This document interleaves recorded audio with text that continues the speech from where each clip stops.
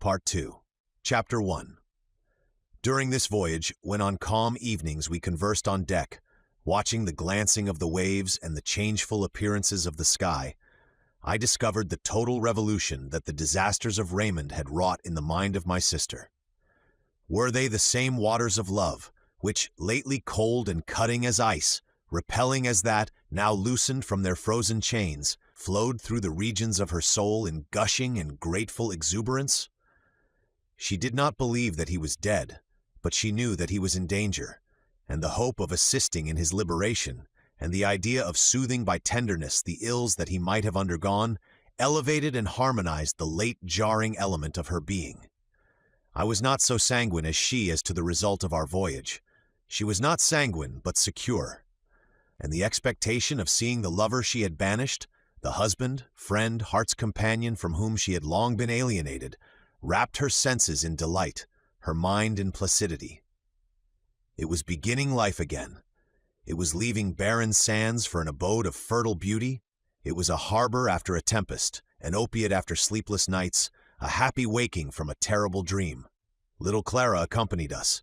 The poor child did not well understand what was going forward. She heard that we were bound for Greece, that she would see her father, and now, for the first time, she prattled of him to her mother. On landing at Athens, we found difficulties increase upon us. Nor could the storied earth or balmy atmosphere inspire us with enthusiasm or pleasure, while the fate of Raymond was in jeopardy. No man had ever excited so strong an interest in the public mind. This was apparent even among the phlegmatic English, from whom he had long been absent. The Athenians had expected their hero to return in triumph. The women had taught their children to lisp his name joined to thanksgiving. His manly beauty, his courage, his devotion to their cause, made him appear in their eyes almost as one of the ancient deities of the soil descended from their native Olympus to defend them. When they spoke of his probable death and certain captivity, tears streamed from their eyes. Even as the women of Syria sorrowed for Adonis, did the wives and mothers of Greece lament our English Raymond. Athens was a city of mourning. All these shows of despair struck Perdita with affright. With that sanguine but confused expectation, which desire engendered while she was at a distance from reality, she had formed an image in her mind of instantaneous change when she should set her foot on Grecian shores. She fancied that Raymond would already be free, and that her tender attentions would come to entirely obliterate even the memory of his mischance. But his fate was still uncertain. She began to fear the worst, and to feel that her soul's hope was cast on a chance that might prove a blank. The wife and lovely child of Lord Raymond became objects of intense interest in Athens. The gates of their abode were besieged. Audible prayers were breathed for his restoration. All these circumstances added to the dismay and fears of Perdita. My exertions were unremitted. After a time I left Athens and joined the army stationed at Kishon in Thrace. Bribery, threats, and intrigue soon discovered the secret that Raymond was alive, a prisoner, suffering the most rigorous confinement and wanton cruelties. We put in movement every impulse of policy and money to redeem him from their hands. The impatience of my sister's disposition now returned on her, awakened by repentance, sharpened by remorse. The very beauty of the Grecian climate, during the season of spring, added torture to her sensations. The unexampled loveliness of the flower-clad earth, the genial sunshine and grateful shade, the melody of the birds, the majesty of the woods, the splendor of the marble ruins, the clear effulgence of the stars by night, the combination of all that was exciting and voluptuous in this transcending land, by inspiring a quicker spirit of life and an added sensitiveness to every articulation of her frame, only gave edge to the poignancy of her grief. Each long hour was counted, and "he suffers" was the burthen of all her thoughts. She abstained from food, she lay on the bare earth, and by such mimicry of his enforced torments, endeavored to hold communion with his distant pain. I remembered in one of her harshest moments, a quotation of mine had roused her to anger and disdain. "Perdita," I had said, "some day you will discover that you have done wrong in again casting Raymond on the thorns of life. When disappointment has sullied his beauty, when a soldier's hardships have bent his manly form, and loneliness made even triumph bitter to him, then you will repent, and regret for the irreparable change will move in hearts all rocky now the late remorse of love. The stinging remorse of love now pierced her heart. She accused herself of his journey to Greece, his dangers, his imprisonment. She pictured to herself the anguish of his solitude. She remembered with what eager delight he had in former days made her the partner of his joyful hopes, with what grateful affection he received her sympathy in his cares. She called to mind how often he had declared that solitude was to him the greatest of all evils, and how death itself was to him more full of fear and pain when he pictured to himself a lonely grave. "My best girl," he had said, "relieves me from these fantasies. United to her, cherished in her dear heart, never again shall I know the misery of finding myself alone. Even if I die before you, my Perdita, treasure up my ashes till yours may mingle with mine. It is a foolish sentiment for one who is not a materialist, yet methinks, even in that dark cell, I may feel that my inanimate dust mingles with yours, and thus have a companion in decay." In her resentful mood, these expressions had been remembered with acrimony and disdain. They visited her in her softened hour, taking sleep from her eyes, all hope of rest from her uneasy mind. 2 months passed thus when at last we obtained a promise of Raymond's release. Confinement and hardship had undermined his health. The Turks feared an accomplishment of the threats of the English government if he died under their hands. They looked upon his recovery as impossible. They delivered him up as a dying man, willingly making over to us the rites of burial. He came by sea from Constantinople to Athens. The wind, favorable to him, blew so strongly inshore that we were unable, as we had at first intended, to meet him on his watery road.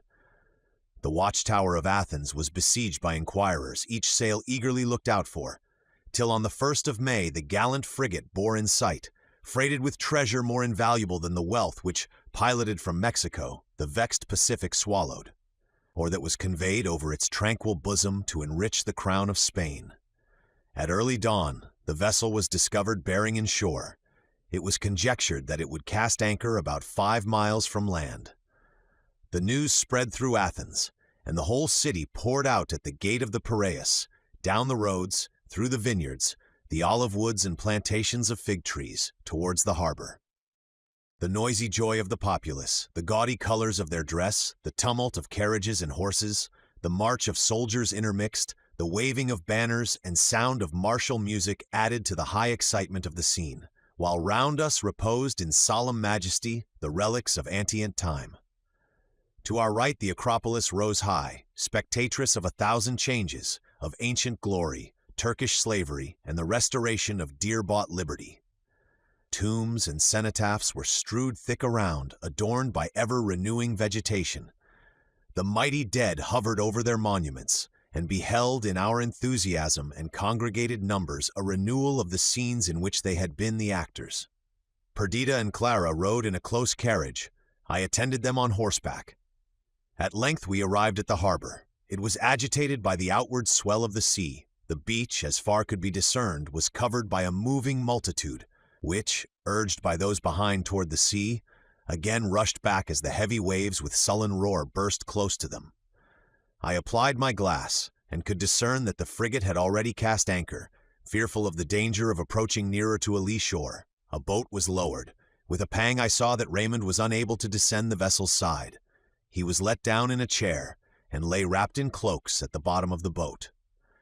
I dismounted, and called to some sailors who were rowing about the harbor to pull up and take me into their skiff. Perdita at the same moment alighted from her carriage. She seized my arm. "Take me with you," she cried. She was trembling and pale. Clara clung to her. "You must not," I said. "The sea is rough. He will soon be here. Do you not see his boat?" The little bark to which I had beckoned had now pulled up. Before I could stop her, Perdita, assisted by the sailors, was in it. Clara followed her mother. A loud shout echoed from the crowd as we pulled out of the inner harbor, while my sister at the prow had caught hold of one of the men who was using a glass, asking 1,000 questions, careless of the spray that broke over her, deaf, sightless to all, except the little speck that, just visible on the top of the waves, evidently neared. We approached with all the speed 6 rowers could give. The orderly and picturesque dress of the soldiers on the beach, The sounds of exulting music, the stirring breeze and waving flags, the unchecked exclamations of the eager crowd, whose dark looks and foreign garb were purely Eastern. The sight of temple-crowned rock, the white marble of the buildings glittering in the sun, and standing in bright relief against the dark ridge of lofty mountains beyond. The near roar of the sea, the splash of oars and dash of spray, all steeped my soul in a delirium, unfelt, unimagined in the common course of common life. Trembling, I was unable to continue to look through the glass with which I had watched the motion of the crew when the frigate's boat had first been launched. We rapidly drew near, so that at length the number and forms of those within could be discerned. Its dark sides grew big, and the splash of its oars became audible. I could distinguish the languid form of my friend as he half raised himself at our approach. Perdita's questions had ceased. She leaned on my arm, panting with emotions too acute for tears. Our men pulled alongside the other boat. As a last effort, my sister mustered her strength, her firmness. She stepped from one boat to the other, and then with a shriek she sprang towards Raymond, knelt at his side, and gluing her lips to the hand she seized, her face shrouded by her long hair, gave herself up to tears. Raymond had somewhat raised himself at our approach, but it was with difficulty that he exerted himself even thus much. With sunken cheek and hollow eyes, pale and gaunt, how could I recognize the beloved of Perdita? I continued awestruck and mute. He looked smilingly on the poor girl. The smile was his. A day of sunshine falling on a dark valley displays its before hidden characteristics. And now this smile, the same with which he first spoke love to Perdita, with which he had welcomed the protectorate, playing on his altered countenance, made me in my heart's core feel that this was Raymond. He stretched out to me his other hand. I discerned the trace of manacles on his bared wrist. I heard my sister's sobs and thought, happy are women who can weep, and in a passionate caress disburthen the oppression of their feelings. Shame and habitual restraint hold back a man. I would have given worlds to have acted as in days of boyhood, have strained him to my breast, pressed his hand to my lips and wept over him. My swelling heart choked me. The natural current would not be checked. The big, rebellious tears gathered in my eyes. I turned aside, and they dropped in the sea. They came fast and faster. Yet I could hardly be ashamed, for I saw that the rough sailors were not unmoved, and Raymond's eyes alone were dry from among our crew. He lay in that blessed calm which convalescence always induces, enjoying in secure tranquility his liberty and reunion with her whom he adored. Perdita at length subdued her burst of passion and rose. She looked round for Clara. The child, frightened, not recognizing her father and neglected by us, had crept to the other end of the boat. She came at her mother's call. Perdita presented her to Raymond. Her first words were, "Beloved, embrace our child." "Come hither, sweet one," said her father. "Do you not know me?" She knew his voice and cast herself in his arms with half-bashful but uncontrollable emotion. Perceiving the weakness of Raymond, I was afraid of ill consequences from the pressure of the crowd on his landing. But they were awed as I had been at the change of his appearance. The music died away. The shouts abruptly ended. The soldiers had cleared a space in which a carriage was drawn up. He was placed in it. Perdita and Clara entered with him, and his escort closed round it. A hollow murmur, akin to the roaring of the near waves, went through the multitude. They fell back as the carriage advanced, and fearful of injuring him, they had come to welcome. By loud testimonies of joy, they satisfied themselves with bending in a low salaam as the carriage passed.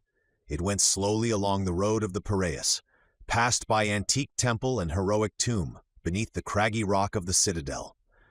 The sound of the waves was left behind. That of the multitude continued at intervals, suppressed and hoarse. And though, in the city, the houses, churches, and public buildings were decorated with tapestry and banners, though the soldiery lined the streets, and the inhabitants in thousands were assembled to give him hail, the same solemn silence prevailed. The soldiery presented arms, the banners veiled, many a white hand waved a streamer, and vainly sought to discern the hero in the vehicle, which, closed and encompassed by the city guards, drew him to the palace allotted for his abode. Raymond was weak and exhausted, yet the interest he perceived to be excited on his account filled him with proud pleasure. He was nearly killed with kindness. It is true, the populace retained themselves, but there arose a perpetual hum and bustle from the throng round the palace, which added to the noise of fireworks, the frequent explosion of arms, the tramp to and fro of horsemen and carriages, to which effervescence he was the focus, retarded his recovery. So we retired a while to Eleusis, and here rest and tender care added each day to the strength of our invalid. The zealous attention of Perdita claimed the first rank in the causes which induced his rapid recovery, but the second was surely the delight he felt in the affection and goodwill of the Greeks. We are said to love much those whom we greatly benefit. Raymond had fought and conquered for the Athenians. He had suffered on their account peril, imprisonment, and hardship. Their gratitude affected him deeply, and he inly vowed to unite his fate forever to that of a people so enthusiastically devoted to him. Social feeling and sympathy constituted a marked feature in my disposition. In early youth, the living drama acted around me, drew me heart and soul into its vortex. I was now conscious of a change.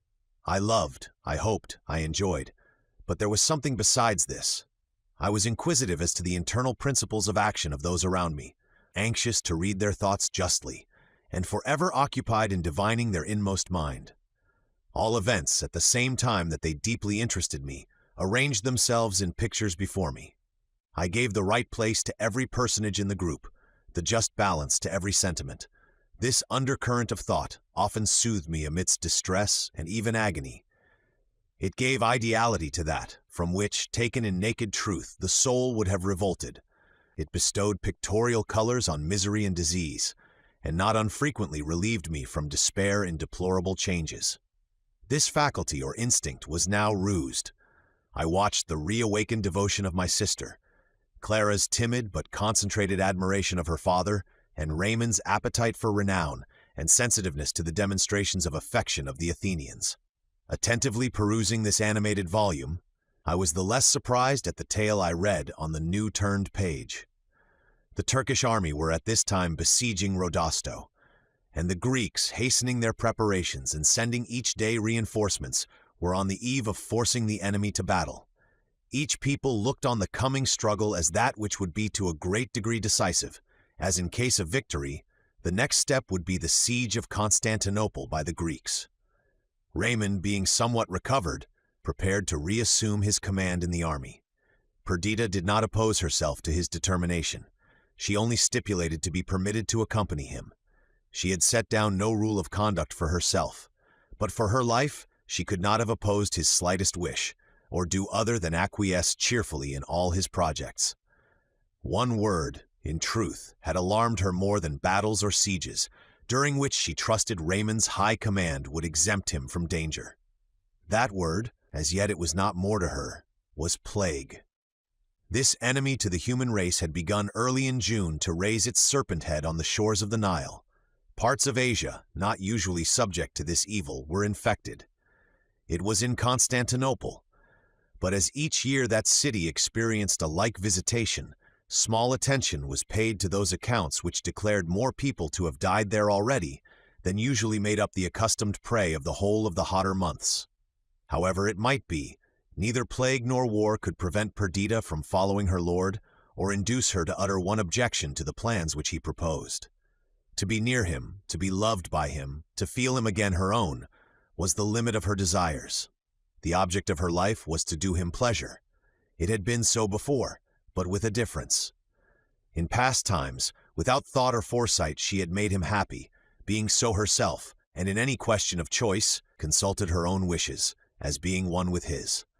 Now she sedulously put herself out of the question, sacrificing even her anxiety for his health and welfare to her resolve not to oppose any of his desires. Love of the Greek people, appetite for glory, and hatred of the barbarian government under which he had suffered even to the approach of death, stimulated him.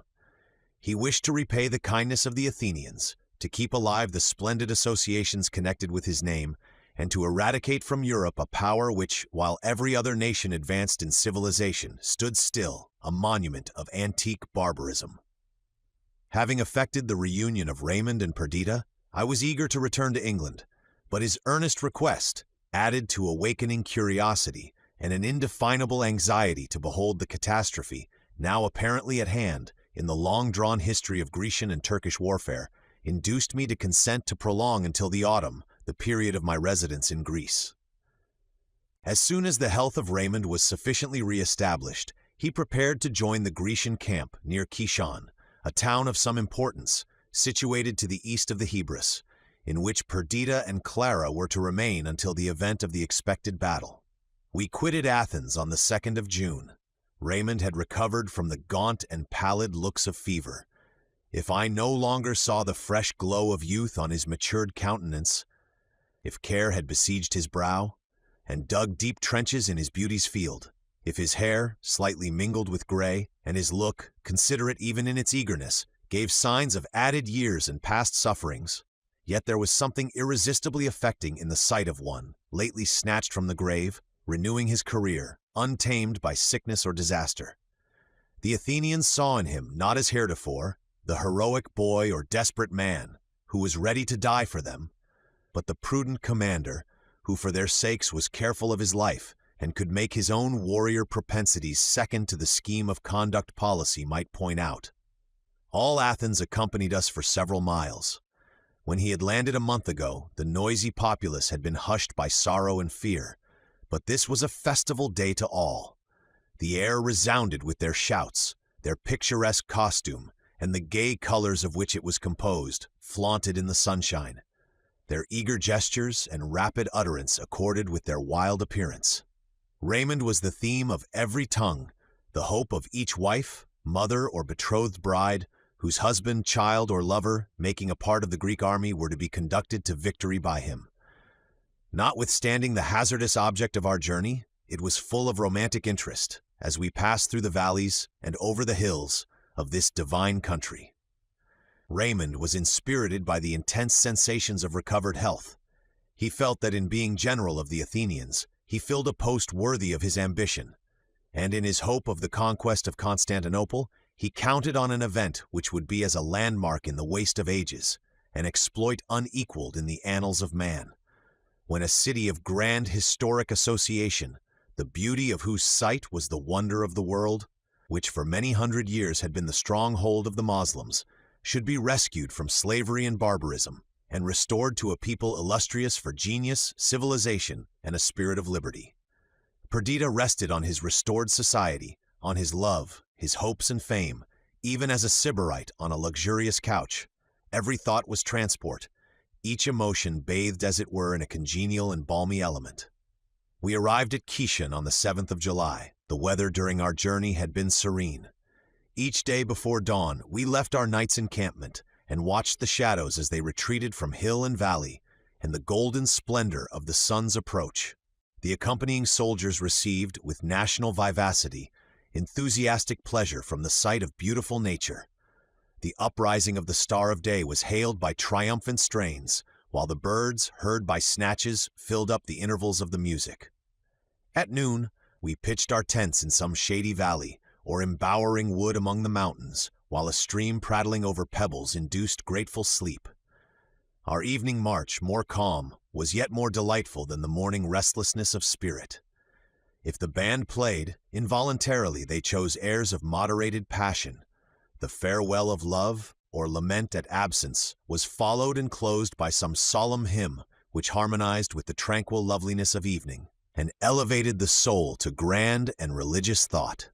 Often all sounds were suspended, that we might listen to the nightingale, while the fireflies danced in bright measure, and the soft cooing of the aziolo spoke of fair weather to the travelers. Did we pass a valley? Soft shades encompassed us, and rocks tinged with beauteous hues. If we traversed a mountain, Greece, a living map, was spread beneath, her renowned pinnacles cleaving the ether, her rivers threading in silver line the fertile land. Afraid almost to breathe, we English travelers surveyed with ecstasy this splendid landscape, so different from the sober hues and melancholy graces of our native scenery. When we quitted Macedonia, the fertile but low plains of Thrace afforded fewer beauties, yet our journey continued to be interesting. An advanced guard gave information of our approach, and the country people were quickly in motion to do honor to Lord Raymond. The villages were decorated by triumphal arches of greenery by day and lamps by night. Tapestry waved from the windows. The ground was strewed with flowers, and the name of Raymond, joined to that of Greece, was echoed in the evive of the peasant crowd.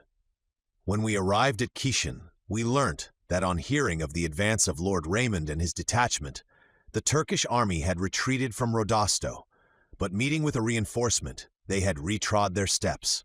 In the meantime, Argyropoulo, the Greek commander-in-chief, had advanced so as to be between the Turks and Rodosto. A battle, it was said, was inevitable. Perdita and her child were to remain at Kishan. Raymond asked me if I would not continue with them. "Now, by the fells of Cumberland," I cried, "by all of the vagabond and poacher that appertains to me, I will stand at your side, draw my sword in the Greek cause, and be hailed as a victor along with you." All the plain, from Kishan to Rodosto, a distance of 16 leagues, was alive with troops or with the camp followers, all in motion at the approach of a battle. The small garrisons were drawn from the various towns and fortresses and went to swell the main army. We met baggage wagons and many females of high and low rank returning to Feri or Kishan, there to wait the issue of the expected day. When we arrived at Rodosto, we found that the field had been taken and the scheme of the battle arranged. The sound of firing early on the following morning informed us that advanced posts of the armies were engaged. Regiment after regiment advanced, their colors flying and bands playing. They planted the cannon on the tumuli, sole elevations in this level country, and formed themselves into column and hollow square, while the pioneers threw up small mounds for their protection. These then were the preparations for a battle, nay, the battle itself, far different from anything the imagination had pictured. We read of center and wing in Greek and Roman history. We fancy a spot, plain as a table, and soldiers small as chessmen, and drawn forth, so that the most ignorant of the game can discover science and order in the disposition of the forces. When I came to the reality and saw regiments file off to the left far out of sight, fields intervening between the battalions, but a few troops sufficiently near me to observe their motions, I gave up all idea of understanding, even of seeing a battle, but attaching myself to Raymond, attended with intense interest to his actions. He showed himself collected, gallant, and imperial. His commands were prompt, his intuition of the events of the day to me miraculous. In the meantime, the cannon roared. The music lifted up its enlivening voice at intervals, and we, on the highest of the mounds I mentioned, too far off to observe the fallen sheaves which death gathered into his storehouse, beheld the regiments, now lost in smoke, now banners and staves peering above the cloud, while shout and clamor drowned every sound. Early in the day, Argyropoulo was wounded dangerously, and Raymond assumed the command of the whole army. He made few remarks, till, on observing through his glass the sequel of an order he had given, his face, clouded for a while with doubt, became radiant. "The day is ours," he cried. "The Turks fly from the bayonet." And then swiftly he dispatched his aides-de-camp to command the horse to fall on the routed enemy. The defeat became total, the cannon ceased to roar, the infantry rallied, and horse pursued the flying Turks along the dreary plain. The staff of Raymond was dispersed in various directions to make observations and bear commands. Even I was dispatched to a distant part of the field. The ground on which the battle was fought was a level plain, so level that from the tumuli you saw the waving line of mountains on the wide-stretched horizon, yet the intervening space was unvaried by the least irregularity, save such undulations as resembled the waves of the sea. The whole of this part of Thrace had been so long a scene of contest that it had remained uncultivated and presented a dreary, barren appearance. The order I had received was to make an observation of the direction which a detachment of the enemy might have taken from a northern tumulus. The whole Turkish army, followed by the Greek, had poured eastward. None but the dead remained in the direction of my side. From the top of the mound I looked far round. All was silent and deserted. The last beams of the nearly sunken sun shot up from behind the far summit of Mount Athos. The Sea of Marmora still glittered beneath its rays, while the Asiatic coast beyond was half hid in a haze of low cloud. Many a casque and bayonet and sword fallen from unnerved arms reflected the departing ray. They lay scattered far and near. From the east, A band of ravens, old inhabitants of the Turkish cemeteries, came sailing along towards their harvest. The sun disappeared. This hour, melancholy yet sweet, has always seemed to me the time when we are most naturally led to commune with higher powers. Our mortal sternness departs, and gentle complacency invests the soul. But now, in the midst of the dying and the dead, how could a thought of heaven or a sensation of tranquility possess one of the murderers? During the busy day, my mind had yielded itself a willing slave to the state of things presented to it by its fellow beings. Historical association, hatred of the foe, and military enthusiasm had held dominion over me. Now I looked on the evening star, as softly and calmly it hung pendulous in the orange hues of sunset. I turned to the corse-strewn earth, and felt ashamed of my species. So perhaps were the placid skies, for they quickly veiled themselves in mist, and in this change assisted the swift disappearance of twilight usual in the south. Heavy masses of cloud floated up from the southeast, and red and turbid lightning shot from their dark edges. The rushing wind disturbed the garments of the dead, and was chilled as it passed over their icy forms. Darkness gathered round. The objects about me became indistinct. I descended from my station, and with difficulty guided my horse so as to avoid the slain. Suddenly I heard a piercing shriek. A form seemed to rise from the earth. It flew swiftly towards me, sinking to the ground again as it drew near. All this passed so suddenly that I with difficulty reined in my horse, so that it should not trample on the prostrate being. The dress of this person was that of a soldier, but the bared neck and arms, and the continued shrieks discovered a female thus disguised. I dismounted to her aid, while she, with heavy groans and her hand placed on her side, resisted my attempt to lead her on. In the hurry of the moment, I forgot that I was in Greece, and in my native accents endeavored to soothe the sufferer. With wild and terrific exclamations did the lost, dying Evadne, for it was she, recognize the language of her lover. Pain and fever from her wound had deranged her intellects, while her piteous cries and feeble efforts to escape penetrated me with compassion. In wild delirium she called upon the name of Raymond. She exclaimed that I was keeping him from her, while the Turks with fearful instruments of torture were about to take his life. Then again she sadly lamented her hard fate, that a woman, with a woman's heart and sensibility, should be driven by hopeless love and vacant hopes to take up the trade of arms, and suffer beyond the endurance of man privation, labor, and pain, the while her dry, hot hand pressed mine, and her brow and lips burned with consuming fire. As her strength grew less, I lifted her from the ground. Her emaciated form hung over my arm, her sunken cheek rested on my breast. In a sepulchral voice she murmured, "This is the end of love!" Yet not the end, and frenzy lent her strength as she cast her arm up to heaven. "There is the end, there we meet again. Many living deaths have I borne for thee, O Raymond, and now I expire thy victim. By my death I purchase thee. Lo, the instruments of war, fire, the plague are my servitors. I dared, I conquered them all, till now I have sold myself to death, with the sole condition that thou shouldst follow me. Fire and war and plague unite for thy destruction. O my Raymond, there is no safety for thee." With an heavy heart I listened to the changes of her delirium. I made her a bed of cloaks. Her violence decreased, and a clammy dew stood on her brow, as the paleness of death succeeded to the crimson of fever. I placed her on the cloaks. She continued to rave of her speedy meeting with her beloved in the grave, of his death nigh at hand. Sometimes she solemnly declared that he was summoned. Sometimes she bewailed his hard destiny. Her voice grew feebler, her speech interrupted. A few convulsive movements, and her muscles relaxed, the limbs fell, no more to be sustained, one deep sigh, and life was gone. I bore her from the near neighborhood of the dead. Wrapped in cloaks, I placed her beneath a tree. Once more I looked on her altered face. The last time I saw her she was 18, beautiful as poet's vision, splendid as a sultana of the East. 12 years had passed, 12 years of change, sorrow and hardship. Her brilliant complexion had become worn and dark. Her limbs had lost the roundness of youth and womanhood. Her eyes had sunk deep, crushed and o'erworn. The hours had drained her blood and filled her brow with lines and wrinkles. With shuddering horror I veiled this monument of human passion and human misery.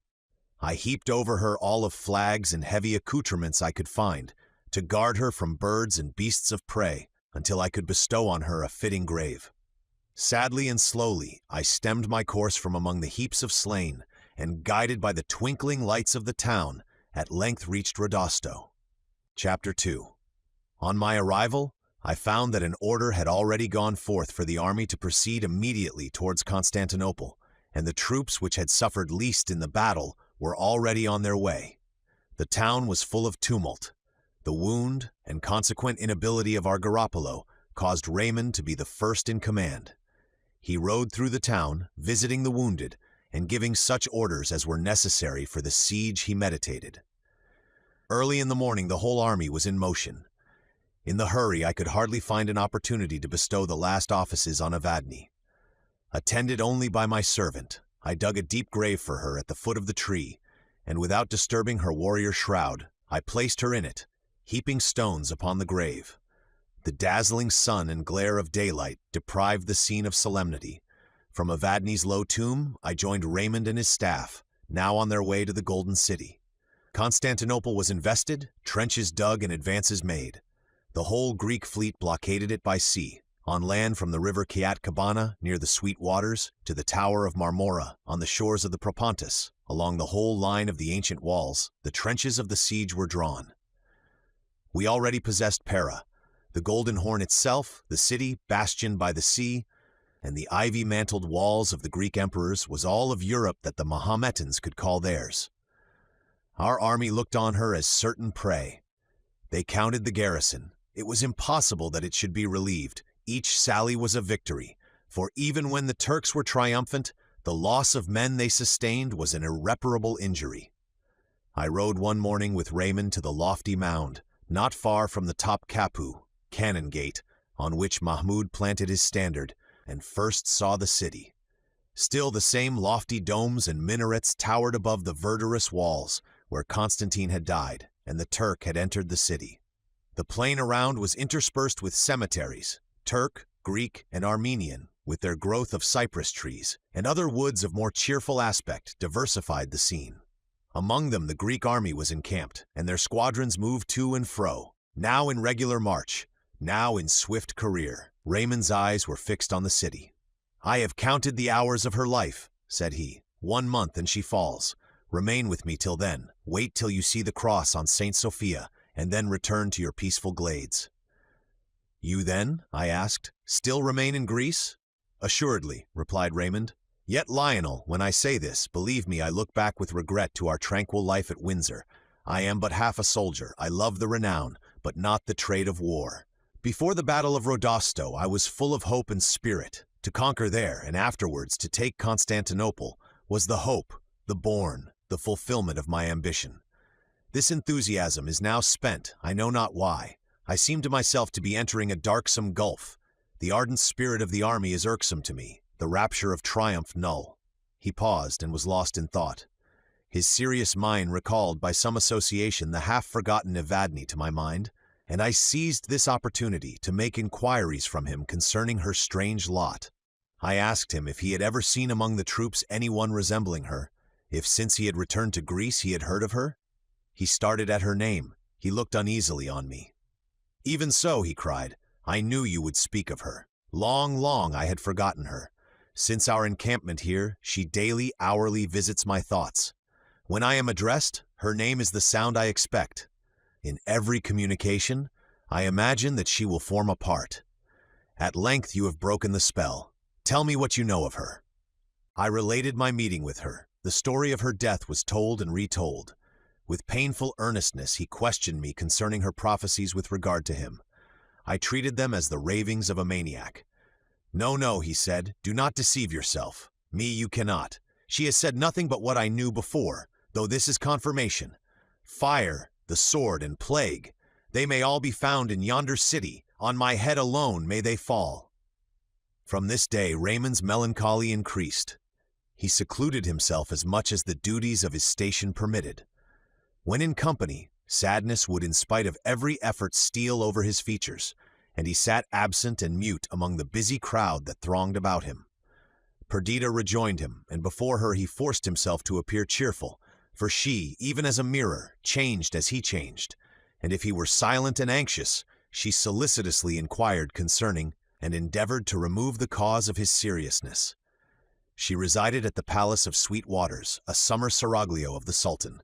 The beauty of the surrounding scenery, undefiled by war, and the freshness of the river made this spot doubly delightful. Raymond felt no relief, received no pleasure from any show of heaven or earth. He often left Perdita to wander in the grounds alone, or in a light shallop he floated idly on the pure waters, musing deeply. Sometimes I joined him. At such times his countenance was invariably solemn, his air dejected. He seemed relieved on seeing me, and would talk with some degree of interest on the affairs of the day. There was evidently something behind all this, yet, when he appeared about to speak of that which was nearest his heart, he would abruptly turn away, and with a sigh endeavor to deliver the painful idea to the winds. It had often occurred that when, as I said, Raymond quitted Perdita's drawing room, Clara came up to me and gently drawing me aside said, "Papa is gone. Shall we go to him? I dare say he will be glad to see you." And as accident permitted, I complied with or refused her request. One evening a numerous assembly of Greek chieftains were gathered together in the palace. The intriguing Pali, the accomplished Karatza, the warlike Ypsilanti were among the principal. They talked of the events of the day, the skirmish at noon, the diminished numbers of the infidels, their defeat and flight. They contemplated, after a short interval of time, the capture of the Golden City. They endeavored to picture forth what would then happen, and spoke in lofty terms of the prosperity of Greece, when Constantinople should become its capital. The conversation then reverted to Asiatic intelligence and the ravages the plague made in its chief cities. Conjectures were hazarded as to the progress that disease might have made in the besieged city. Raymond had joined in the former part of the discussion. In lively terms he demonstrated the extremities to which Constantinople was reduced, the wasted and haggard though ferocious appearance of the troops. Famine and pestilence was at work for them, he observed, and the infidels would soon be obliged to take refuge in their only hope, submission. Suddenly, in the midst of his harangue, he broke off, as if stung by some painful thought. He rose uneasily, and I perceived him at length quit the hall, and through the long corridor seek the open air. He did not return, and soon Clara crept round to me, making the accustomed invitation. I consented to her request, and taking her little hand, followed Raymond. We found him just about to embark in his boat, and he readily agreed to receive us as companions. After the heats of the day, the cooling land breeze ruffled the river and filled our little sail. The city looked dark to the south, while numerous lights along the near shores and the beautiful aspect of the banks reposing in placid night, the waters keenly reflecting the heavenly lights, gave to this beauteous river a dower of loveliness that might have characterized a retreat in paradise. Our single boatman attended to the sail. Raymond steered. Clara sat at his feet, clasping his knees with her arms and laying her head on them. Raymond began the conversation somewhat abruptly. "This, my friend, is probably the last time we shall have an opportunity of conversing freely.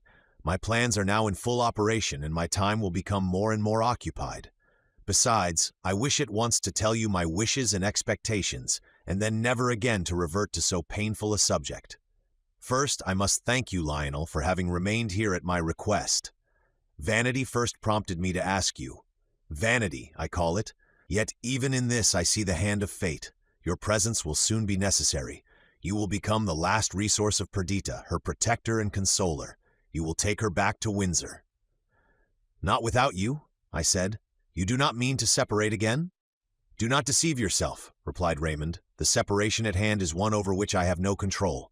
Most near at hand is it. The days are already counted. May I trust you? For many days I have longed to disclose the mysterious presentiments that weigh on me, although I fear that you will ridicule them.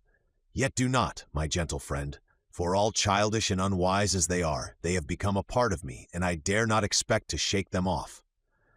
Yet how can I expect you to sympathize with me? You are of this world. I am not. You hold forth your hand. It is even as a part of yourself, and you do not yet divide the feeling of identity from the mortal form that shapes forth Lionel. How then can you understand me? Earth is to me a tomb, the firmament a vault, shrouding mere corruption. Time is no more, for I have stepped within the threshold of eternity. Each man I meet appears a corpse, which will soon be deserted of its animating spark on the eve of decay and corruption. Cada piedra un piramide levanta, y cada flor construye un monumento, cada edificio es un sepulcro altivo, cada soldado un esqueleto vivo. His accent was mournful. He sighed deeply. A few months ago, he continued, I was thought to be dying, but life was strong within me. My affections were human. Hope and love were the day stars of my life. Now, they dream that the brows of the conqueror of the infidel faith are about to be encircled by triumphant laurel. They talk of honorable reward, of title, power, and wealth. All I ask of Greece is a grave. Let them raise a mound above my lifeless body, which may stand even when the dome of St. Sophia has fallen. Wherefore do I feel thus? At Rodosto I was full of hope, but when first I saw Constantinople, that feeling, with every other joyful one, departed. The last words of Evadna were the seal upon the warrant of my death. Yet I do not pretend to account for my mood by any particular event. All I can say is that it is so. The plague, I am told, is in Constantinople. Perhaps I have imbibed its effluvia. Perhaps disease is the real cause of my prognostications. It matters little why or wherefore I am affected. No power can avert the stroke, and the shadow of fate's uplifted hand already darkens me. To you, Lionel, I entrust your sister and her child. Never mention to her the fatal name of Evadne. She would doubly sorrow over the strange link that enchains me to her, making my spirit obey her dying voice, following her, as it is about to do, to the unknown country. I listened to him with wonder, but that his sad demeanor and solemn utterance assured me of the truth and intensity of his feelings. I should with light derision have attempted to dissipate his fears. Whatever I was about to reply was interrupted by the powerful emotions of Clara. Raymond had spoken, thoughtless of her presence, and she, poor child, heard with terror and faith the prophecy of his death. Her father was moved by her violent grief. He took her in his arms and soothed her, but his very soothings were solemn and fearful. "Weep not, sweet child," said he, "the coming death of one you have hardly known. I may die, but in death I can never forget or desert my own Clara. In after sorrow or joy, believe that you father's spirit is near to save or sympathize with you. Be proud of me, and cherish your infant remembrance of me. Thus, sweetest, I shall not appear to die. One thing you must promise, not to speak to anyone but your uncle of the conversation you have just overheard. When I am gone, you will console your mother, and tell her that death was only bitter because it divided me from her, that my last thoughts will be spent on her. But while I live, promise not to betray me. Promise, my child." With faltering accents, Clara promised, while she still clung to her father in a transport of sorrow. Soon we returned to shore, and I endeavored to obviate the impression made on the child's mind by treating Raymond's fears lightly. We heard no more of them, for as he had said, the siege, now drawing to a conclusion, became paramount in interest, engaging all his time and attention. The empire of the Mohammedans in Europe was at its close. The Greek fleet blockading every port of Stamboul prevented the arrival of succor from Asia. All egress on the side towards land had become impracticable, except to such desperate sallies as reduced the numbers of the enemy without making any impression on our lines. The garrison was now so much diminished that it was evident that the city could easily have been carried by storm, but both humanity and policy dictated a slower mode of proceeding. We could hardly doubt that, if pursued to the utmost, its palaces, its temples, and store of wealth would be destroyed in the fury of contending triumph and defeat. Already the defenseless citizens had suffered through the barbarity of the Janissaries, and in time of storm, tumult, and massacre, beauty, infancy, and decrepitude would have alike been sacrificed to the brutal ferocity of the soldiers. Famine and blockade were certain means of conquest, and on these we founded our hopes of victory. Each day the soldiers of the garrison assaulted our advanced posts and impeded the accomplishment of our works. Fireboats were launched from the various ports, while our troops sometimes recoiled from the devoted courage of men who did not seek to live, but to sell their lives dearly. These contests were aggravated by the season. They took place during summer, when the southern Asiatic wind came laden with intolerable heat, when the streams were dried up in their shallow beds, and the vast basin of the sea appeared to glow under the unmitigated rays of the solstitial sun. Nor did night refresh the earth. Dew was denied, herbage and flowers there were none, the very trees drooped, and summer assumed the blighted appearance of winter, as it went forth in silence and flame to abridge the means of sustenance to man. In vain did the eye strive to find the wreck of some northern cloud in the stainless empyrean, which might bring hope of change and moisture to the oppressive and windless atmosphere. All was serene, burning, annihilating. We the besiegers were in the comparison little affected by these evils.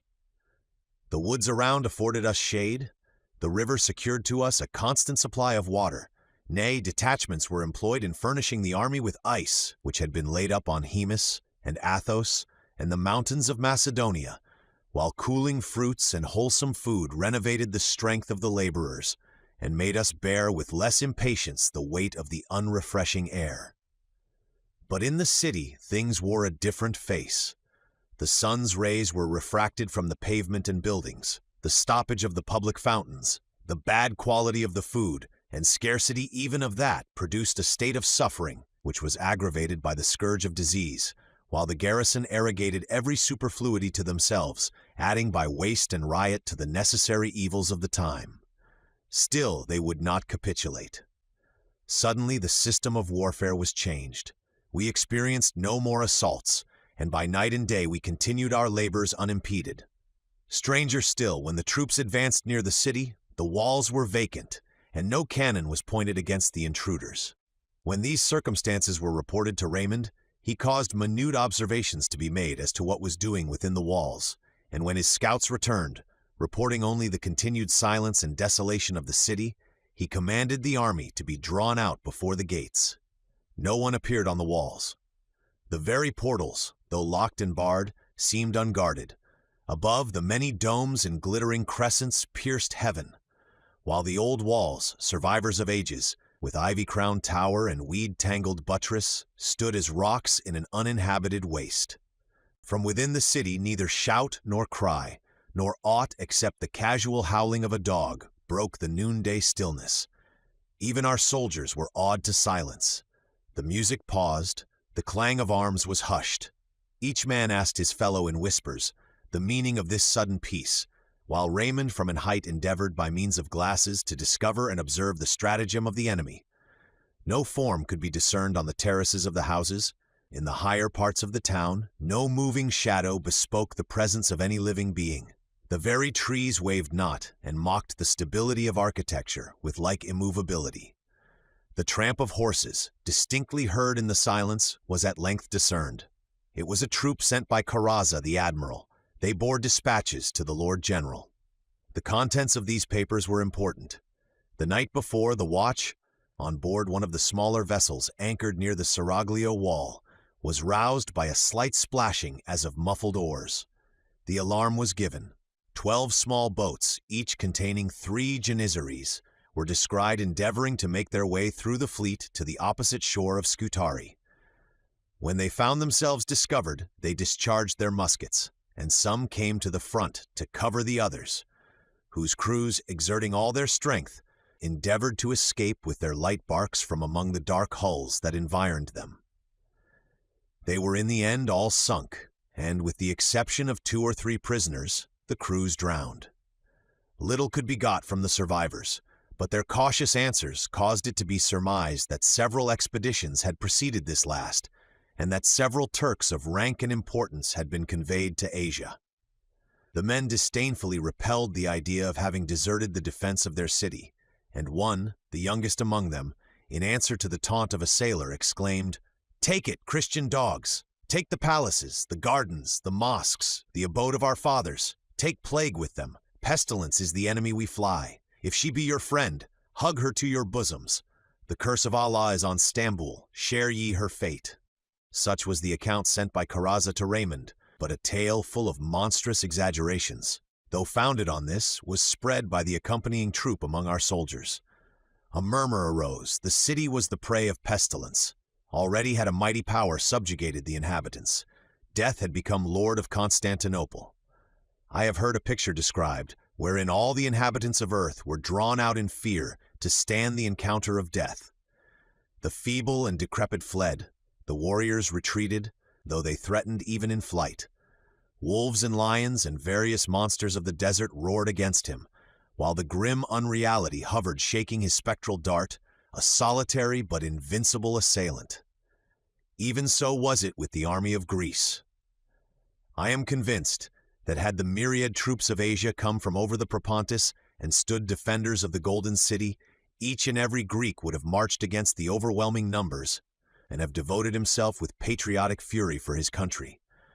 But here no hedge of bayonets opposed itself, no death-dealing artillery, no formidable array of brave soldiers. The unguarded walls afforded easy entrance, the vacant palaces luxurious dwellings. But above the dome of St. Sophia the superstitious Greek saw pestilence and shrunk in trepidation from her influence. Raymond was actuated by far other feelings.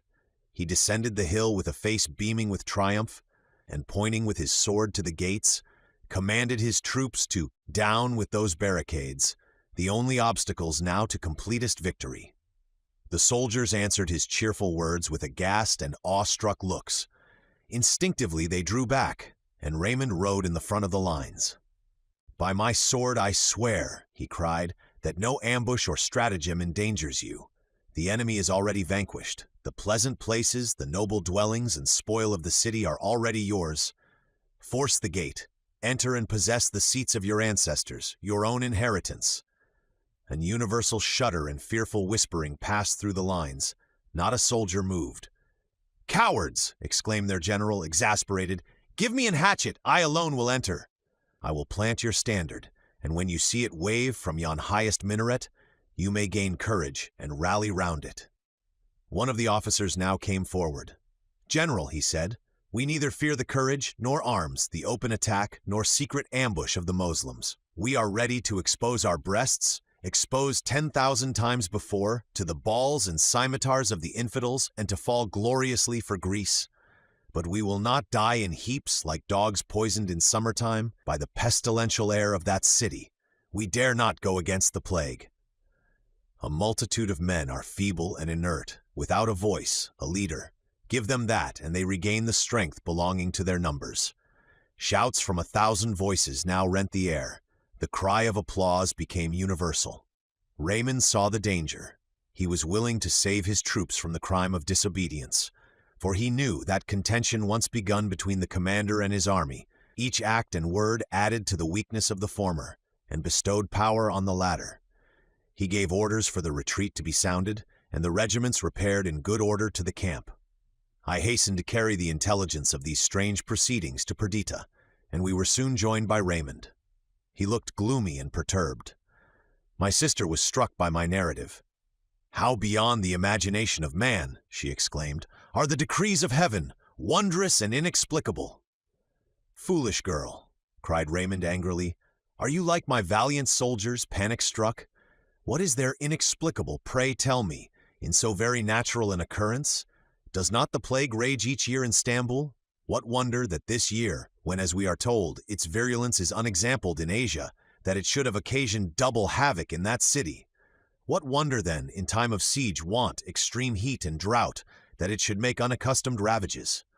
Less wonder far is it that the garrison, despairing of being able to hold out longer, should take advantage of the negligence of our fleet to escape at once from siege and capture. It is not pestilence, by the God that lives.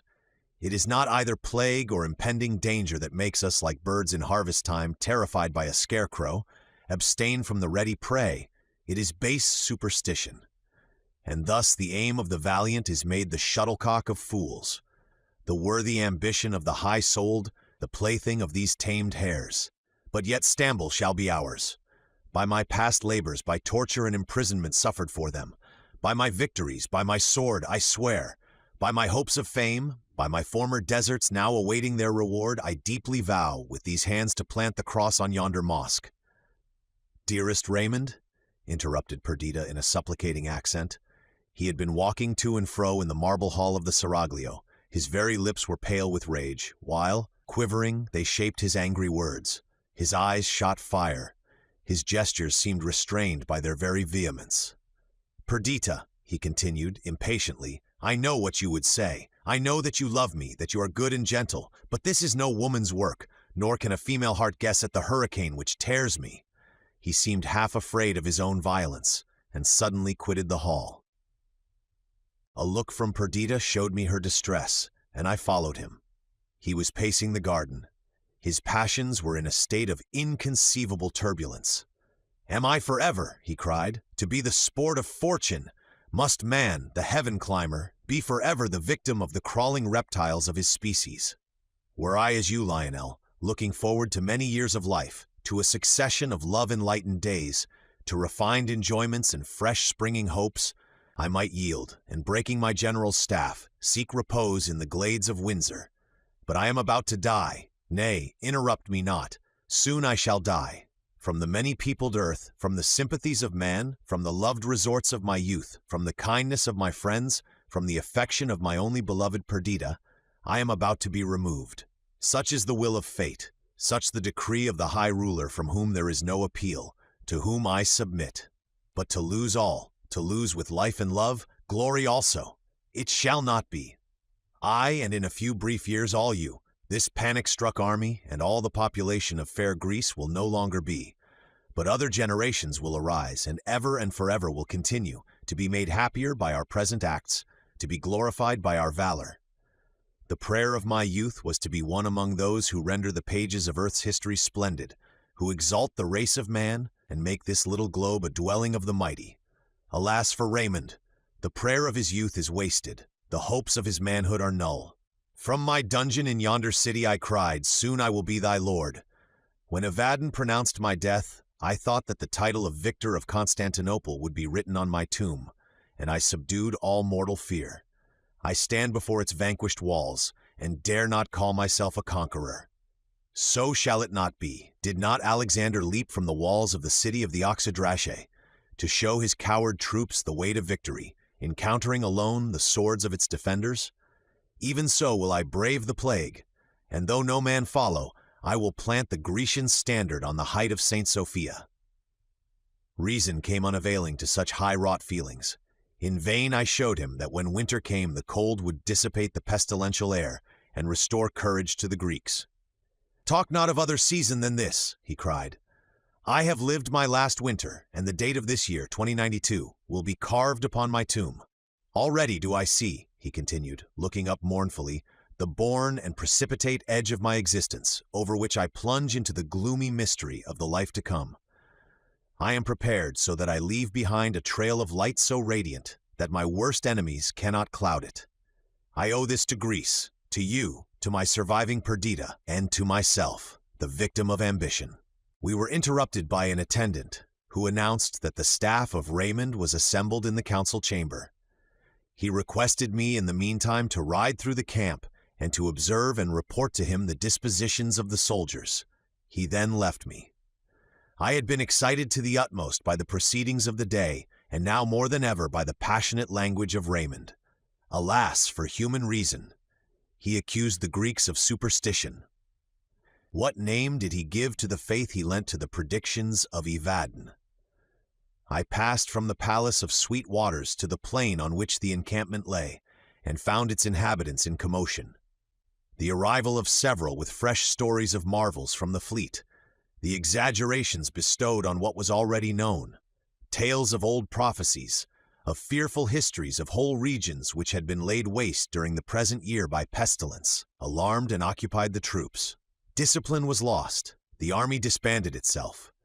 Each individual, before a part of a great whole moving only in unison with others, now became resolved into the unit nature had made him, and thought of himself only. They stole off at first by ones and twos, then in larger companies, until, unimpeded by the officers, whole battalions sought the road that led to Macedonia. About midnight I returned to the palace and sought Raymond. He was alone, and apparently composed. Such composure, at least, was his as is inspired by a resolve to adhere to a certain line of conduct. He heard my account of the self-dissolution of the army with calmness, and then said, "You know, Verney, my fixed determination not to quit this place until in the light of day Stamboul is confessedly ours. If the men I have about me shrink from following me, others, more courageous, are to be found. Go you before break of day, bear these dispatches to Karaza. Add to them your own entreaties that he send me his marines and naval force. If I can get but one regiment to second me, the rest would follow, of course. Let him send me this regiment. I shall expect your return by tomorrow noon." Methought this was but a poor expedient, but I assured him of my obedience and zeal. I quitted him to take a few hours' rest. With the breaking of morning I was accoutred for my ride. I lingered a while, desirous of taking leave of Perdita, and from my window observed the approach of the sun. The golden splendor arose, and weary nature awoke to suffer yet another day of heat and thirsty decay. No flowers lifted up their dew-laden cups to meet the dawn. The dry grass had withered on the plains. The burning fields of air were vacant of birds. The cicale alone, children of the sun, began their shrill and deafening song among the cypresses and olives. I saw Raymond's coal-black charger brought to the palace gate. A small company of officers arrived soon after. Care and fear was painted on each cheek and in each eye, unrefreshed by sleep. I found Raymond and Perdita together. He was watching the rising sun, while with one arm he encircled his beloved's waist. She looked on him, the sun of her life, with earnest gaze of mingled anxiety and tenderness. Raymond started angrily when he saw me. "Here still?" he cried. "Is this your promised zeal?" "Pardon me," I said, "but even as you speak I am gone." "Nay, pardon me," he replied. "I have no right to command or reproach, but my life hangs on your departure and speedy return. Farewell." His voice had recovered its bland tone, but a dark cloud still hung on his features. I would have delayed. I wished to recommend watchfulness to Perdita, but his presence restrained me. I had no pretense for my hesitation, and on his repeating his farewell, I clasped his outstretched hand. It was cold and clammy. "Take care of yourself, my dear lord," I said. "Nay," said Perdita, "that task shall be mine. Return speedily, Lionel." With an air of absence he was playing with her auburn locks, while she leaned on him. Twice I turned back, only to look again on this matchless pair. At last, with slow and heavy steps I had paced out of the hall and sprung upon my horse. At that moment Clara flew towards me. Clasping my knee, she cried, "Make haste back, uncle! Dear uncle, I have such fearful dreams! I dare not tell my mother. Do not be long away." I assured her of my impatience to return, and then, with a small escort, rode along the plain towards the Tower of Marmora. I fulfilled my commission. I saw Carrozza. He was somewhat surprised. He would see, he said, what could be done, but it required time, and Raymond had ordered me to return by noon. It was impossible to effect anything in so short a time. I must stay till the next day, or come back, after having reported the present state of things to the general. My choice was easily made. A restlessness, a fear of what was about to betide, a doubt as to Raymond's purposes, urged me to return without delay to his quarters. Quitting the Seven Towers, I rode eastward towards the Sweet Waters. I took a circuitous path, principally for the sake of going to the top of the mount before mentioned, which commanded a view of the city. I had my glass with me. The city basked under the noonday sun, and the venerable walls formed its picturesque boundary. Immediately before me was the Top Kapu, the gate near which Mahomet had made the breach by which he entered the city. Trees gigantic and aged grew near. Before the gate I discerned a crowd of moving human figures. With intense curiosity I lifted my glass to my eye. I saw Lord Raymond on his charger. A small company of officers had gathered about him, and behind was a promiscuous concourse of soldiers and subalterns. Their discipline lost, their arms thrown aside. No music sounded, no banners streamed. The only flag among them was one which Raymond carried. He pointed with it to the gate of the city. The circle round him fell back. With angry gestures he leapt from his horse, and seizing a hatchet that hung from his saddle-bow, went with the apparent intention of battering down the opposing gate. A few men came to aid him. Their numbers increased. Under their united blows the obstacle was vanquished. Gate, portcullis, and fence were demolished, and the wide, sunlit way leading to the heart of the city now lay open before them. The men shrank back. They seemed afraid of what they had already done, and stood as if they expected some mighty phantom to stalk in offended majesty from the opening. Raymond sprung lightly on his horse, grasped the standard, and with words which I could not hear, but his gestures, being their fit accompaniment, were marked by passionate energy, he seemed to adjure their assistance and companionship. Even as he spoke, the crowd receded from him. Indignation now transported him. His words, I guessed, were fraught with disdain. Then, turning from his coward followers, he addressed himself to enter the city alone. His very horse seemed to back from the fatal entrance. His dog, his faithful dog, lay moaning and supplicating in his path. In a moment more, he had plunged the rowels into the sides of the stung animal, who bounded forward, and he, the gateway passed, was galloping up the broad and Dessart street. Until this moment, my soul had been in my eyes only. I had gazed with wonder, mixed with fear and enthusiasm. The latter feeling now predominated. I forgot the distance between us. "I will go with thee, Raymond," I cried, but, my eye removed from the glass, I could scarce discern the pygmy forms of the crowd, which about a mile from me surrounded the gate. The form of Raymond was lost. Stung with impatience, I urged my horse with force of spur and loosened reins down the acclivity, that, before danger could arrive, I might be at the side of my noble, godlike friend. A number of buildings and trees intervened, when I had reached the plain, hiding the city from my view. But at that moment a crash was heard. Thunder like it reverberated through the sky, while the air was darkened. A moment more and the old walls again met my sight, while over them hovered a murky cloud. Fragments of buildings whirled above, half seen in smoke, while flames burst out beneath, and continued explosions filled the air with terrific thunders. Flying from the mass of falling ruin which leapt over the high walls and shook the ivy towers, a crowd of soldiers made for the road by which I came. I was surrounded, hemmed in by them, unable to get forward. My impatience rose to its utmost. I stretched out my hands to the men. I conjured them to turn back and save their general, the conqueror of Stamboul, the liberator of Greece. Tears, tears, in warm flow gushed from my eyes. I would not believe in his destruction. Yet every mass that darkened the air seemed to bear with it a portion of the martyred Raymond. Horrible sights were shaped to me in the turbid cloud that hovered over the city, and my only relief was derived from the struggles I made to approach the gate. Yet when I effected my purpose, all I could discern within the precincts of the massive walls was a city of fire. The open way through which Raymond had ridden was enveloped in smoke and flame. After an interval the explosions ceased, but the flames still shot up from various quarters. The dome of St. Sophia had disappeared. Strange to say, the result perhaps of the concussion of air occasioned by the blowing up of the city, huge white thunder clouds lifted themselves up from the southern horizon and gathered overhead. They were the first blots on the blue expanse that I had seen for months, and amidst this havoc and despair they inspired pleasure. The vault above became obscured. Lightning flashed from the heavy masses, followed instantaneously by crashing thunder. Then the big rain fell. The flames of the city bent beneath it, and the smoke and dust arising from the ruins was dissipated.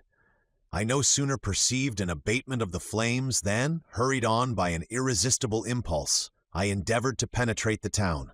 I could only do this on foot, as the mass of ruin was impracticable for a horse.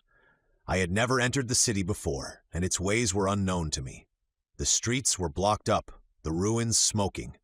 I climbed up one heap, only to view others in succession, and nothing told me where the center of the town might be, or towards what point Raymond might have directed his course.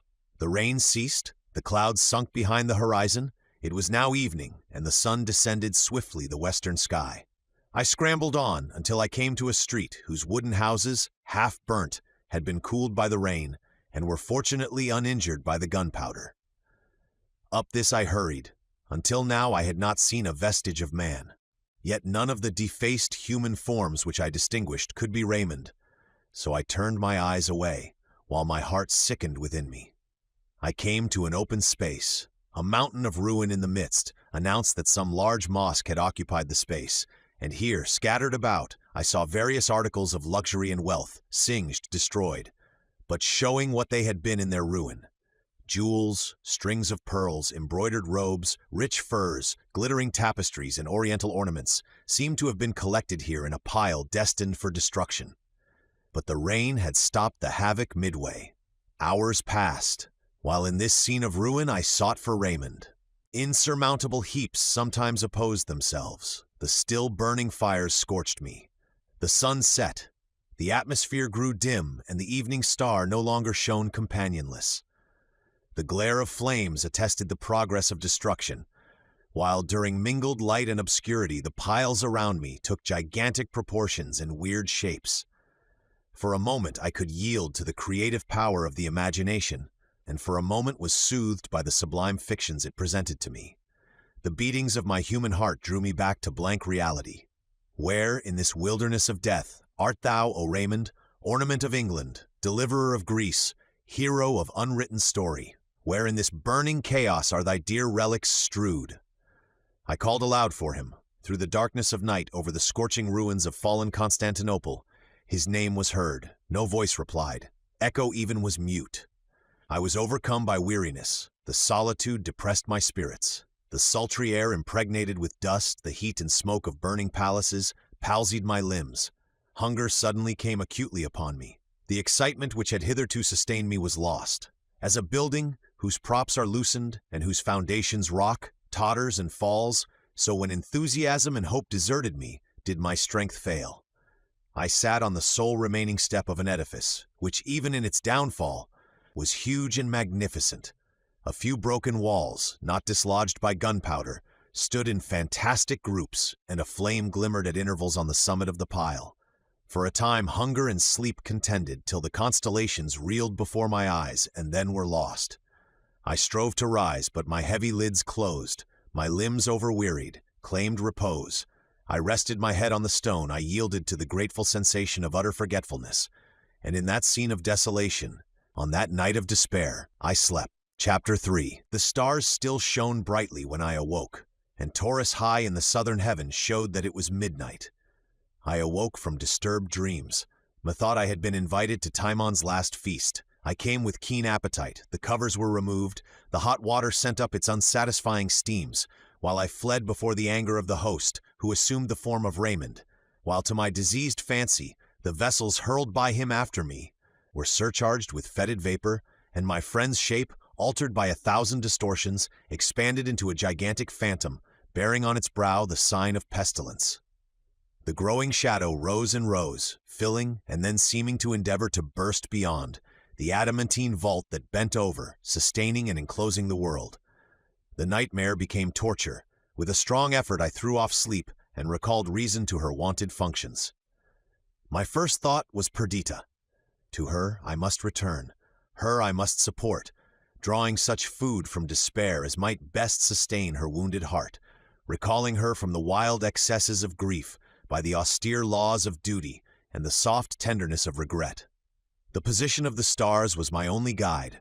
I turned from the awful ruin of the Golden City and after great exertion succeeded in extricating myself from its enclosure. I met a company of soldiers outside the walls. I borrowed a horse from one of them and hastened to my sister. The appearance of the plain was changed during this short interval. The encampment was broken up. The relics of the disbanded army met in small companies here and there. Each face was clouded. Every gesture spoke astonishment and dismay. With an heavy heart I entered the palace and stood fearful to advance, to speak, to look. In the midst of the hall was Perdita. She sat on the marble pavement, her head fallen on her bosom, her hair disheveled, her fingers twined busily one within the other. She was pale as marble, and every feature was contracted by agony. She perceived me and looked up inquiringly. Her half-glance of hope was misery. The words died before I could articulate them. I felt a ghastly smile wrinkle my lips. She understood my gesture. Again her head fell. Again her fingers worked restlessly. At last I recovered speech, but my voice terrified her. The hapless girl had understood my look, and for worlds she would not, that the tale of her heavy misery should have been shaped out and confirmed by hard, irrevocable words. Nay, she seemed to wish to distract my thoughts from the subject. She rose from the floor. "Hush," she said whisperingly. "After much weeping, Clara sleeps. We must not disturb her." She seated herself then on the same ottoman where I had left her in the morning, resting on the beating heart of her Raymond. I dared not approach her, but sat at a distant corner, watching her starting and nervous gestures. At length, in an abrupt manner, she asked, "Where is he?" "Oh, fear not," she continued. "Fear not that I should entertain hope. Yet tell me, have you found him? To have him once more in my arms, to see him, however changed, is all I desire. Though Constantinople be heaped above him as a tomb, yet I must find him. Then cover us with the city's weight, with a mountain piled above. I care not, so that one grave hold Raymond and his Perdita. Then weeping, she clung to me. Take me to him, she cried. Unkind Lionel, why do you keep me here? Of myself I cannot find him, but you know where he lies, lead me thither. At first, these agonizing plaints filled me with intolerable compassion, but soon I endeavored to extract patience for her from the ideas she suggested. I related my adventures of the night, my endeavors to find our lost one, and my disappointment. Turning her thoughts this way, I gave them an object which rescued them from insanity. With apparent calmness, she discussed with me the probable spot where he might be found, and planned the means we should use for that purpose. Then, hearing of my fatigue and abstinence, she herself brought me food. I seized the favorable moment, and endeavored to awaken in her something beyond the killing torpor of grief. As I spoke, my subject carried me away. Deep admiration, grief, the offspring of truest affection, the overflowing of a heart bursting with sympathy for all that had been great and sublime in the career of my friend, inspired me as I poured forth the praises of Raymond. Alas for us, I cried, who have lost this latest honor of the world. Beloved Raymond, he is gone to the nations of the dead. He has become one of those who render the dark abode of the obscure grave illustrious by dwelling there. He has journeyed on the road that leads to it, and joined the mighty of soul who went before him. When the world was in its infancy, death must have been terrible, and man left his friends and kindred to dwell, a solitary stranger in an unknown country. But now he who dies finds many companions gone before to prepare for his reception. The great of past ages people it. The exalted hero of our own days is counted among its inhabitants, while life becomes doubly the desert and the solitude. What a noble creature was Raymond, the first among the men of our time. By the grandeur of his conceptions, the graceful daring of his actions, by his wit and beauty, he won and ruled the minds of all. Of one only fault he might have been accused, but his death has cancelled that. I have heard him called inconstant of purpose, when he deserted for the sake of love the hope of sovereignty, and when he abdicated the protectorship of England, men blamed his infirmity of purpose. Now his death has crowned his life, and to the end of time it will be remembered that he devoted himself a willing victim to the glory of Greece. Such was his choice. He expected to die. He foresaw that he should leave this cheerful earth, the lightsome sky and thy love, Perdita, yet he neither hesitated or turned back, going right onward to his mark of fame. While the earth lasts, his actions will be recorded with praise. Grecian maidens will in devotion strew flowers on his tomb, and make the air around it resonant with patriotic hymns, in which his name will find high record. I saw the features of Perdita soften. The sternness of grief yielded to tenderness, I continued. Thus to honor him is the sacred duty of his survivors. To make his name even as an holy spot of ground, enclosing it from all hostile attacks by our praise, shedding on it the blossoms of love and regret, guarding it from decay, and bequeathing it untainted to posterity. Such is the duty of his friends. A dearer one belongs to you, Perdita, mother of his child. Do you remember in her infancy, with what transport you beheld Clara, recognizing in her the united being of yourself and Raymond, joying to view in this living temple a manifestation of your eternal loves? Even such is she still. You say that you have lost Raymond. Oh no, yet he lives with you and in you there. From him she sprung, flesh of his flesh, bone of his bone. And not, as heretofore, are you content to trace in her downy cheek and delicate limbs an affinity to Raymond, but in her enthusiastic affections, in the sweet qualities of her mind, you may still find him living, the good, the great, the beloved.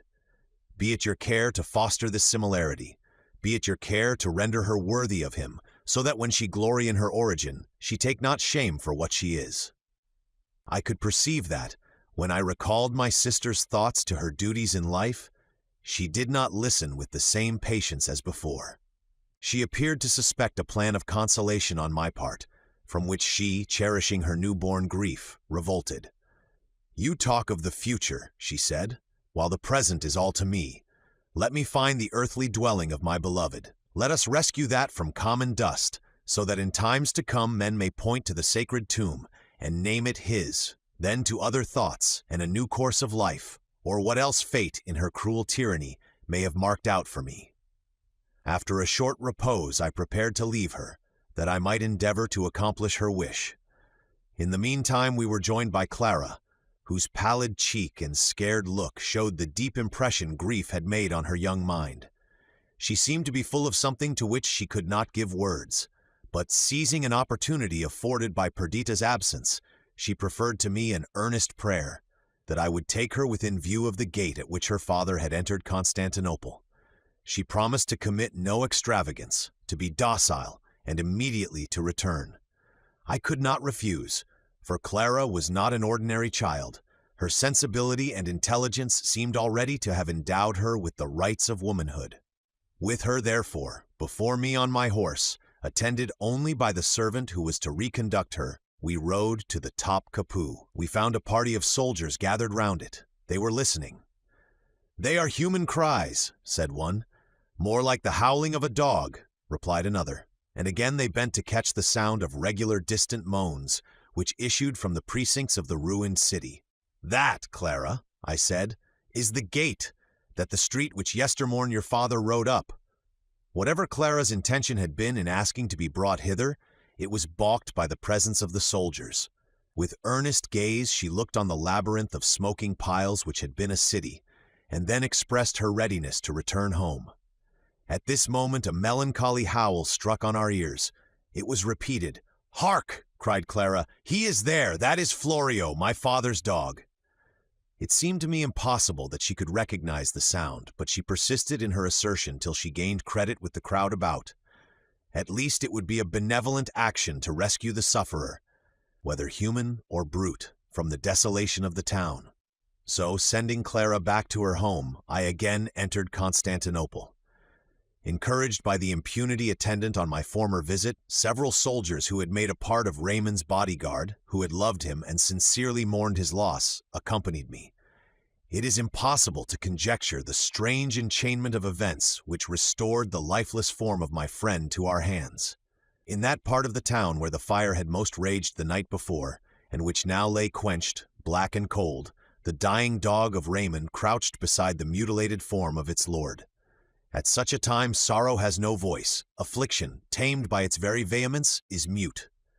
The poor animal recognized me, licked my hand, crept close to its lord, and died. He had been evidently thrown from his horse by some falling ruin, which had crushed his head and defaced his whole person. I bent over the body, and took in my hand the edge of his cloak, less altered in appearance than the human frame it clothed.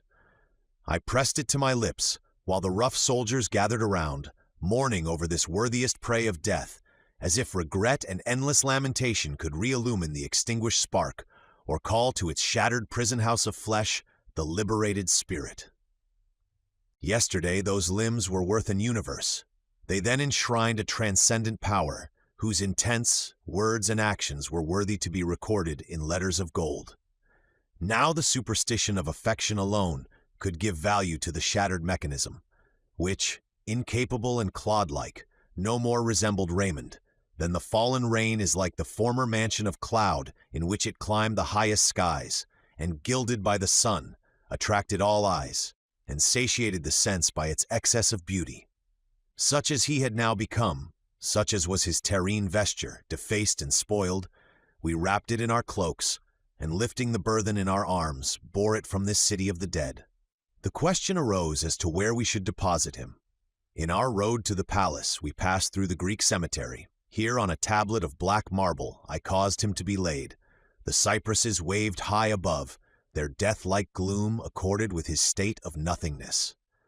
We cut branches of the funereal trees and placed them over him, and on these again his sword. I left a guard to protect this treasure of dust, and ordered perpetual torches to be burned around.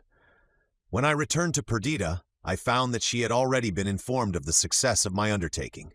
He, her beloved, the sole and eternal object of her passionate tenderness, was restored her. Such was the maniac language of her enthusiasm.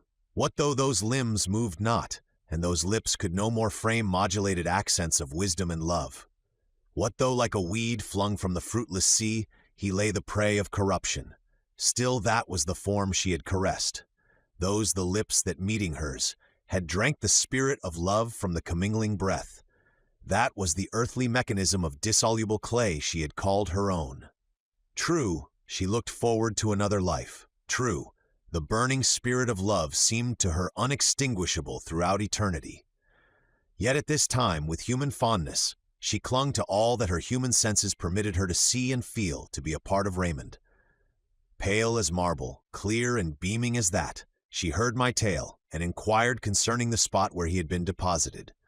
Her features had lost the distortion of grief, her eyes were brightened, her very person seemed dilated, while the excessive whiteness and even transparency of her skin and something hollow in her voice bore witness that not tranquility, but excess of excitement, occasioned the treacherous calm that settled on her countenance.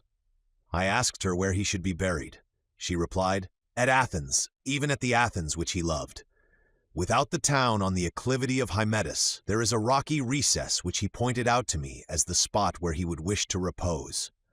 My own desire certainly was that he should not be removed from the spot where he now lay. But her wish was of course to be complied with, and I entreated her to prepare without delay for our departure.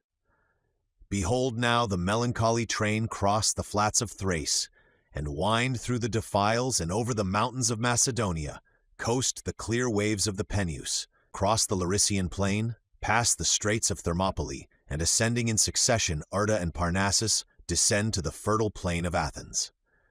Women bear with resignation these long-drawn ills, but to a man's impatient spirit, the slow motion of our cavalcade, the melancholy repose we took at noon, the perpetual presence of the pall, gorgeous though it was, that wrapped the rifled casket which had contained Raymond, the monotonous recurrence of day and night, unvaried by hope or change, all the circumstances of our march were intolerable. Perdita, shut up in herself, spoke little. Her carriage was closed, and when we rested, she sat leaning her pale cheek on her white cold hand, with eyes fixed on the ground, indulging thoughts which refused communication or sympathy. We descended from Parnassus, emerging from its many folds, and passed through Lavadia on our road to Attica. Perdita would not enter Athens, but reposing at Marathon on the night of our arrival, conducted me on the following day to the spot selected by her as the treasure house of Raymond's dear remains. It was in a recess near the head of the ravine to the south of Hymettus. The chasm, deep, black, and hoary, swept from the summit to the base. In the fissures of the rock myrtle underwood grew, and wild thyme, the food of many nations of bees. Enormous crags protruded into the cleft, some beetling over, others rising perpendicularly from it. At the foot of this sublime chasm, a fertile, laughing valley reached from sea to sea, and beyond was spread the blue Aegean, sprinkled with islands, the light waves glancing beneath the sun. Close to the spot on which we stood was a solitary rock, high and conical, which, divided on every side from the mountain, seemed a nature-hewn pyramid. With little labor, this block was reduced to a perfect shape. The narrow cell was scooped out beneath, in which Raymond was placed, and a short inscription, carved in the living stone, recorded the name of its tenant, the cause and era of his death. Everything was accomplished with speed under my directions. I agreed to leave the finishing and guardianship of the tomb to the head of the religious establishment at Athens, and by the end of October prepared for my return to England. I mentioned this to Perdita. It was painful to appear to drag her from the last scene that spoke of her lost one, but to linger here was vain, and my very soul was sick with its yearning to rejoin my Idris and her babes. In reply, my sister requested me to accompany her the following evening to the tomb of Raymond. Some days had passed since I had visited the spot. The path to it had been enlarged, and steps hewn in the rock led us less circuitously than before, to the spot itself. The platform on which the pyramid stood was enlarged, and looking towards the south, in a recess overshadowed by the straggling branches of a wild fig tree, I saw foundations dug and props and rafters fixed, evidently the commencement of a cottage. Standing on its unfinished threshold, the tomb was at our right hand, the whole ravine and plain and azure sea immediately before us. The dark rocks received a glow from the descending sun, which glanced along the cultivated valley and dyed in purple and orange the placid waves. We sat on a rocky elevation, and I gazed with rapture on the beauteous panorama of living and changeful colors, which varied and enhanced the graces of earth and ocean. "Did I not do right," said Perdita, "in having my loved one conveyed hither? Hereafter this will be the cynosure of Greece. In such a spot death loses half its terrors, and even the inanimate dust appears to partake of the spirit of beauty which hallows this region. Lionel, he sleeps there. That is the grave of Raymond, he whom in my youth I first loved, whom my heart accompanied in days of separation and anger, to whom I am now joined forever. Never, mark me, never will I leave this spot. Methinks his spirit remains here as well as that dust, which, uncommunicable though it be, is more precious in its nothingness than aught else widowed earth clasps to her sorrowing bosom. The myrtle bushes, the thyme, the little cyclamen, which peep from the fissures of the rock, all the produce of the place, bear affinity to him. The light that invests the hills participates in his essence, and sky and mountains, sea and valley, are imbued by the presence of his spirit. I will live and die here. Go you to England, Lionel. Return to sweet Idris and dearest Adrian. Return, and let my orphan girl be as a child of your own in your house. Look on me as dead. And truly, if death be a mere change of state, I am dead. This is another world from that which late I inhabited, from that which is now your home. Here I hold communion only with the has-been and to come. Go you to England, and leave me where alone I can consent to drag out the miserable days which I must still live." A shower of tears terminated her sad harangue. I had expected some extravagant proposition, and remained silent a while, collecting my thoughts that I might the better combat her fanciful scheme. "You cherish dreary thoughts, my dear Perdita," I said, "nor do I wonder that for a time your better reason should be influenced by passionate grief and a disturbed imagination. Even I am in love with this last home of Raymond's. Nevertheless, we must quit it." "I expected this," cried Perdita. "I suppose that you would treat me as a mad, foolish girl, but do not deceive yourself. This cottage is built by my order, and here I shall remain until the hour arrives when I may share his happier dwelling. My dearest girl, and what is there so strange in my design? I might have deceived you. I might have talked of remaining here only a few months. In your anxiety to reach Windsor you would have left me, and without reproach or contention I might have pursued my plan. But I disdained the artifice, or rather in my wretchedness it was my only consolation to pour out my heart to you, my brother, my only friend. You will not dispute with me? You know how willful your poor misery-stricken sister is. Take my girl with you. Wean her from sights and thoughts of sorrow. Let infantine hilarity revisit her heart and animate her eyes. So could it never be were she near me. It is far better for all of you that you should never see me again. For myself, I will not voluntarily seek death. That is, I will not while I can command myself, and I can here. But drag me from this country, and my power of self-control vanishes, nor can I answer for the violence my agony of grief may lead me to commit." "You clothe your meaning, Perdita," I replied, "in powerful words, yet that meaning is selfish and unworthy of you. You have often agreed with me that there is but one solution to the intricate riddle of life, to improve ourselves and contribute to the happiness of others. And now, in the very prime of life, you desert your principles and shut yourself up in useless solitude. Will you think of Raymond less at Windsor, the scene of your early happiness? Will you commune less with his departed spirit, while you watch over and cultivate the rare excellence of his child? You have been sadly visited, nor do I wonder that a feeling akin to insanity should drive you to bitter and unreasonable imaginings. But a home of love awaits you in your native England. My tenderness and affection must soothe you. The society of Raymond's friends will be of more solace than these dreary speculations. We will all make it our first care, our dearest task, to contribute to your happiness." Perdita shook her head.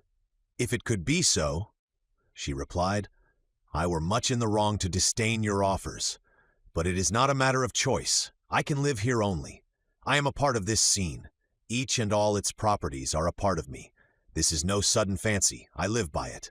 The knowledge that I am here rises with me in the morning and enables me to endure the light. It is mingled with my food, which else were poison. It walks, it sleeps with me. Forever it accompanies me. Here I may even cease to repine, and may add my tardy consent to the decree which has taken him from me. He would rather have died such a death, which will be recorded in history to endless time, than have lived to old age unknown, unhonored. Nor can I desire better than, having been the chosen and beloved of his heart, here in youth's prime, before added years can tarnish the best feelings of my nature, to watch his tomb, and speedily rejoin him in his blessed repose.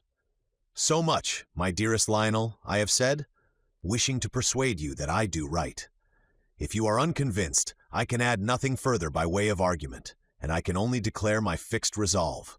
I stay here, force only can remove me.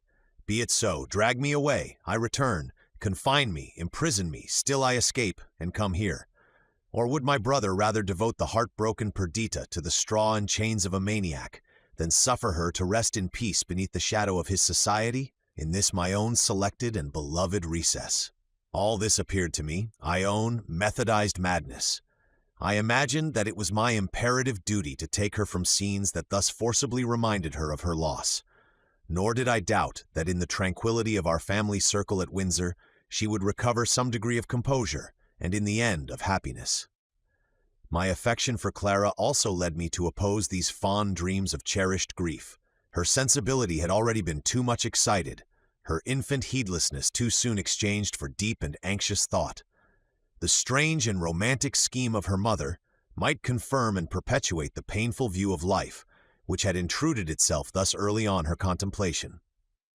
On returning home, the captain of the steam packet with whom I had agreed to sail came to tell me that accidental circumstances hastened his departure, and that, if I went with him, I must come on board at 5 on the following morning. I hastily gave my consent to this arrangement, and as hastily formed a plan through which Perdita should be forced to become my companion.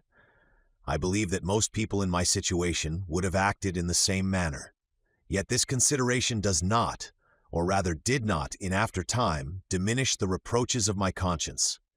At the moment, I felt convinced that I was acting for the best, and that all I did was right and even necessary. I sat with Perdita and soothed her by my seeming assent to her wild scheme.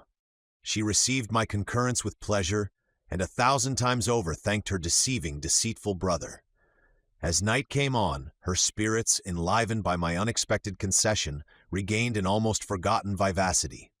I pretended to be alarmed by the feverish glow in her cheek. I entreated her to take a composing draught. I poured out the medicine, which she took docilely from me. I watched her as she drank it. Falsehood and artifice are in themselves so hateful that though I still thought I did right, a feeling of shame and guilt came painfully upon me. I left her, and soon heard that she slept soundly under the influence of the opiate I had administered. She was carried thus unconscious on board. The anchor weighed, and the wind being favorable, we stood far out to sea. With all the canvas spread, and the power of the engine to assist, we scudded swiftly and steadily through the chafed element. It was late in the day before Perdita awoke, and a longer time elapsed before, recovering from the torpor occasioned by the laudanum, she perceived her change of situation. She started wildly from her couch and flew to the cabin window. The blue and troubled sea sped past the vessel and was spread shoreless around. The sky was covered by a wrack, which in its swift motion shewed how speedily she was borne away.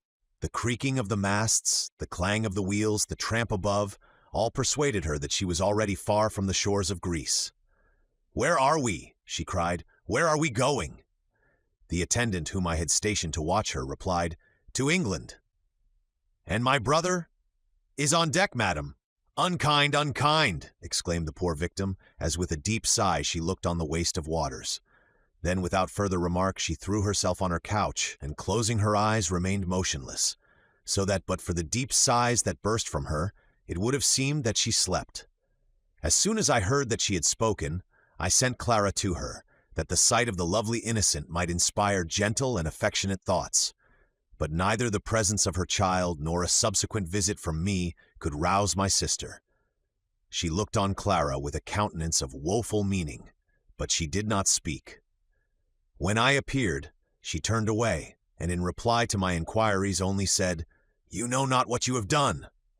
I trusted that this sullenness betokened merely the struggle between disappointment and natural affection, and that in a few days she would be reconciled to her fate. When night came on, she begged that Clara might sleep in a separate cabin.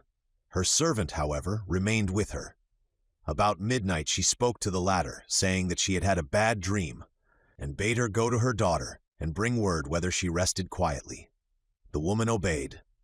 The breeze that had flagged since sunset now rose again. I was on deck enjoying our swift progress. The quiet was disturbed only by the rush of waters as they divided before the steady keel, the murmur of the moveless and full sails, the wind whistling in the shrouds, and the regular motion of the engine. The sea was gently agitated, now showing a white crest and now resuming an uniform hue. The clouds had disappeared, and dark ether clipped the broad ocean, in which the constellations vainly sought their accustomed mirror. Our rate could not have been less than 8 knots. Suddenly I heard a splash in the sea. The sailors on watch rushed to the side of the vessel, with the cry, "Someone gone overboard." "It is not from deck," said the man at the helm. "Something has been thrown from the aft cabin." A call for the boat to be lowered was echoed from the deck. I rushed into my sister's cabin. It was empty. With sails abaft, the engine stopped. The vessel remained unwillingly stationary, until, after an hour's search, my poor Perdita was brought on board. But no care could reanimate her. No medicine caused her dear eyes to open, and the blood to flow again from her pulseless heart. One clenched hand contained a slip of paper, on which was written, "To Athens." To ensure her removal thither, and prevent the irrecoverable loss of her body in the wide sea, she had had the precaution to fasten a long shawl round her waist, and again to the stanchions of the cabin window. She had drifted somewhat under the keel of the vessel, and her being out of sight occasioned the delay in finding her. And thus the ill-starred girl died a victim to my senseless rashness. Thus, in early day, she left us for the company of the dead, and preferred to share the rocky grave of Raymond before the animated scene this cheerful earth afforded, and the society of loving friends. Thus, in her 29th year she died, having enjoyed some few years of the happiness of paradise, and sustaining a reverse to which her impatient spirit and affectionate disposition were unable to submit. As I marked the placid expression that had settled on her countenance in death, I felt, in spite of the pangs of remorse, in spite of heart-rending regret, that it was better to die so than to drag on long, miserable years of repining and inconsolable grief. Stress of weather drove us up the Adriatic Gulf, and our vessel being hardly fitted to weather a storm, we took refuge in the port of Ancona. Here I met Giorgio Palli, the vice-admiral of the Greek fleet, a former friend and warm partisan of Raymond. I committed the remains of my lost Perdita to his care, for the purpose of having them transported to Hymettus, and placed in the cell her Raymond already occupied beneath the pyramid. This was all accomplished even as I wished.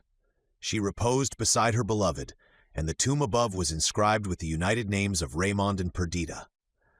I then came to a resolution of pursuing our journey to England overland. My own heart was racked by regrets and remorse.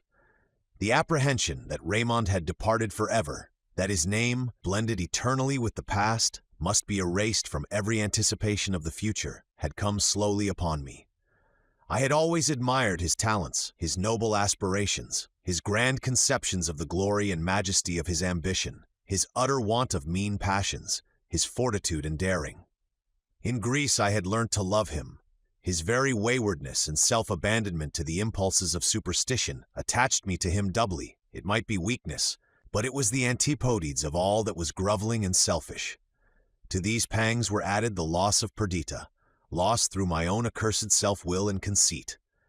This dear one, my sole relation, whose progress I had marked from tender childhood through the varied path of life, and seen her throughout conspicuous for integrity, devotion, and true affection, for all that constitutes the peculiar graces of the female character, and beheld her at last the victim of too much loving, too constant an attachment to the perishable and lost, she, in her pride of beauty and life, had thrown aside the pleasant perception of the apparent world for the unreality of the grave, and had left poor Clara quite an orphan.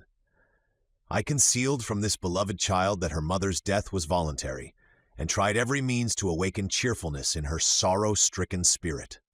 One of my first acts for the recovery even of my own composure was to bid farewell to the sea. Its hateful splash renewed again and again to my sense the death of my sister. Its roar was a dirge.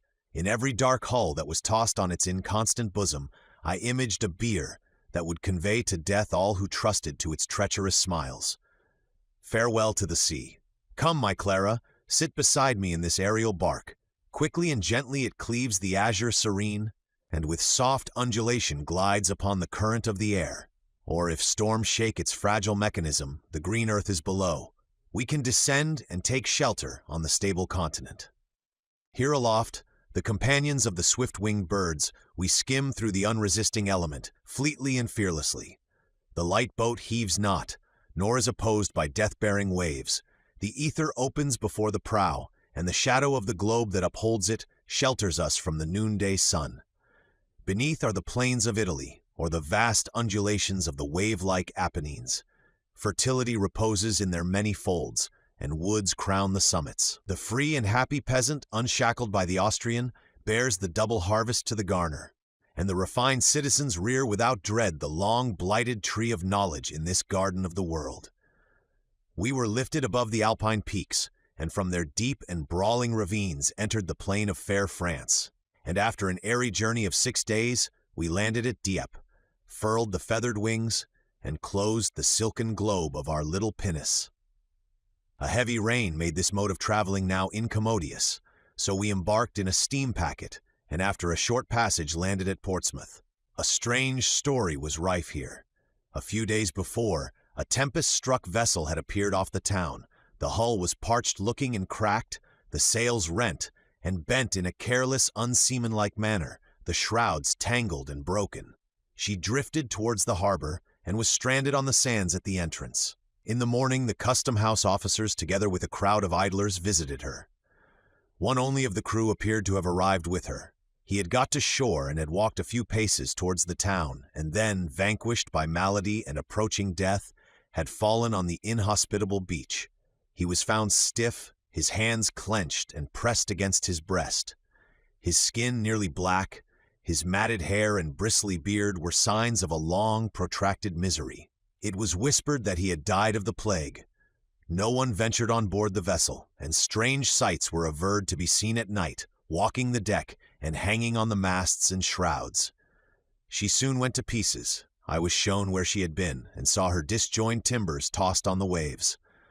The body of the man who had landed had been buried deep in the sands, and none could tell more than that the vessel was American-built, and that several months before the Fortunatus had sailed from Philadelphia, of which no tidings were afterwards received. Chapter 4. I returned to my family estate in the autumn of the year 2092. My heart had long been with them, and I felt sick with the hope and delight of seeing them again. The district which contained them appeared the abode of every kindly spirit. Happiness, love, and peace walked the forest paths and tempered the atmosphere. After all the agitation and sorrow I had endured in Greece, I sought Windsor, as the storm-driven bird does the nest in which it may fold its wings in tranquility. How unwise had the wanderers been who had deserted its shelter, entangled themselves in the web of society, and entered on what men of the world call life, that labyrinth of evil, that scheme of mutual torture. To live, according to this sense of the word, we must not only observe and learn, we must also feel. We must not be mere spectators of action. We must act. We must not describe, but be subjects of description. Deep sorrow must have been the inmate of our bosoms. Fraud must have lain in wait for us.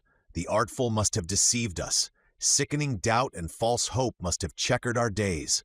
Hilarity and joy that lap the soul in ecstasy must at times have possessed us. Who that knows what life is would pine for this feverish species of existence? I have lived. I have spent days and nights of festivity. I have joined in ambitious hopes and exulted in victory. Now, shut the door on the world and build high the wall that is to separate me from the troubled scene enacted within its precincts. Let us live for each other and for happiness. Let us seek peace in our dear home, near the inland murmur of streams and the gracious waving of trees, the beauteous vesture of earth and sublime pageantry of the skies. Let us leave life, that we may live." Idris was well content with this resolve of mine. Her native sprightliness needed no undue excitement, and her placid heart reposed contented on my love, the well-being of her children, and the beauty of surrounding nature. Her pride and blameless ambition was to create smiles in all around her, and to shed repose on the fragile existence of her brother.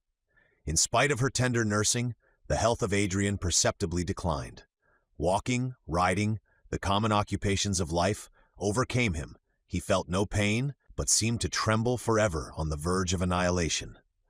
Yet, as he had lived on for months nearly in the same state, he did not inspire us with any immediate fear, and, though he talked of death as an event most familiar to his thoughts, he did not cease to exert himself to render others happy, or to cultivate his own astonishing powers of mind. Winter passed away, and spring, led by the months, awakened life in all nature. The forest was dressed in green, the young calves frisked on the new-sprung grass. The wind-winged shadows of light clouds sped over the green cornfields. The hermit cuckoo repeated his monotonous all hail to the season.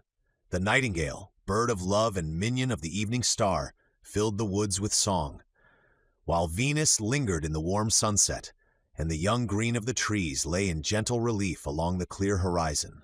Delight awoke in every heart, delight and exultation, for there was peace through all the world. The temple of universal Janus was shut, and man died not that year by the hand of man.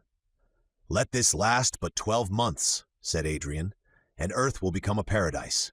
The energies of man were before directed to the destruction of his species. They now aim at its liberation and preservation. Man cannot repose, and his restless aspirations will now bring forth good instead of evil. The favored countries of the South will throw off the iron yoke of servitude. Poverty will quit us, and with that, sickness. What may not the forces never before united of liberty and peace achieve in this dwelling of man?"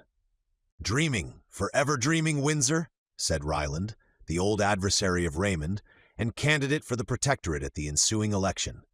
"Be assured that earth is not, nor ever can be heaven, while the seeds of hell are natives of her soil. When the seasons have become equal, when the air breeds no disorders, when its surface is no longer liable to blights and droughts, then sickness will cease. When men's passions are dead, poverty will depart. When love is no longer akin to hate, then brotherhood will exist. We are very far from that state at present." "Not so far as you may suppose," observed a little old astronomer by name Merivale. "The poles proceed slowly but securely, in 100,000 years." "We shall all be underground," said Ryland. "The pole of the Earth will coincide with the pole of the ecliptic," continued the astronomer, "and universal spring will be produced, and Earth become a paradise." "And we shall, of course, enjoy the benefit of the change," said Ryland, contemptuously. "We have strange news here," I observed. I had the newspaper in my hand, and as usual, had turned to the intelligence from Greece. It seems that the total destruction of Constantinople, and the supposition that winter had purified the air of the fallen city, gave the Greeks courage to visit its site and begin to rebuild it. But they tell us that the curse of God is on the place, for every one who has ventured within the walls has been tainted by the plague, that this disease has spread in Thrace and Macedonia, and now, fearing the virulence of infection during the coming heats, a cordon has been drawn on the frontiers of Thessaly, and a strict quarantine exacted. This intelligence brought us back from the prospect of paradise, held out after the lapse of 100,000 years, to the pain and misery at present existent upon earth. We talked of the ravages made last year by pestilence in every quarter of the world, and of the dreadful consequences of a second visitation.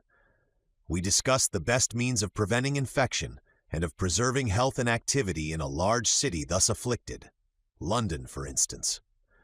Merivale did not join in this conversation. Drawing near Idris, he proceeded to assure her that the joyful prospect of an earthly paradise after 100,000 years was clouded to him by the knowledge that in a certain period of time after, an earthly hell or purgatory would occur, when the ecliptic and equator would be at right angles. Our party at length broke up. "We are all dreaming this morning," said Ryland. "It is as wise to discuss the probability of a visitation of the plague in our well-governed metropolis as to calculate the centuries which must escape before we can grow pineapples here in the open air. But, though it seemed absurd to calculate upon the arrival of the plague in London, I could not reflect without extreme pain on the desolation this evil would cause in Greece. The English for the most part talked of Thrace and Macedonia, as they would of a lunar territory, which, unknown to them, presented no distinct idea or interest to the minds. I had trod the soil. The faces of many of the inhabitants were familiar to me. In the towns, plains, hills, and defiles of these countries, I had enjoyed unspeakable delight as I journeyed through them the year before. Some romantic village, some cottage or elegant abode there situated, inhabited by the lovely and the good, rose before my mental sight, and the question haunted me, is the plague there also? That same invincible monster which hovered over and devoured Constantinople, that fiend more cruel than tempest, less tame than fire, is, alas, unchained in that beautiful country. These reflections would not allow me to rest. The political state of England became agitated as the time drew near when the new protector was to be elected. This event excited the more interest, since it was the current report that if the popular candidate, Ryland, should be chosen, the question of the abolition of hereditary rank and other feudal relics would come under the consideration of Parliament. Not a word had been spoken during the present session on any of these topics. Everything would depend upon the choice of a protector and the elections of the ensuing year. Yet this very silence was awful, showing the deep weight attributed to the question, the fear of either party to hazard an ill-timed attack, and the expectation of a furious contention when it should begin. But although St. Stephen's did not echo with the voice which filled each heart, the newspapers teemed with nothing else. And in private companies the conversation, however remotely begun, soon verged towards this central point, while voices were lowered and chairs drawn closer. The nobles did not hesitate to express their fear. The other party endeavored to treat the matter lightly. "Shame on the country," said Ryland, "to lay so much stress upon words and frippery. It is a question of nothing, of the new painting of carriage panels and the embroidery of footmen's coats." Yet could England indeed doff her lordly trappings and be content with the democratic style of America?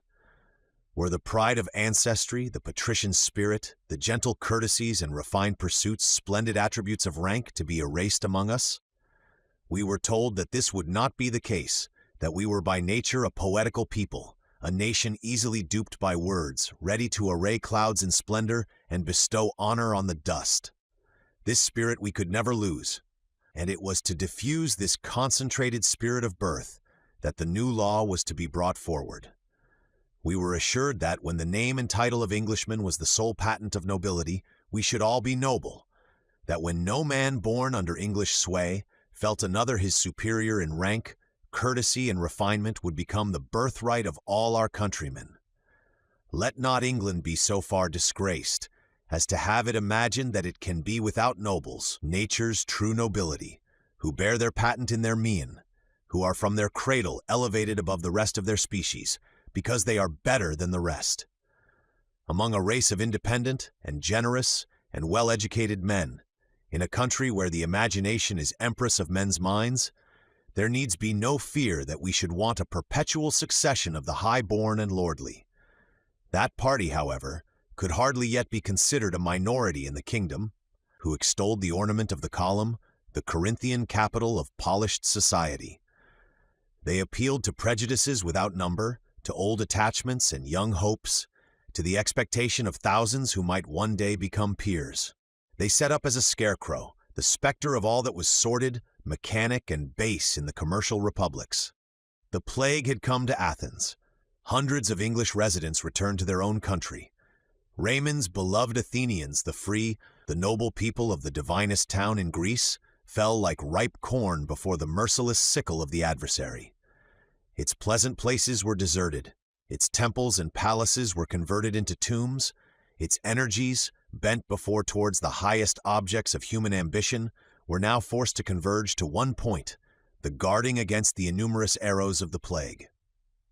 At any other time this disaster would have excited extreme compassion among us, but it was now passed over, while each mind was engaged by the coming controversy.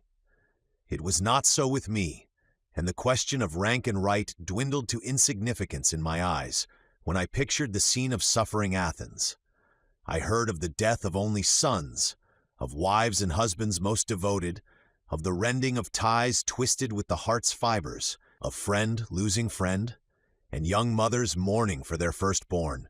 And these moving incidents were grouped and painted in my mind by the knowledge of the persons, by my esteem and affection for the sufferers. It was the admirers, friends, fellow soldiers of Raymond, families that had welcomed Perdita to Greece and lamented with her the loss of her lord, that were swept away and went to dwell with them in the undistinguishing tomb. The plague at Athens had been preceded and caused by the contagion from the east, and the scene of havoc and death continued to be acted there on a scale of fearful magnitude.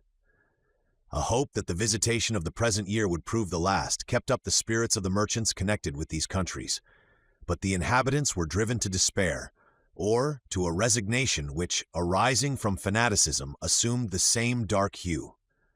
America had also received the taint, and, were it yellow fever or plague, the epidemic was gifted with a virulence before unfelt. The devastation was not confined to the towns, but spread throughout the country. The hunter died in the woods, the peasant in the cornfields, and the fisher on his native waters. A strange story was brought to us from the East, to which little credit would have been given, had not the fact been attested by a multitude of witnesses in various parts of the world. On the 21st of June, it was said that an hour before noon, a black sun arose, an orb the size of that luminary, but dark, defined, whose beams were shadows, ascended from the west. In about an hour it had reached the meridian and eclipsed the bright parent of day. Night fell upon every country, night sudden, rayless, entire. The stars came out, shedding their ineffectual glimmerings on the light-widowed earth. But soon the dim orb passed from over the sun and lingered down the eastern heaven. As it descended, its dusky rays crossed the brilliant ones of the sun and deadened or distorted them. The shadows of things assumed strange and ghastly shapes. The wild animals in the woods took fright at the unknown shapes figured on the ground. They fled they knew not whither, and the citizens were filled with greater dread at the convulsion which shook lions into civil streets. Birds, strong-winged eagles, suddenly blinded, fell in the marketplaces, while owls and bats showed themselves welcoming the early night. Gradually the object of fear sank beneath the horizon, and to the last shot up shadowy beams into the otherwise radiant air. Such was the tale sent us from Asia, from the eastern extremity of Europe, and from Africa as far west as the Golden Coast. Whether this story were true or not, the effects were certain. Through Asia, from the banks of the Nile to the shores of the Caspian, from the Hellespont even to the Sea of Oman, a sudden panic was driven. The men filled the mosques, the women, veiled, hastened to the tombs and carried offerings to the dead, thus to preserve the living. The plague was forgotten in this new fear which the black sun had spread, and though the dead multiplied, and the streets of Ispahan, of Pekin, and of Delhi were strewed with pestilence-struck corpses, men passed on, gazing on the ominous sky, regardless of the death beneath their feet. The Christians sought their churches. Christian maidens, even at the Feast of Roses, clad in white, with shining veils, sought, in long procession, the places consecrated to their religion, filling the air with their hymns, while ever and anon, from the lips of some poor mourner in the crowd, a voice of wailing burst, and the rest looked up, fancying they could discern the sweeping wings of angels who passed over the earth, lamenting the disasters about to fall on man. In the sunny clime of Persia, in the crowded cities of China, amidst the aromatic groves of Kashmir, and along the southern shores of the Mediterranean, such scenes had place. Even in Greece, the tale of the son of darkness increased the fears and despair of the dying multitude.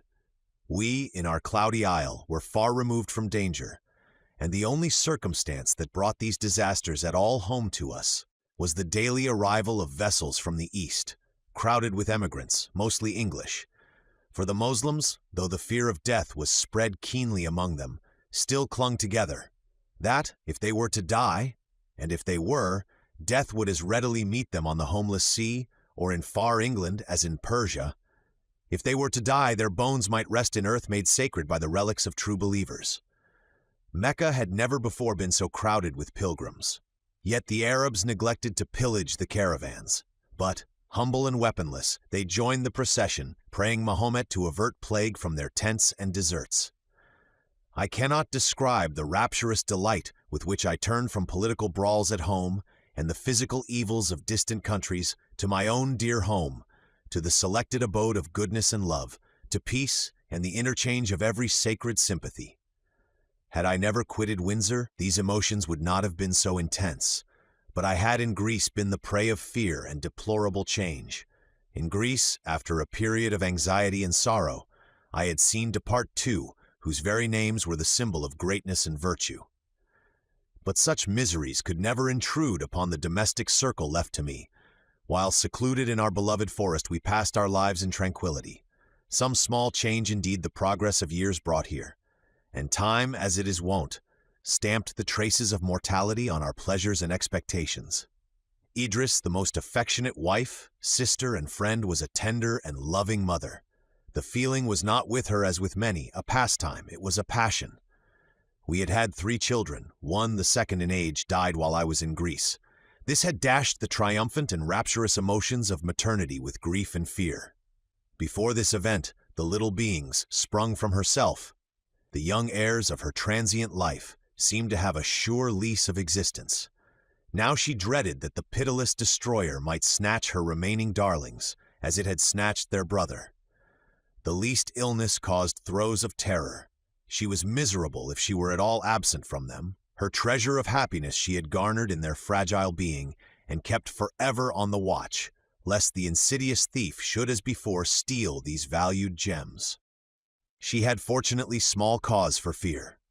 Alfred, now 9 years old, was an upright, manly little fellow, with radiant brow, soft eyes, and gentle though independent disposition. Our youngest was yet in infancy, but his downy cheek was sprinkled with the roses of health, and his unwearied vivacity filled our halls with innocent laughter. Clara had passed the age which, from its mute ignorance, was the source of the fears of Idris. Clara was dear to her, to all. There was so much intelligence combined with innocence, sensibility with forbearance, and seriousness with perfect good humor, a beauty so transcendent, united to such endearing simplicity, that she hung like a pearl in the shrine of our possessions, a treasure of wonder and excellence. At the beginning of winter, our Alfred, now 9 years of age, first went to school at Eton. This appeared to him the primary step towards manhood, and he was proportionably pleased. Community of study and amusement developed the best parts of his character, his steady perseverance, generosity, and well-governed firmness. What deep and sacred emotions are excited in a father's bosom when he first becomes convinced that his love for his child is not a mere instinct, but worthily bestowed, and that others, less akin, participate his approbation. It was supreme happiness to Idris and myself to find that the frankness which Alfred's open brow indicated, the intelligence of his eyes, the tempered sensibility of his tones, were not delusions, but indications of talents and virtues, which would grow with his growth and strengthen with his strength. At this period, the termination of an animal's love for its offspring, the true affection of the human parent, commences. We no longer look on this dearest part of ourselves as a tender plant which we must cherish, or a plaything for an idle hour. We build now on his intellectual faculties. We establish our hopes on his moral propensities. His weakness still imparts anxiety to this feeling. His ignorance prevents entire intimacy. But we begin to respect the future man and to endeavor to secure his esteem, even as if he were our equal. What can a parent have more at heart than the good opinion of his child? In all our transactions with him, our honor must be inviolate, the integrity of our relations untainted. Fate and circumstance may, when he arrives at maturity, separate us forever. But, as his aegis in danger, his consolation in hardship, let the ardent youth forever bear with him through the rough path of life, love, and honor for his parents. We had lived so long in the vicinity of Eton that its population of young folks was well known to us. Many of them had been Alfred's playmates before they became his schoolfellows. We now watched this youthful congregation with redoubled interest. We marked the difference of character among the boys and endeavored to read the future man in the stripling. There is nothing more lovely to which the heart more yearns than a free-spirited boy, gentle, brave, and generous. Several of the Etonians had these characteristics. All were distinguished by a sense of honor and spirit of enterprise. In some, as they verged towards manhood, this degenerated into presumption. But the younger ones, lads a little older than our own, were conspicuous for their gallant and sweet dispositions. Here were the future governors of England, the men who, when our ardor was cold and our projects completed or destroyed forever, when our drama acted, we doffed the garb of the hour and assumed the uniform of age or of more equalizing death. Here were the beings who were to carry on the vast machine of society. Here were the lovers, husbands, fathers.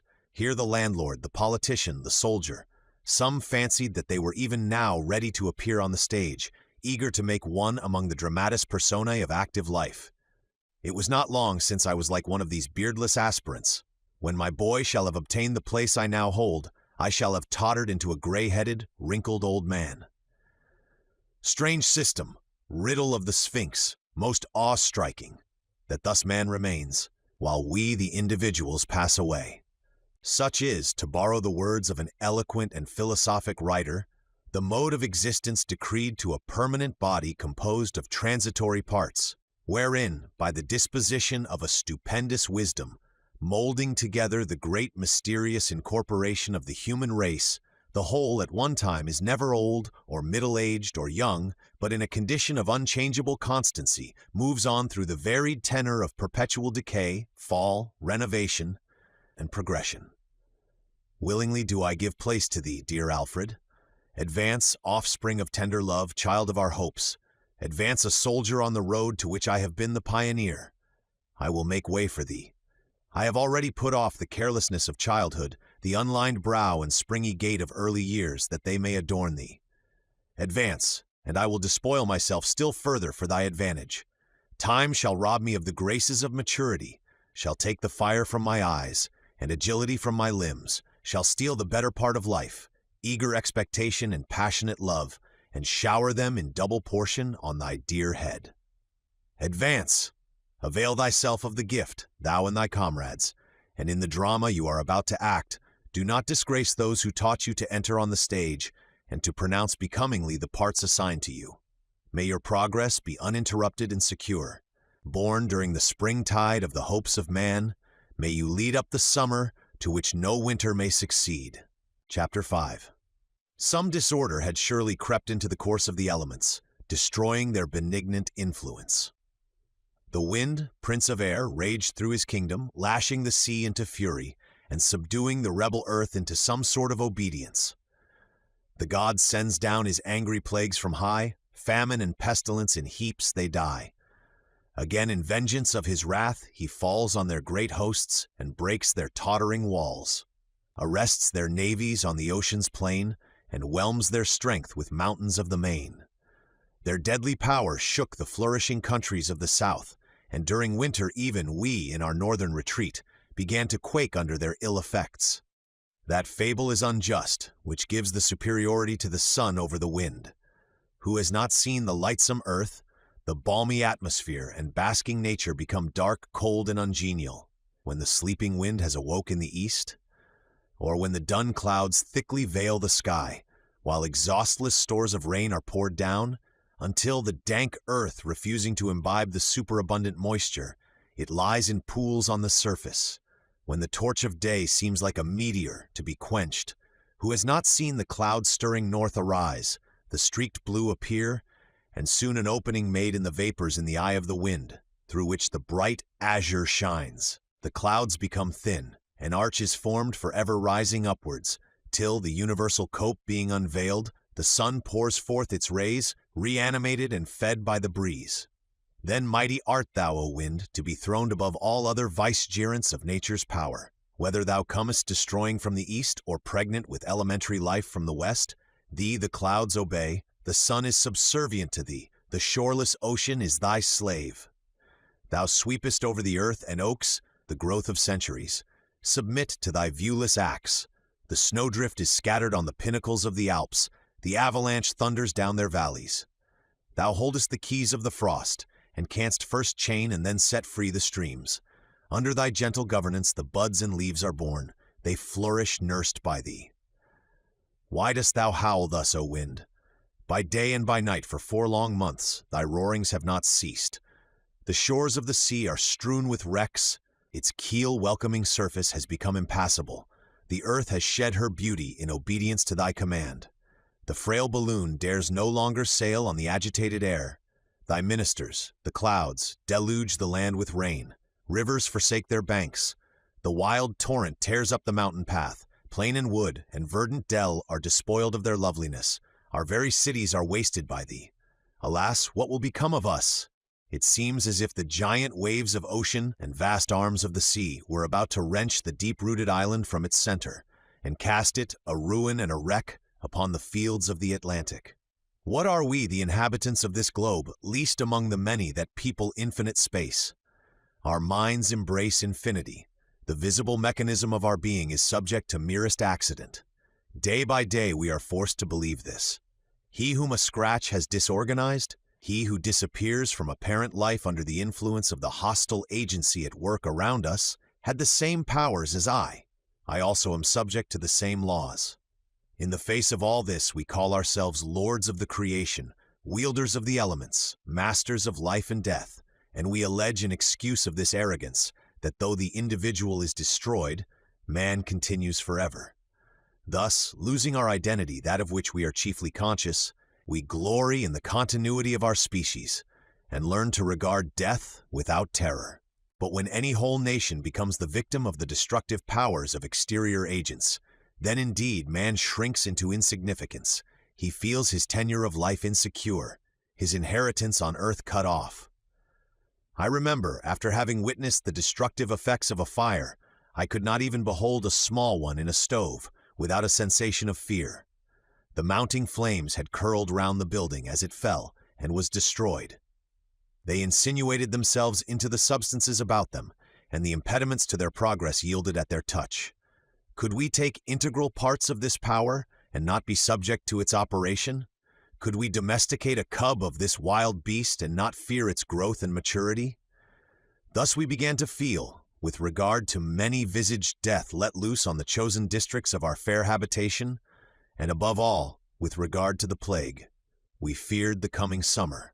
Nations, bordering on the already infected countries, began to enter upon serious plans for the better keeping out of the enemy. We, a commercial people, were obliged to bring such schemes under consideration, and the question of contagion became matter of earnest disquisition. That the plague was not what is commonly called contagious, like the scarlet fever or extinct smallpox, was proved. It was called an epidemic, but the grand question was still unsettled of how this epidemic was generated and increased. If infection depended upon the air was subject to infection.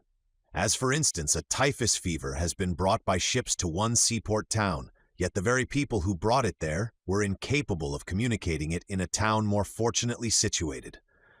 But how are we to judge of airs, and pronounce, in such a city plague will die unproductive, in such another, nature has provided for it a plentiful harvest? In the same way, individuals may escape 99 times and receive the death blow at the 100th, because bodies are sometimes in a state to reject the infection of malady, and at others thirsty to imbibe it. These reflections made our legislators pause before they could decide on the laws to be put in force. The evil was so widespreading, so violent and immitigable, that no care, no prevention could be judged superfluous, which even added a chance to our escape. These were questions of prudence. There was no immediate necessity for an earnest caution. England was still secure. France, Germany, Italy, and Spain were interposed, walls yet without a breach between us and the plague. Our vessels truly were the sport of winds and waves, even as Gulliver was the toy of the Brobdingnagians. But we on our stable abode could not be hurt in life or limb by these eruptions of nature. We could not fear. We did not. Yet a feeling of awe, a breathless sentiment of wonder, a painful sense of the degradation of humanity was introduced into every heart. Nature, our mother and our friend, had turned on us a brow of menace. She showed us plainly that, though she permitted us to assign her laws and subdue her apparent powers, yet, if she put forth but a finger, we must quake. She could take our globe, fringed with mountains, girded by the atmosphere, containing the condition of our being, and all that man's mind could invent or his force achieve. She could take the ball in her hand and cast it into space, where life would be drunk up and man and all his efforts forever annihilated. These speculations were rife among us, yet not the less we proceeded in our daily occupations and our plans whose accomplishment demanded the lapse of many years. No voice was heard telling us to hold.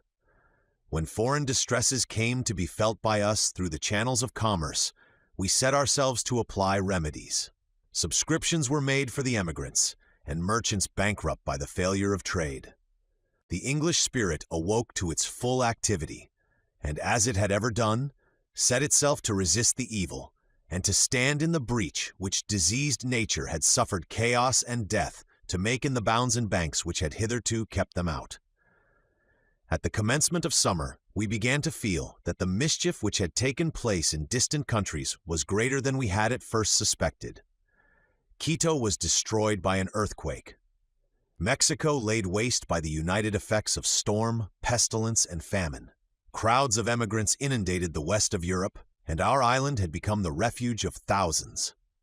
In the meantime, Ryland had been chosen protector. He had sought this office with eagerness, under the idea of turning his whole forces to the suppression of the privileged orders of our community. His measures were thwarted, and his schemes interrupted by this new state of things. Many of the foreigners were utterly destitute, and their increasing numbers at length forbade a recourse to the usual modes of relief. Trade was stopped by the failure of the interchange of cargoes usual between us and America, India, Egypt, and Greece. A sudden break was made in the routine of our lives. In vain our protector and his partisans sought to conceal this truth. In vain, day after day, he appointed a period for the discussion of the new laws concerning hereditary rank and privilege. In vain, he endeavored to represent the evil as partial and temporary. These disasters came home to so many bosoms, and, through the various channels of commerce, were carried so entirely into every class and division of the community, that of necessity they became the first question in the state, the chief subjects to which we must turn our attention. Can it be true, each asked the other with wonder and dismay, that whole countries are laid waste, whole nations annihilated, by these disorders in nature? The vast cities of America, the fertile plains of Hindostan, the crowded abodes of the Chinese, are menaced with utter ruin. Where late the busy multitudes assembled for pleasure or profit, now only the sound of wailing and misery is heard. The air is empoisoned, and each human being inhales death. Even while in youth and health, their hopes are in the flower. We called to mind the plague of 1348, when it was calculated that a third of mankind had been destroyed. As yet Western Europe was uninfected. Would it always be so? Oh yes, it would. Countrymen, fear not. In the still uncultivated wilds of America, what wonder that among its other giant destroyers, plague should be numbered. It is of old a native of the East, sister of the tornado, the earthquake, and the simoon. Child of the sun and nursling of the tropics, it would expire in these climes. It drinks the dark blood of the inhabitant of the South, but it never feasts on the pale-faced Celt. If perchance some stricken Asiatic come among us, plague dies with him, uncommunicated and innoxious. Let us weep for our brethren, though we can never experience their reverse. Let us lament over and assist the children of the garden of the earth. Late we envied their abodes, their spicy groves, fertile plains, and abundant loveliness. But in this mortal life extremes are always matched. The thorn grows with the rose, the poison tree and the cinnamon mingle their boughs. Persia, with its cloth of gold, marble halls, and infinite wealth, is now a tomb. The tent of the Arab is fallen in the sands, and his horse spurns the ground unbridled and unsaddled. The voice of lamentation fills the valley of Kashmir. Its dells and woods, its cool fountains, and gardens of roses are polluted by the dead. In Circassia and Georgia, the spirit of beauty weeps over the ruin of its favorite temple, the form of woman. Our own distresses, though they were occasioned by the fictitious reciprocity of commerce, increased in due proportion. Bankers, merchants, and manufacturers whose trade depended on exports and interchange of wealth became bankrupt. Such things, when they happen singly, affect only the immediate parties. But the prosperity of the nation was now shaken by frequent and extensive losses. Families, bred in opulence and luxury, were reduced to beggary. The very state of peace in which we gloried was injurious. There were no means of employing the idle or of sending any overplus of population out of the country. Even the source of colonies was dried up, for in New Holland, Van Diemen's Land, and the Cape of Good Hope, plague raged. Oh, for some medicinal vial to purge unwholesome nature and bring back the earth to its accustomed health. Ryland was a man of strong intellects and quick and sound decision in the usual course of things, but he stood aghast at the multitude of evils that gathered round us. Must he tax the landed interest to assist our commercial population? To do this, he must gain the favor of the chief landholders, the nobility of the country, and these were his vowed enemies. He must conciliate them by abandoning his favorite scheme of equalization. He must confirm them in their manorial rights. He must sell his cherished plans for the permanent good of his country, for temporary relief. He must aim no more at the dear object of his ambition. Throwing his arms aside, he must for present ends give up the ultimate object of his endeavors. He came to Windsor to consult with us. Every day added to his difficulties. The arrival of fresh vessels with emigrants, the total cessation of commerce, the starving multitude that thronged around the palace of the Protectorate were circumstances not to be tampered with. The blow was struck. The aristocracy obtained all they wished, and they subscribed to a 12-months bill, which levied 20% on all the rent rolls of the country. Calm was now restored to the metropolis and to the populous cities, before driven to desperation, and we returned to the consideration of distant calamities, wondering if the future would bring any alleviation to their excess. It was August, so there could be small hope of relief during the heats. On the contrary, the disease gained virulence, while starvation did its accustomed work. Thousands died unlamented, for beside the yet warm corpse the mourner was stretched, made mute by death. On the 18th of this month, news arrived in London that the plague was in France and Italy. These tidings were at first whispered about town, but no one dared express aloud the soul-quailing intelligence. When any one met a friend in the street, he only cried as he hurried on, "You know!" while the other, with an ejaculation of fear and horror, would answer, "What will become of us?" At length it was mentioned in the newspapers. The paragraph was inserted in an obscure part. "We regret to state that there can be no longer a doubt of the plague having been introduced at Leghorn, Genoa, and Marseilles." No word of comment followed. Each reader made his own fearful one. We were as a man who hears that his house is burning, and yet hurries through the streets, borne along by a lurking hope of a mistake, till he turns the corner and sees his sheltering roof enveloped in a flame. Before it had been a rumor, but now in words unerasable, in definite and undeniable print, the knowledge went forth. Its obscurity of situation rendered it the more conspicuous. The diminutive letters grew gigantic to the bewildered eye of fear. They seemed graven with a pen of iron, impressed by fire, woven in the clouds, stamped on the very front of the universe. The English, whether travelers or residents, came pouring in one great revulsive stream, back on their own country, and with them crowds of Italians and Spaniards. Our little island was filled even to bursting.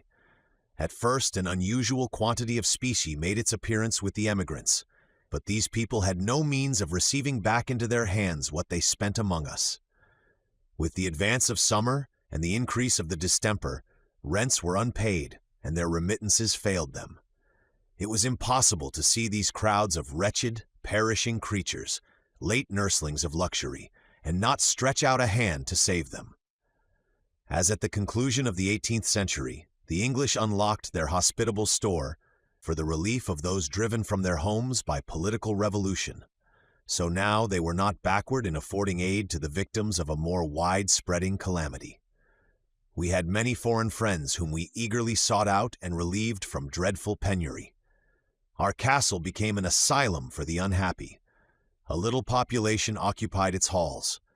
The revenue of its possessor, which had always found a mode of expenditure congenial to his generous nature, was now attended to more parsimoniously, that it might embrace a wider portion of utility. It was not, however, money, except partially, but the necessaries of life that became scarce. It was difficult to find an immediate remedy. The usual one of imports was entirely cut off. In this emergency, to feed the very people to whom we had given refuge, we were obliged to yield to the plow and the mattock our pleasure grounds and parks. Livestock diminished sensibly in the country, from the effects of the great demand in the market. Even the poor deer, our antlered protégés, were obliged to fall for the sake of worthier pensioners. The labor necessary to bring the lands to this sort of culture employed and fed the offcasts of the diminished manufactories. Adrian did not rest only with the exertions he could make with regard to his own possessions. He addressed himself to the wealthy of the land. He made proposals in Parliament little adapted to please the rich, but his earnest pleadings and benevolent eloquence were irresistible. To give up their pleasure grounds to the agriculturist, to diminish sensibly the number of horses kept for the purposes of luxury throughout the country, were means obvious, but unpleasing. Yet to the honor of the English be it recorded, that although natural disinclination made them delay a while, yet when the misery of their fellow creatures became glaring, and enthusiastic generosity inspired their decrees. The most luxurious were often the first to part with their indulgencies. As is common in communities, a fashion was set. The high-born ladies of the country would have deemed themselves disgraced if they had now enjoyed what they before called a necessary, the ease of a carriage. Chairs, as in olden time, and Indian palanquins were introduced for the infirm, but else it was nothing singular to see females of rank going on foot to places of fashionable resort. It was more common for all who possessed landed property to secede to their estates, attended by whole troops of the indigent, to cut down their woods to erect temporary dwellings, and to portion out their parks, parterres, and flower gardens to necessitous families. Many of these, of high rank in their own countries, now, with hoe in hand, turned up the soil. It was found necessary at last to check the spirit of sacrifice and to remind those whose generosity proceeded to lavish waste, that until the present state of things became permanent, of which there was no likelihood, it was wrong to carry change so far as to make a reaction difficult. Experience demonstrated that in a year or two pestilence would cease.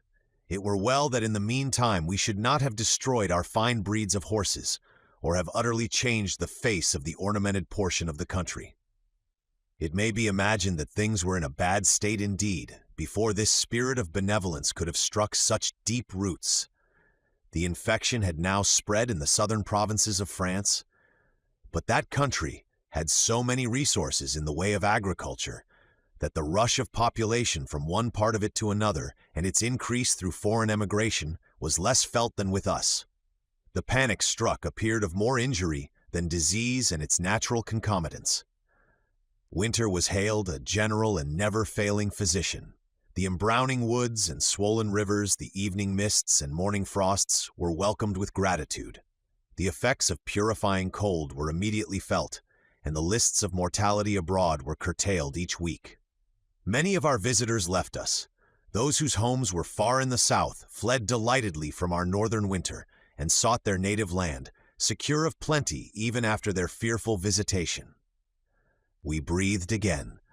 What the coming summer would bring we knew not, but the present months were our own, and our hopes of a cessation of pestilence were high. Chapter 6. I have lingered thus long on the extreme bank, the wasting shoal that stretched into the stream of life, dallying with the shadow of death. Thus long, I have cradled my heart in retrospection of past happiness, when hope was. Why not forever thus? I am not immortal, and the thread of my history might be spun out to the limits of my existence. But the same sentiment that first led me to portray scenes replete with tender recollections now bids me hurry on. The same yearning of this warm, panting heart that has made me in written words record my vagabond youth, my serene manhood, and the passions of my soul, makes me now recoil from further delay. I must complete my work. Here then I stand, as I said, beside the fleet waters of the flowing years, and now away. Spread the sail, and strain with oar, hurrying by dark impending crags, adown steep rapids, even to the sea of desolation I have reached. Yet one moment, one brief interval before I put from shore. Once again, let me fancy myself as I was in 2094 in my abode at Windsor. Let me close my eyes and imagine that the immeasurable boughs of its oaks still shadow me, its castle walls anear. Let fancy portray the joyous scene of the 20th of June, such as even now my aching heart recalls it. Circumstances had called me to London. Here I heard talk that symptoms of the plague had occurred in hospitals of that city. I returned to Windsor. My brow was clouded, my heart heavy. I entered the little park, as was my custom at the Frogmore Gate on my way to the castle. A great part of these grounds had been given to cultivation, and strips of potato land and corn were scattered here and there. The rooks cawed loudly in the trees above. Mixed with their hoarse cries, I heard a lively strain of music. It was Alfred's birthday. The young people, the Etonians and children of the neighboring gentry, held a mock fair to which all the country people were invited. The park was speckled by tents, whose flaunting colors and gaudy flags waving in the sunshine added to the gaiety of the scene. On a platform erected beneath the terrace, a number of the younger part of the assembly were dancing. I leaned against a tree to observe them. The band played the wild Eastern air of Weber introduced in Aban Hassan. Its volatile notes gave wings to the feet of the dancers, while the lookers-on unconsciously beat time. At first the tripping measure lifted my spirit with it, and for a moment my eyes gladly followed the mazes of the dance. The revulsion of thought passed like keen steel to my heart. Ye are all going to die, I thought. Already your tomb is built up around you. A while, because you are gifted with agility and strength, you fancy that you live, but frail is the bower of flesh that encaskets life, dissoluble the silver cord that binds you to it. The joyous soul, charioted from pleasure to pleasure by the graceful mechanism of well-formed limbs, will suddenly feel the axle-tree give way, and spring and wheel dissolve in dust. Not one of you, O fated crowd, can escape. Not one. Not my own ones. Not my Idris and her babes. Horror and misery. Already the gay dance vanished. The green sward was strewn with corpses. The blue air above became fetid with deathly exhalations. Shriek, ye clarions! Ye loud trumpets, howl! Pile dirge on dirge, rouse the funereal chords, let the air ring with dire wailing, let wild discord rush on the wings of the wind. Already I hear it, while guardian angels, attendant on humanity, their task achieved, hasten away, and their departure is announced by melancholy strains. Faces all unseemly with weeping, forced open my lids. Faster and faster many groups of these woe-begone countenances thronged around, exhibiting every variety of wretchedness. Well-known faces mingled with the distorted creations of fancy. Ashy pale, Raymond and Perdita sat apart, looking on with sad smiles. Adrian's countenance flitted across, tainted by death. Idris, with eyes languidly closed and livid lips, was about to slide into the wide grave. The confusion grew. Their looks of sorrow changed to mockery. They nodded their heads in time to the music, whose clang became maddening. I felt that this was insanity. I sprang forward to throw it off. I rushed into the midst of the crowd. Idris saw me. With light step she advanced. As I folded her in my arms, feeling as I did, that I thus enclosed what was to me a world, yet frail as the water drop which the noonday sun will drink from the water lily's cup. Tears filled my eyes, unwont to be thus moistened. The joyful welcome of my boys, the soft gratulation of Clara, the pressure of Adrian's hand contributed to unman me. I felt that they were near, that they were safe, yet methought this was all deceit. The earth reeled, the firm and rooted trees moved. Dizziness came over me. I sank to the ground.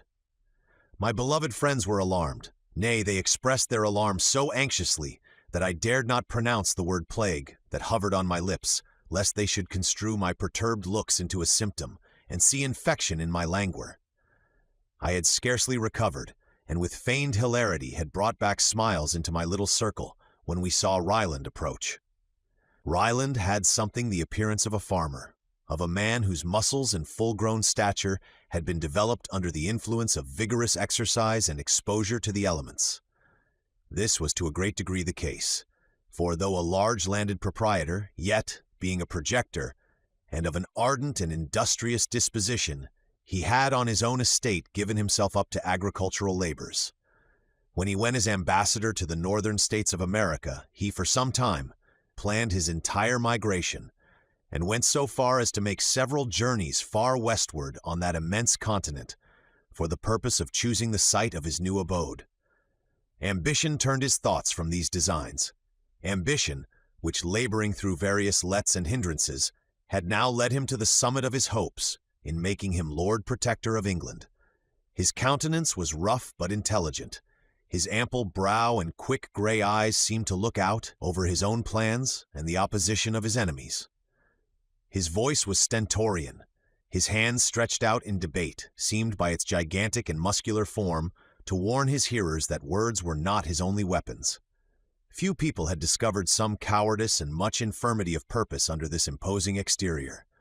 No man could crush a butterfly on the wheel with better effect. No man better cover a speedy retreat from a powerful adversary. This had been the secret of his secession at the time of Lord Raymond's election. In the unsteady glance of his eye, in his extreme desire to learn the opinions of all, in the feebleness of his handwriting, these qualities might be obscurely traced, but they were not generally known. He was now our Lord Protector. He had canvassed eagerly for this post. His protectorate was to be distinguished by every kind of innovation on the aristocracy. This his selected task was exchanged for the far different one of encountering the ruin caused by the convulsions of physical nature. He was incapable of meeting these evils by any comprehensive system. He had resorted to expedient after expedient, and could never be induced to put a remedy in force till it came too late to be of use. Certainly the Ryland that advanced towards us now bore small resemblance to the powerful, ironical, seemingly fearless canvasser for the first rank among Englishmen. Our native oak, as his partisans called him, was visited truly by a nipping winter. He scarcely appeared half his usual height. His joints were unknit, his limbs would not support him. His face was contracted, his eye wandering. Debility of purpose and dastard fear were expressed in every gesture. In answer to our eager questions, one word alone fell, as it were involuntarily, from his convulsed lips: the plague. Where? Everywhere. We must fly, all fly, but whither? No man can tell. There is no refuge on earth. Fly. It comes on us like 1,000 packs of wolves. We must all fly. Where shall you go? Where can any of us go? These words were syllabled trembling by the Iron Man. Adrian replied, Whither indeed would you fly? We must all remain and do our best to help our suffering fellow creatures. Help, said Ryland. There is no help. Great God, who talks of help? All the world has the plague. Then to avoid it we must quit the world, observed Adrian with a gentle smile. Ryland groaned. Cold drops stood on his brow. It was useless to oppose his paroxysm of terror, but we soothed and encouraged him, so that after an interval he was better able to explain to us the ground of his alarm. It had come sufficiently home to him. One of his servants, while waiting on him, had suddenly fallen down dead. The physician declared that he died of the plague. We endeavored to calm him, but our own hearts were not calm.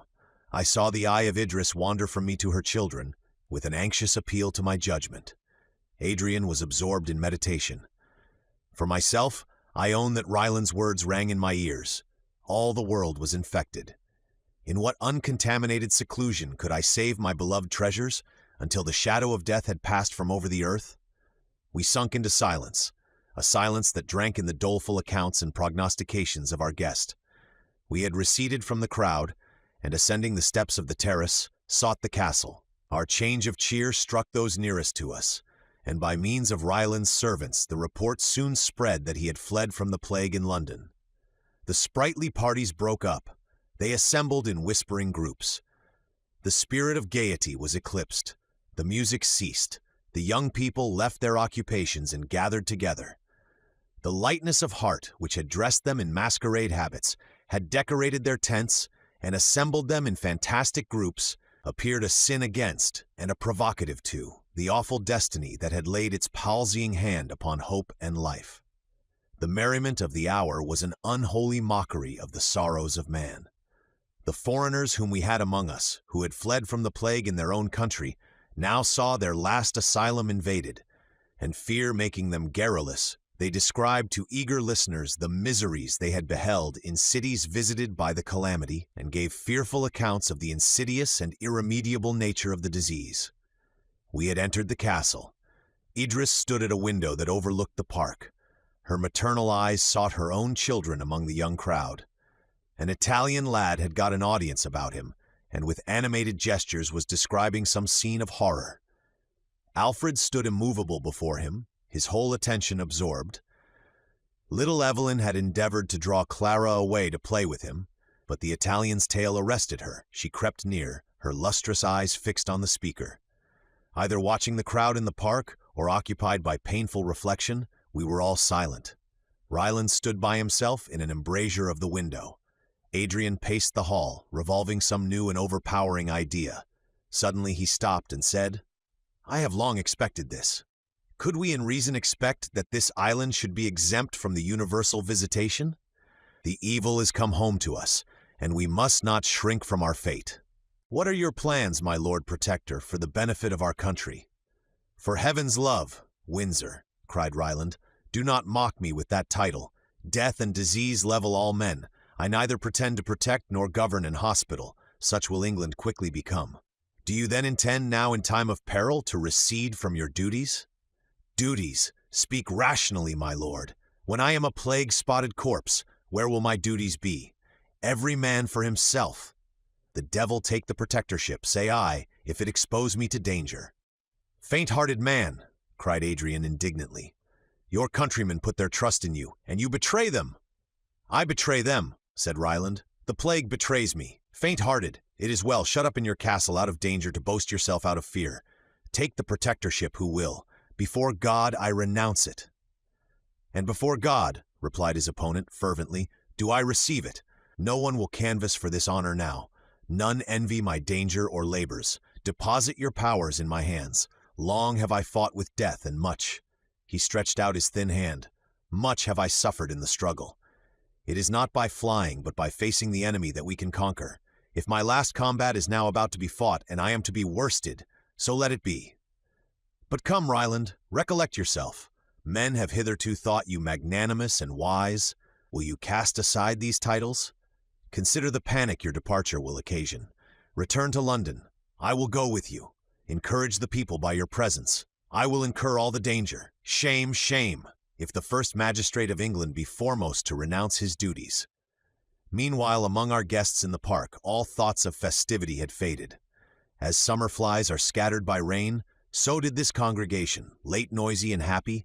In sadness and melancholy murmurs break up, dwindling away apace. With the set sun and the deepening twilight, the park became nearly empty. Adrian and Ryland were still in earnest discussion. We had prepared a banquet for our guests in the lower hall of the castle, and thither Idris and I repaired to receive and entertain the few that remained. There is nothing more melancholy than a merry meeting thus turned to sorrow. The gala dresses, the decorations, gay as they might otherwise be, receive a solemn and funereal appearance. If such change be painful from lighter causes, it weighed with intolerable heaviness from the knowledge that the earth's desolator had at last, even as an arch-fiend, lightly overleaped the boundaries our precautions raised, and at once enthroned himself in the full and beating heart of our country. Idris sat at the top of the half-empty hall. Pale and tearful, she almost forgot her duties as hostess. Her eyes were fixed on her children. Alfred's serious air showed that he still revolved the tragic story related by the Italian boy. Evelyn was the only mirthful creature present. He sat on Clara's lap, and making matter of glee from his own fancies, laughed aloud. The vaulted roof echoed again his infant tone. The poor mother, who had brooded long over and suppressed the expression of her anguish, now burst into tears, and folding her babe in her arms, hurried from the hall. Clara and Alfred followed, while the rest of the company, in confused murmur which grew louder and louder, gave voice to their many fears. The younger part gathered round me to ask my advice, and those who had friends in London were anxious beyond the rest to ascertain the present extent of disease in the metropolis. I encouraged them with such thoughts of cheer as presented themselves. I told them exceedingly few deaths had yet been occasioned by pestilence, and gave them hopes, as we were the last visited, so the calamity might have lost its most venomous power before it had reached us. The cleanliness, habits of order, and the manner in which our cities were built were all in our favor.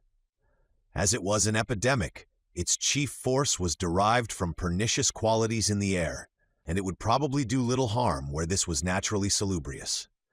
At first I had spoken only to those nearest me, but the whole assembly gathered about me, and I found that I was listened to by all. "My friends," I said, "our risk is common. Our precautions and exertions shall be common also. If manly courage and resistance can save us, we will be saved. We will fight the enemy to the last. Plague shall not find us a ready prey. We will dispute every inch of ground, and, by methodical and inflexible laws, pile invincible barriers to the progress of our foe. Perhaps in no part of the world has she met with so systematic and determined an opposition. Perhaps no country is naturally so well protected against our invader, nor has nature anywhere been so well assisted by the hand of man. We will not despair. We are neither cowards nor fatalists, but believing that God has placed the means for our preservation in our own hands, we will use those means to our utmost. Remember that cleanliness, sobriety, and even good humor and benevolence are our best medicines." There was little I could add to this general exhortation, for the plague, though in London, was not among us. I dismissed the guests, therefore, and they went thoughtful, more than sad, to await the events in store for them. I now sought Adrian, anxious to hear the result of his discussion with Ryland. He had in part prevailed.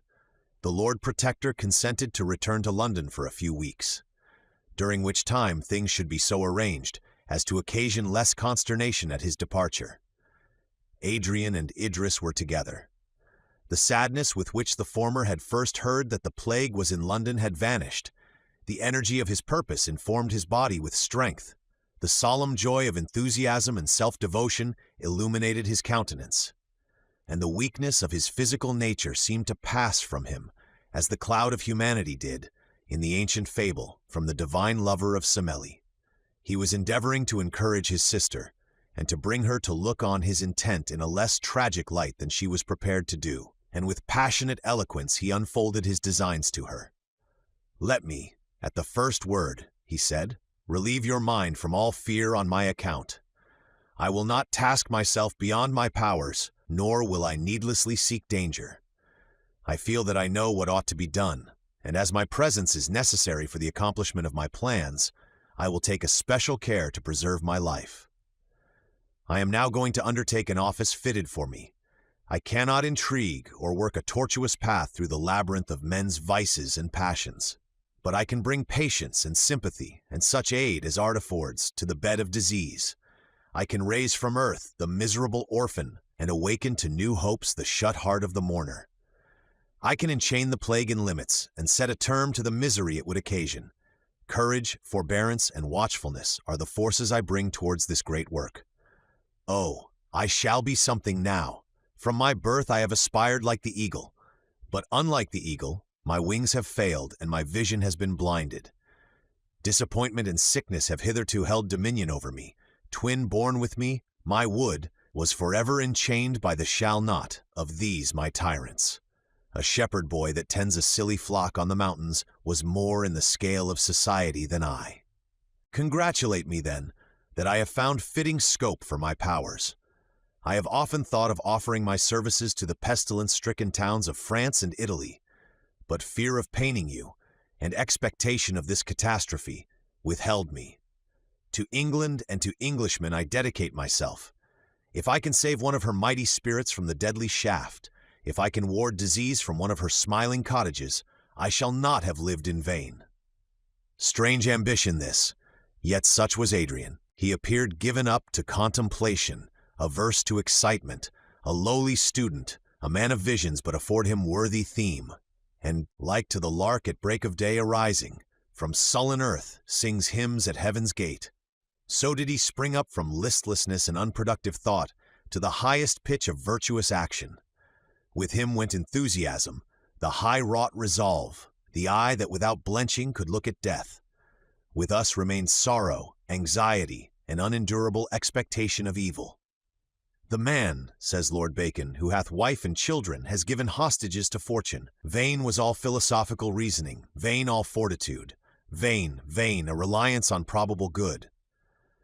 I might heap high the scale with logic, courage, and resignation, But let one fear for Idris and our children enter the opposite one, and, overweight, it kicked the beam. The plague was in London. Fools that we were not long ago to have foreseen this. We wept over the ruin of the boundless continents of the East and the desolation of the Western world, while we fancied that the little channel between our island and the rest of the earth was to preserve us alive among the dead. It were no mighty leap, methinks, from Calais to Dover. The eye easily discerns the sister land. They were united once, and the little path that runs between looks in a map but as a trodden footway through high grass.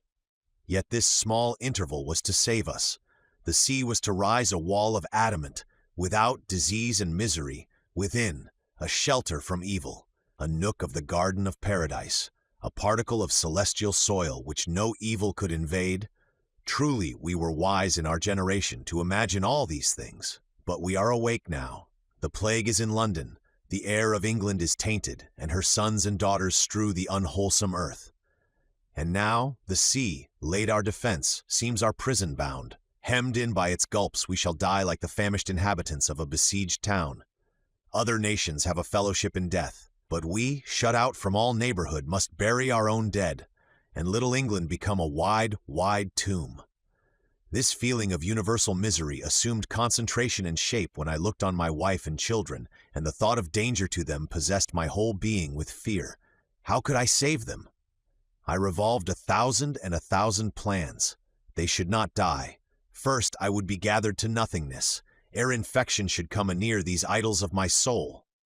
I would walk barefoot through the world to find an uninfected spot.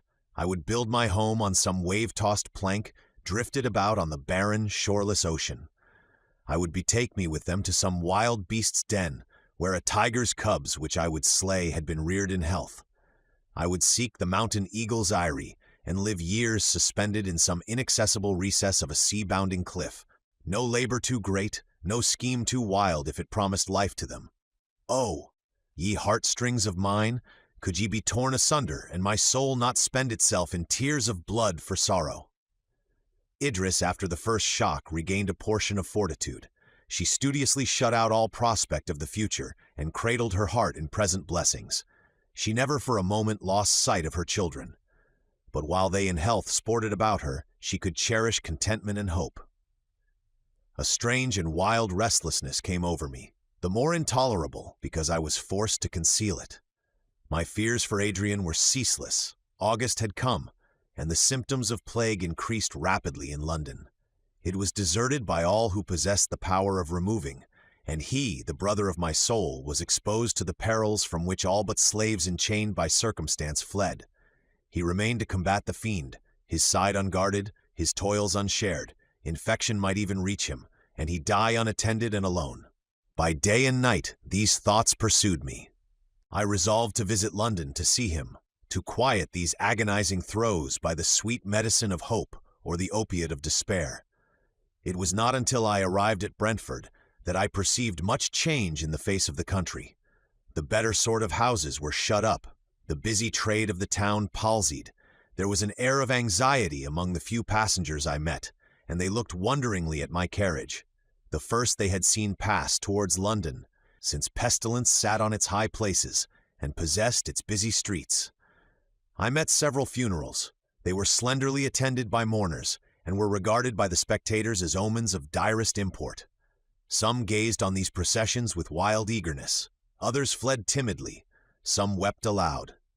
Adrian's chief endeavor, after the immediate succor of the sick, had been to disguise the symptoms and progress of the plague from the inhabitants of London. He knew that fear and melancholy forebodings were powerful assistants to disease, that desponding and brooding care rendered the physical nature of man peculiarly susceptible of infection. No unseemly sights were therefore discernible. The shops were in general open, the concourse of passengers in some degree kept up. But although the appearance of an infected town was avoided, to me, who had not beheld it since the commencement of the visitation, London appeared sufficiently changed. There were no carriages, and grass had sprung high in the streets. The houses had a desolate look. Most of the shutters were closed, and there was a ghast and frightened stare in the persons I met, very different from the usual business-like demeanor of the Londoners. My solitary carriage attracted notice. as it rattled along towards the protectoral palace, and the fashionable streets leading to it wore a still more dreary and deserted appearance. I found Adrian's antechamber crowded. It was his hour for giving audience. I was unwilling to disturb his labors, and waited, watching the ingress and egress of the petitioners. They consisted of people of the middling and lower classes of society, whose means of subsistence failed with the cessation of trade, and of the busy spirit of money-making in all its branches, peculiar to our country. There was an air of anxiety, sometimes of terror in the newcomers, strongly contrasted with the resigned and even satisfied mind of those who had had audience. I could read the influence of my friend in their quickened motions and cheerful faces. 2 o'clock struck, after which none were admitted. Those who had been disappointed went sullenly or sorrowfully away, while I entered the audience chamber. I was struck by the improvement that appeared in the health of Adrian. He was no longer bent to the ground, like an overnursed flower of spring, that, shooting up beyond its strength, is weighed down even by its own coronal of blossoms. His eyes were bright, his countenance composed. An air of concentrated energy was diffused over his whole person, much unlike its former languor. He sat at a table with several secretaries, who were arranging petitions or registering the notes made during that day's audience. 2 or 3 petitioners were still in attendance. I admired his justice and patience. Those who possessed a power of living out of London he advised immediately to quit it, affording them the means of so doing. Others, whose trade was beneficial to the city, or who possessed no other refuge, he provided with advice for better avoiding the epidemic. Relieving overloaded families, supplying the gaps made in others by death. Order, comfort, and even health rose under his influence, as from the touch of a magician's wand. "I am glad you are come," he said to me when we were at last alone. "I can only spare a few minutes, and must tell you much in that time. The plague is now in progress. It is useless closing one's eyes to the fact. The deaths increase each week. What will come I cannot guess. As yet, thank God, I am equal to the government of the town, and I look only to the present. Ryland, whom I have so long detained, has stipulated that I shall suffer him to depart before the end of this month. The deputy appointed by Parliament is dead. Another, therefore, must be named.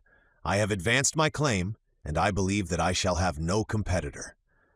Tonight the question is to be decided, as there is a call of the House for the purpose.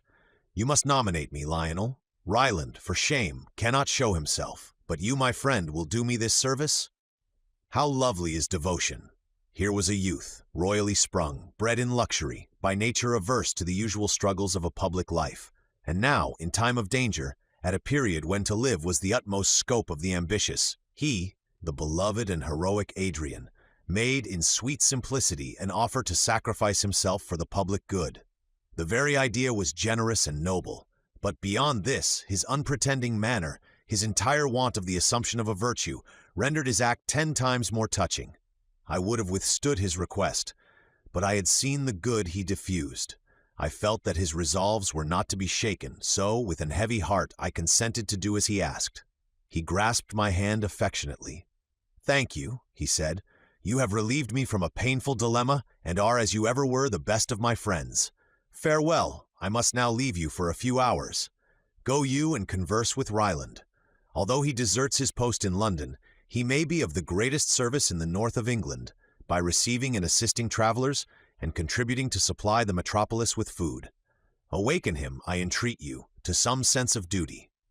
Adrian left me, as I afterwards learnt, upon his daily task of visiting the hospitals and inspecting the crowded parts of London. I found Ryland much altered, even from what he had been when he visited Windsor. Perpetual fear had jaundiced his complexion and shriveled his whole person. I told him of the business of the evening, and a smile relaxed the contracted muscles. He desired to go. Each day he expected to be infected by pestilence. Each day he was unable to resist the gentle violence of Adrian's detention. The moment Adrian should be legally elected his deputy, he would escape to safety. Under this impression he listened to all I said, and elevated almost to joy by the near prospect of his departure, he entered into a discussion concerning the plans he should adopt in his own county, forgetting, for the moment, his cherished resolution of shutting himself up from all communication in the mansion and grounds of his estate. In the evening, Adrian and I proceeded to Westminster. As we went, he reminded me of what I was to say and do, yet, strange to say, I entered the chamber without having once reflected on my purpose. Adrian remained in the coffee room, while I, in compliance with his desire, took my seat in St. Stephen's. There reigned unusual silence in the chamber.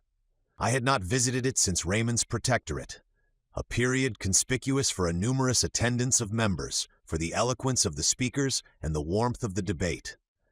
The benches were very empty. Those by custom occupied by the hereditary members were vacant. The city members were there, the members for the commercial towns, few landed proprietors, and not many of those who entered Parliament for the sake of a career.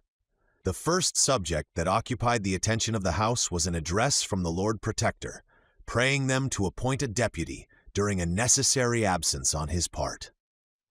A silence prevailed, till one of the members coming to me, whispered that the Earl of Windsor had sent him word that I was to move his election, in the absence of the person who had been first chosen for this office.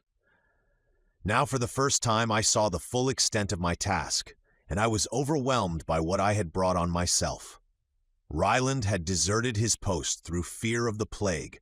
From the same fear Adrian had no competitor. And I, the nearest kinsman of the Earl of Windsor, was to propose his election. I was to thrust this selected and matchless friend into the post of danger. Impossible. The die was cast. I would offer myself as candidate. The few members who were present had come more for the sake of terminating the business by securing a legal attendance than under the idea of a debate. I had risen mechanically. My knees trembled. Irresolution hung on my voice, as I uttered a few words on the necessity of choosing a person adequate to the dangerous task in hand.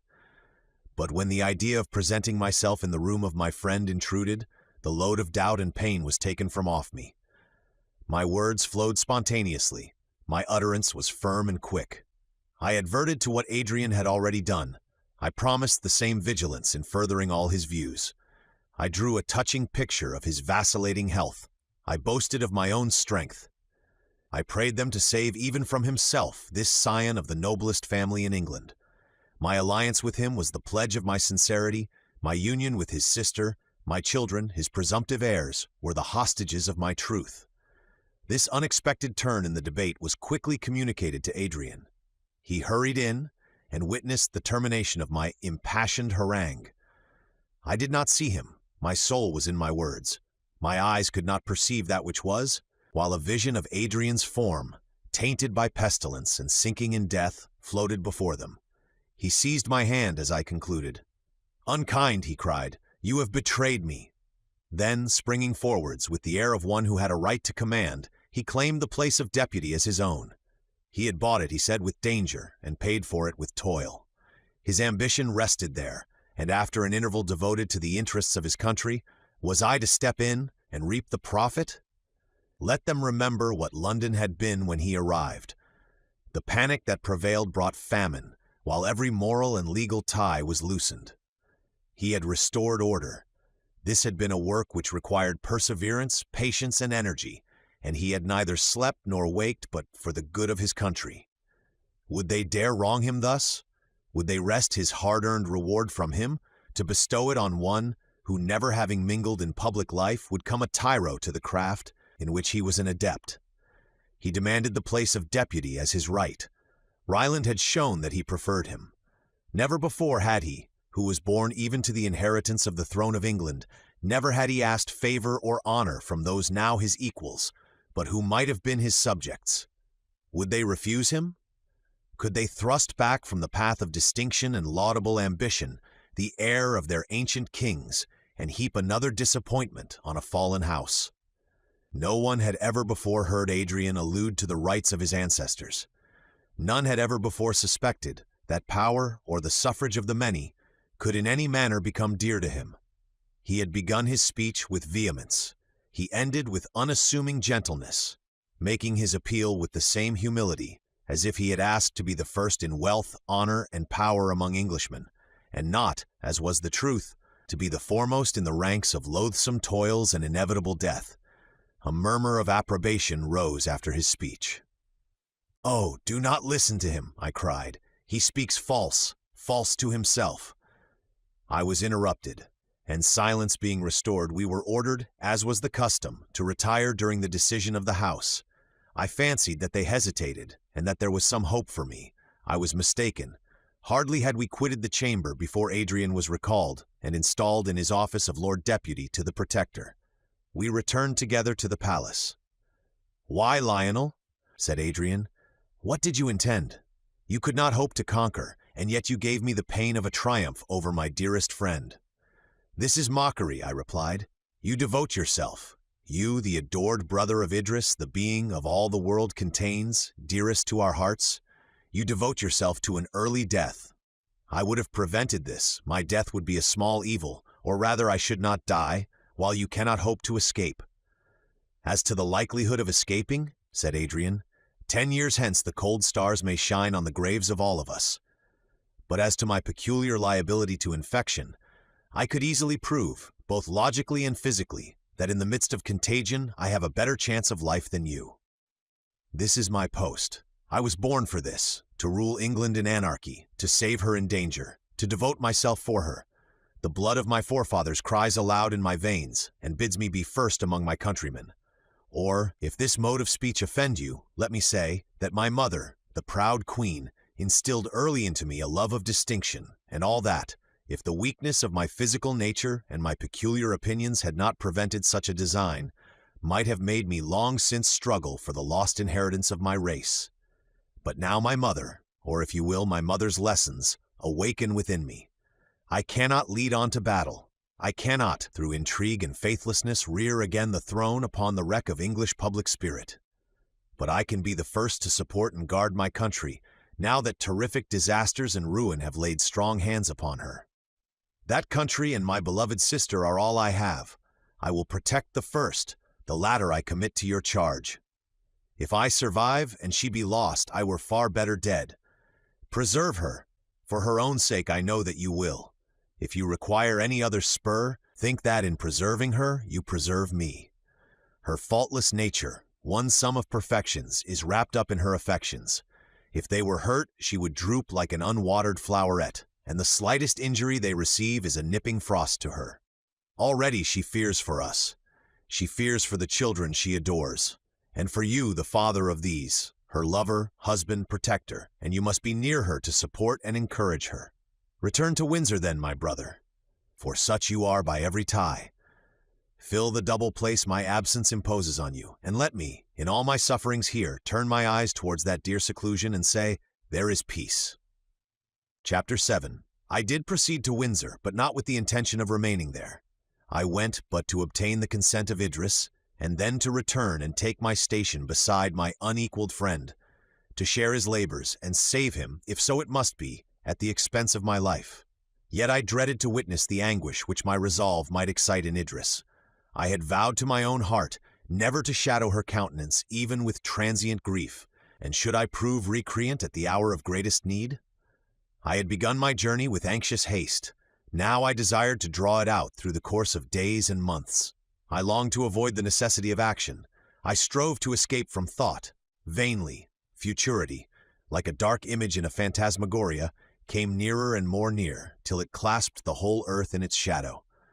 A slight circumstance induced me to alter my usual route, and to return home by Egham and Bishopgate. I alighted at Perdita's ancient abode, her cottage, and sending forward the carriage, determined to walk across the park to the castle.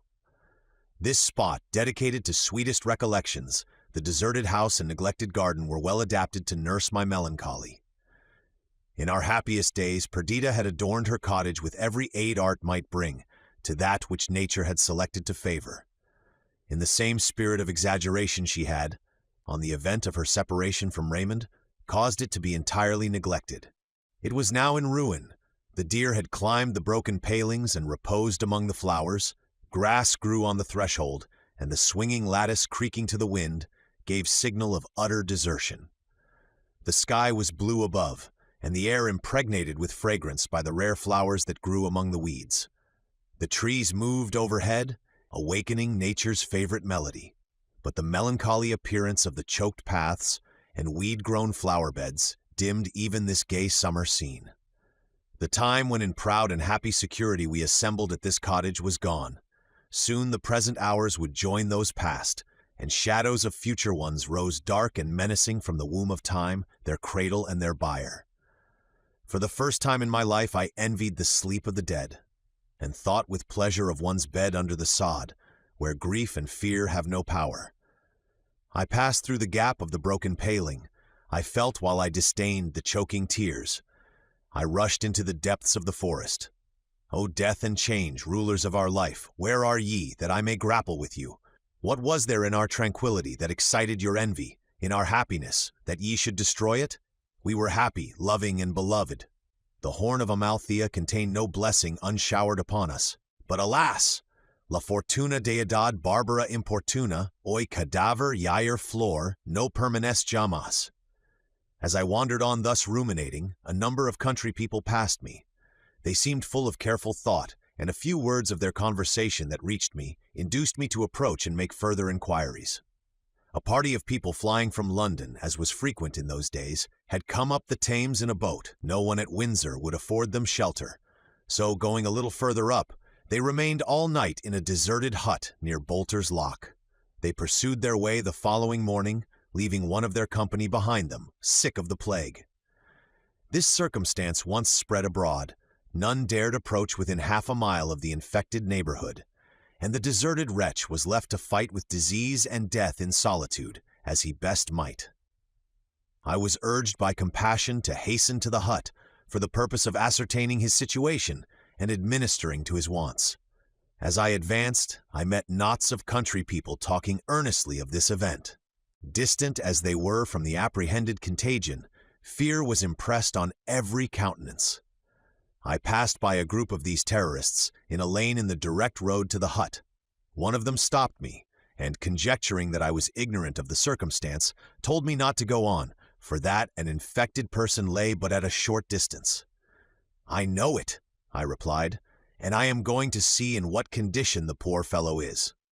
A murmur of surprise and horror ran through the assembly.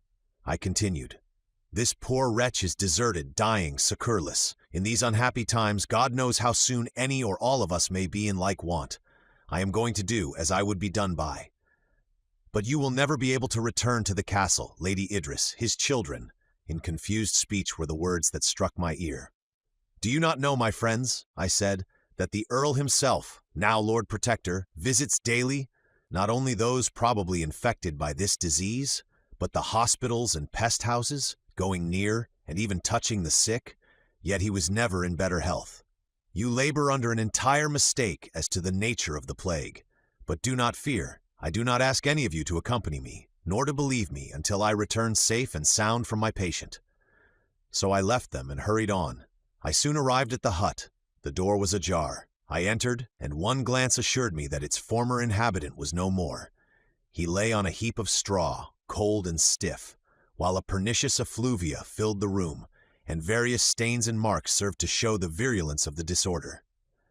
I had never before beheld one killed by pestilence. While every mind was full of dismay at its effects, a craving for excitement had led us to peruse Defoe's account and the masterly delineations of the author of Arthur Mervyn. The pictures drawn in these books were so vivid that we seemed to have experienced the results depicted by them. But cold were the sensations excited by words, burning though they were, and describing the death and misery of thousands, compared to what I felt in looking on the corpse of this unhappy stranger. This indeed was the plague. I raised his rigid limbs, I marked the distortion of his face, and the stony eyes lost to perception. As I was thus occupied, chill horror congealed my blood, making my flesh quiver and my hair to stand on end. Half insanely I spoke to the dead. "So the plague killed you," I muttered. "How came this? Was the coming painful? You look as if the enemy had tortured before he murdered you." And now I leapt up precipitately and escaped from the hut before nature could revoke her laws and inorganic words be breathed in answer from the lips of the departed. On returning through the lane, I saw at a distance the same assemblage of persons which I had left. They hurried away as soon as they saw me, My agitated mien added to their fear of coming near one who had entered within the verge of contagion. At a distance from facts, one draws conclusions which appear infallible, which yet, when put to the test of reality, vanish like unreal dreams. I had ridiculed the fears of my countrymen when they related to others. Now that they came home to myself, I paused. The Rubicon, I felt, was passed, and it behooved me well to reflect what I should do on this hither side of disease and danger. According to the vulgar superstition, my dress, my person, the air I breathed, bore in it mortal danger to myself and others. Should I return to the castle, to my wife and children, with this taint upon me? Not surely if I were infected, but I felt certain that I was not. A few hours would determine the question. I would spend these in the forest, in reflection on what was to come, and what my future actions were to be. In the feeling communicated to me by the sight of one struck by the plague, I forgot the events that had excited me so strongly in London. New and more painful prospects, by degrees, were cleared of the mist which had hitherto veiled them. The question was no longer whether I should share Adrian's toils and danger, but in what manner I could, in Windsor and the neighborhood, imitate the prudence and zeal which, under his government, produced order and plenty in London, and how, now pestilence had spread more widely, I could secure the health of my own family. I spread the whole earth out as a map before me. On no one spot of its surface could I put my finger and say, here is safety. In the south, the disease, virulent and immedicable, had nearly annihilated the race of man. Storm and inundation, poisonous winds and blights, filled up the measure of suffering. In the north it was worse. The lesser population gradually declined, and famine and plague kept watch on the survivors, who, helpless and feeble, were ready to fall an easy prey into their hands. I contracted my view to England. The overgrown metropolis, the great heart of mighty Britain, was pulseless. Commerce had ceased. All resort for ambition or pleasure was cut off. The streets were grass-grown, the houses empty. The few that from necessity remained seemed already branded with the taint of inevitable pestilence. In the larger manufacturing towns, the same tragedy was acted on a smaller yet more disastrous scale. There was no Adrian to superintend and direct, while whole flocks of the poor were struck and killed. Yet we were not all to die. No, truly, though thinned, the race of man would continue, and the great plague would, in after years, become matter of history and wonder. Doubtless this visitation was for extent unexampled. More need that we should work hard to dispute its progress, ere this men have gone out in sport and slain their thousands and tens of thousands. But now man had become a creature of price. The life of one of them was of more worth than the so-called treasures of kings. Look at his thought-endued countenance, his graceful limbs, his majestic brow, his wondrous mechanism. The type and model of this best work of God is not to be cast aside as a broken vessel. He shall be preserved, and his children and his children's children carry down the name and form of man to latest time. Above all, I must guard those entrusted by nature and fate to my especial care.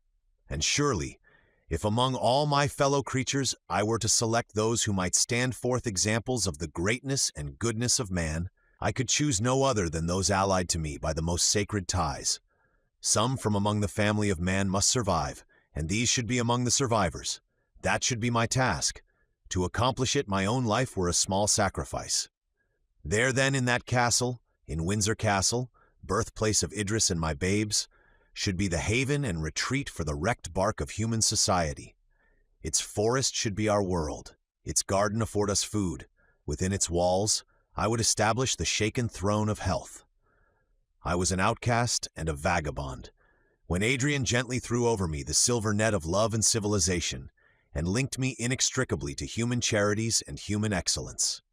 I was one who, though an aspirant after good and an ardent lover of wisdom, was yet unenrolled in any list of worth, when Idris, the princely born, who was herself the personification of all that was divine in woman, she who walked the earth like a poet's dream, as a carved goddess endued with sense, or pictured saint stepping from the canvas, she, the most worthy, chose me and gave me herself, a priceless gift. During several hours I continued thus to meditate, till hunger and fatigue brought me back to the passing hour, then marked by long shadows cast from the descending sun. I had wandered towards Bracknell, far to the west of Windsor. The feeling of perfect health which I enjoyed assured me that I was free from contagion. I remembered that Idris had been kept in ignorance of my proceedings. She might have heard of my return from London and my visit to Bolter's Lock, which, connected with my continued absence, might tend greatly to alarm her. I returned to Windsor by the long walk, and passing through the town towards the castle, I found it in a state of agitation and disturbance. "It is too late to be ambitious," says Sir Thomas Browne. "We cannot hope to live so long in our names as some have done in their persons. One face of Janus holds no proportion to the other." Upon this text many fanatics arose, who prophesied that the end of time was come. The spirit of superstition had birth from the wreck of our hopes, and antics wild and dangerous were played on the great theater, while the remaining particle of futurity dwindled into a point in the eyes of the prognosticators. Weak-spirited women died of fear as they listened to their denunciations. Men of robust form and seeming strength fell into idiocy and madness, racked by the dread of coming eternity. A man of this kind was now pouring forth his eloquent despair among the inhabitants of Windsor. The scene of the morning, and my visit to the dead, which had been spread abroad, had alarmed the country people, so they had become fit instruments to be played upon by a maniac. The poor wretch had lost his young wife and lovely infant by the plague. He was a mechanic, and rendered unable to attend to the occupation which supplied his necessities, famine was added to his other miseries. He left the chamber which contained his wife and child no more, but dead earth upon the earth. Wild with hunger, watching in grief, his diseased fancy made him believe himself sent by heaven to preach the end of time to the world. He entered the churches and foretold to the congregations their speedy removal to the vaults below. He appeared like the forgotten spirit of the time in the theaters, and bade the spectators go home and die. He had been seized and confined. He had escaped and wandered from London among the neighboring towns, and with frantic gestures and thrilling words, he unveiled to each their hidden fears, and gave voice to the soundless thought they dared not syllable. He stood under the arcade of the town hall of Windsor, and from this elevation harangued a trembling crowd. "Hear, O ye inhabitants of the earth," he cried. "Hear thou, all-seeing, but most pitiless heaven. Hear thou too, O tempest-tossed heart, which breathes out these words, yet faints beneath their meaning. Death is among us. The earth is beautiful and flower-bedecked, but she is our grave. The clouds of heaven weep for us. The pageantry of the stars is but our funeral torchlight. Gray-headed men, ye hoped for yet a few years in your long-known abode. But the lease is up, you must remove, children. Ye will never reach maturity. Even now the small grave is dug for ye. Mothers, clasp them in your arms. One death embraces you." Shuddering, he stretched out his hands. His eyes, cast up, seemed bursting from their sockets, while he appeared to follow shapes, to us invisible, in the yielding air. "There they are," he cried, "the dead. They rise in their shrouds and pass in silent procession towards the far land of their doom. Their bloodless lips move not. Their shadowy limbs are void of motion, while still they glide onwards. We come," he exclaimed, springing forwards. "For what should we wait? Haste, my friends, apparel yourselves in the court dress of death. Pestilence will usher you to his presence. Why thus long? They, the good, the wise, and the beloved, are gone before. Mothers, kiss you last. Husbands, protectors no more, lead on the partners of your death. Come, O come, while the dear ones are yet in sight, for soon they will pass away, and we never, never shall join them more." From such ravings as these he would suddenly become collected, and with unexaggerated but terrific words, paint the horrors of the time, describe with minute detail the effects of the plague on the human frame, and tell heartbreaking tales of the snapping of dear affinities, the gasping horror of despair over the deathbed of the last beloved, so that groans and even shrieks burst from the crowd. One man in particular stood in front, his eyes fixed on the prophet, his mouth open, his limbs rigid, while his face changed to various colors, yellow, blue, and green, through intense fear. The maniac caught his glance and turned his eye on him. One has heard of the gaze of the rattlesnake, which allures the trembling victim till he falls within his jaws. The maniac became composed. His person rose higher, Authority beamed from his countenance. He looked on the peasant, who began to tremble while he still gazed. His knees knocked together, his teeth chattered. He at last fell down in convulsions. "That man has the plague," said the maniac calmly. A shriek burst from the lips of the poor wretch, and then sudden motionlessness came over him. It was manifest to all that he was dead. Cries of horror filled the place. Everyone endeavored to effect his escape. In a few minutes the marketplace was cleared. The corpse lay on the ground, and the maniac, subdued and exhausted, sat beside it, leaning his gaunt cheek upon his thin hand. Soon some people, deputed by the magistrates, came to remove the body. The unfortunate being saw a jailer in each. He fled precipitately, while I passed onwards to the castle. Death, cruel and relentless, had entered these beloved walls. An old servant who had nursed Idris in infancy, and who lived with us more on the footing of a revered relative than a domestic, had gone a few days before to visit a daughter, married and settled in the neighborhood of London. On the night of her return, she sickened of the plague. From the haughty and unbending nature of the Countess of Windsor, Idris had few tender filial associations with her. This good woman had stood in the place of a mother, and her very deficiencies of education and knowledge, by rendering her humble and defenseless, endeared her to us. She was the especial favorite of the children. I found my poor girl, there is no exaggeration in the expression, wild with grief and dread. She hung over the patient in agony, which was not mitigated when her thoughts wandered towards her babes, for whom she feared infection. My arrival was like the newly discovered lamp of a lighthouse to sailors who are weathering some dangerous point. She deposited her appalling doubts in my hands. She relied on my judgment, and was comforted by my participation in her sorrow. Soon our poor nurse expired, and the anguish of suspense was changed to deep regret, which, though at first more painful, yet yielded with greater readiness to my consolations. Sleep, the sovereign balm, at length steeped her tearful eyes in forgetfulness. She slept, and quiet prevailed in the castle, whose inhabitants were hushed to repose. I was awake, and during the long hours of dead night, my busy thoughts worked in my brain like 10,000 mill wheels, rapid, acute, untamable. All slept, all England slept, and from my window, commanding a wide prospect of the star-illumined country, I saw the land stretched out in placid rest. I was awake, alive, while the brother of death possessed my race. What, if the more potent of these fraternal deities should obtain dominion over it? The silence of midnight, to speak truly, though apparently a paradox, rung in my ears. The solitude became intolerable. I placed my hand on the beating heart of Idris. I bent my head to catch the sound of her breath, to assure myself that she still existed. For a moment I doubted whether I should not awake her. So effeminate and horror ran through my frame. Great God, would it one day be thus? One day all extinct save myself, should I walk the earth alone? Were these warning voices, whose inarticulate and oracular sense forced belief upon me? Yet I would not call them voices of warning, that announce to us only the inevitable.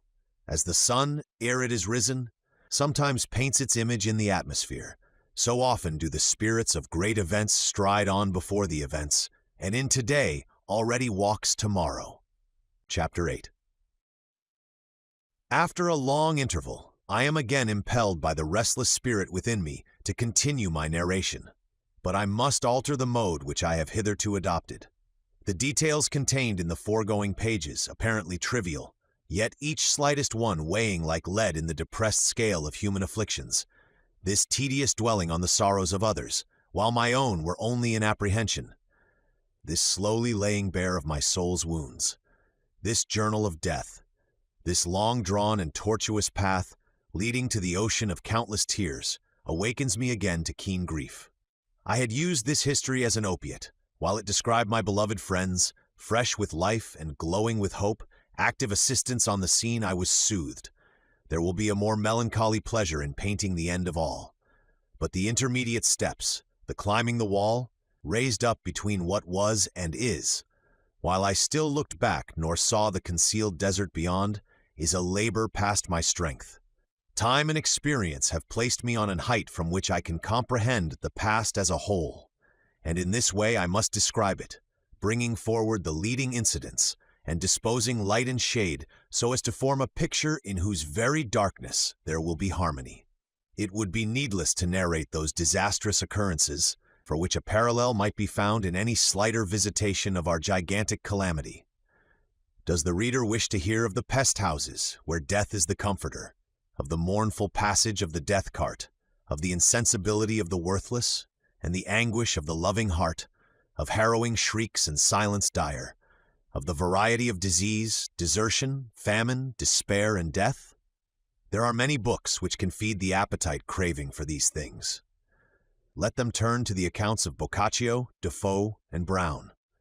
The vast annihilation that has swallowed all things, the voiceless solitude of the once busy earth, the lonely state of singleness which hems me in, has deprived even such details of their stinging reality, and mellowing the lurid tints of past anguish with poetic hues, I am able to escape from the mosaic of circumstance by perceiving and reflecting back the grouping and combined coloring of the past. I had returned from London possessed by the idea, with the intimate feeling that it was my first duty to secure, as well as I was able, the well-being of my family, and then to return and take my post beside Adrian. The events that immediately followed on my arrival at Windsor changed this view of things. The plague was not in London alone, it was everywhere. It came on us, as Ryland had said, like 1,000 packs of wolves, howling through the winter night, gaunt and fierce. When once disease was introduced into the rural districts, its effects appeared more horrible, more exigent, and more difficult to cure than in towns. There was a companionship in suffering there, and the neighbors keeping constant watch on each other, and inspired by the active benevolence of Adrian, succor was afforded, and the path of destruction smoothed. But in the country, among the scattered farmhouses, in lone cottages, in fields and barns, tragedies were acted harrowing to the soul, unseen, unheard, unnoticed. Medical aid was less easily procured, food was more difficult to obtain, and human beings, unwithheld by shame, for they were unbeheld of their fellows, ventured on deeds of greater wickedness, or gave way more readily to their abject fears. Deeds of heroism also occurred, whose very mention swells the heart and brings tears into the eyes. Such is human nature, that beauty and deformity are often closely linked. In reading history, we are chiefly struck by the generosity and self-devotion that follow close on the heels of crime, veiling with supernal flowers the stain of blood. Such acts were not wanting to adorn the grim train that waited on the progress of the plague. The inhabitants of Berkshire and Bucks had been long aware that the plague was in London, in Liverpool, Bristol, Manchester, York, in short, in all the more populous towns of England. They were not, however, the less astonished and dismayed when it appeared among themselves. They were impatient and angry in the midst of terror. They would do something to throw off the clinging evil, and, while in action, they fancied that a remedy was applied. The inhabitants of the smaller towns left their houses, pitched tents in the fields, wandering separate from each other, careless of hunger or the sky's inclemency, while they imagined that they avoided the death-dealing disease. The farmers and cottagers, on the contrary, struck with the fear of solitude and madly desirous of medical assistance, flocked into the towns. But winter was coming, and with winter, hope. In August, the plague had appeared in the country of England, and during September it made its ravages. Towards the end of October it dwindled away, and was in some degree replaced by a typhus of hardly less virulence. The autumn was warm and rainy. The infirm and sickly died off. Happy are they, many young people flushed with health and prosperity, made pale by wasting malady, became the inhabitants of the grave. The crop had failed, the bad corn and want of foreign wines added vigor to disease. Before Christmas half England was under water. The storms of the last winter were renewed, but the diminished shipping of this year caused us to feel less the tempests of the sea.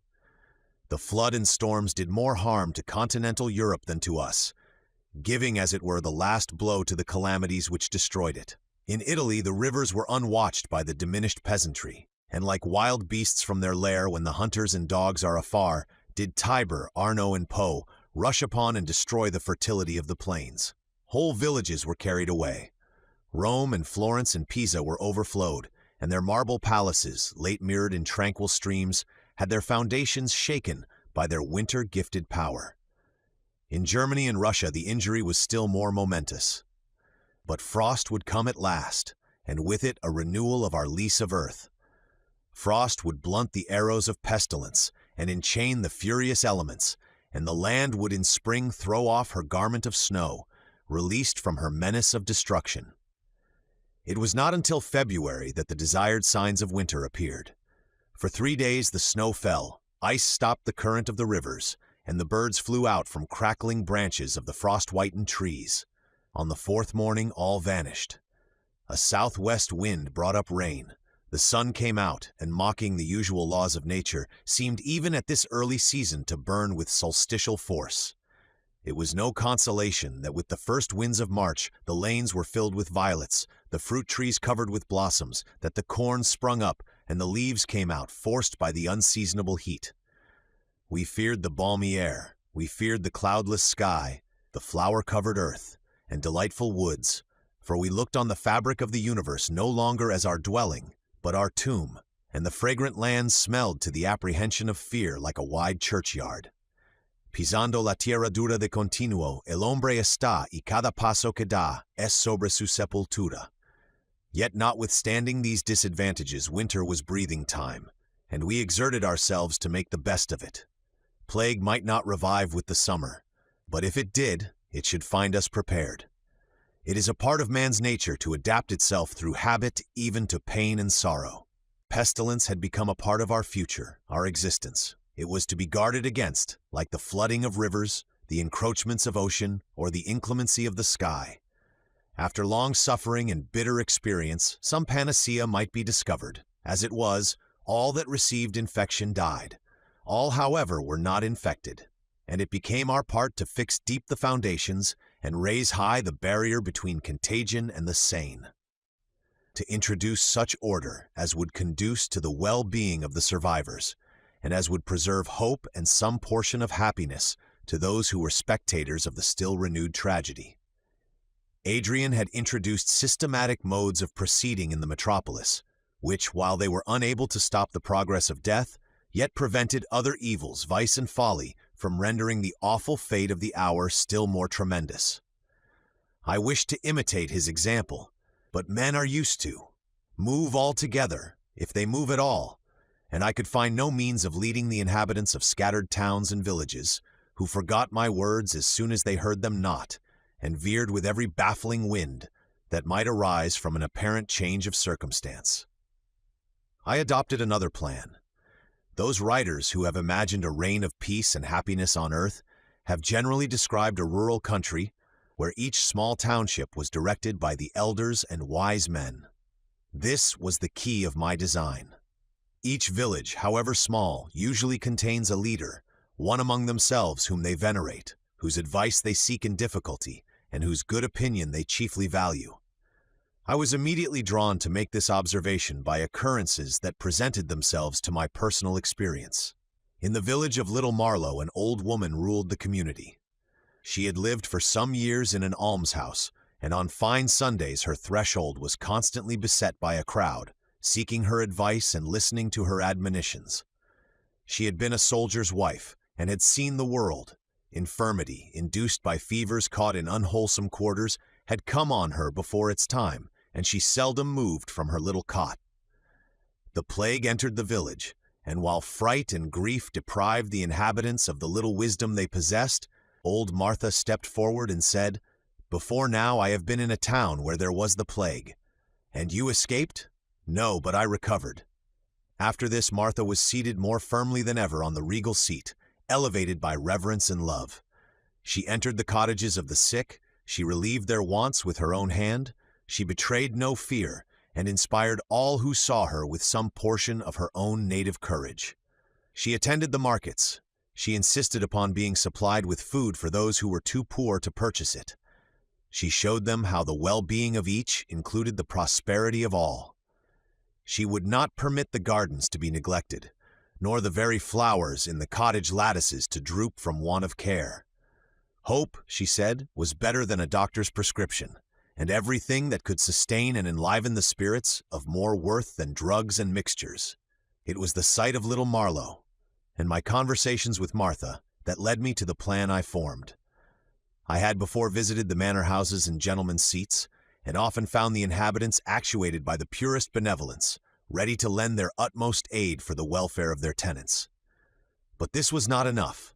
The intimate sympathy generated by similar hopes and fears, similar experience and pursuits, was wanting here. The poor perceived that the rich possessed other means of preservation than those which could be partaken of by themselves, seclusion, and, as far as circumstances permitted, freedom from care. They could not place reliance on them, but turned with tenfold dependence to the succor and advice of their equals. I resolved, therefore, to go from village to village, seeking out the rustic archon of the place, and by systematizing their exertions and enlightening their views, increase both their power and their use among their fellow cottagers. Many changes also now occurred in these spontaneous regal elections.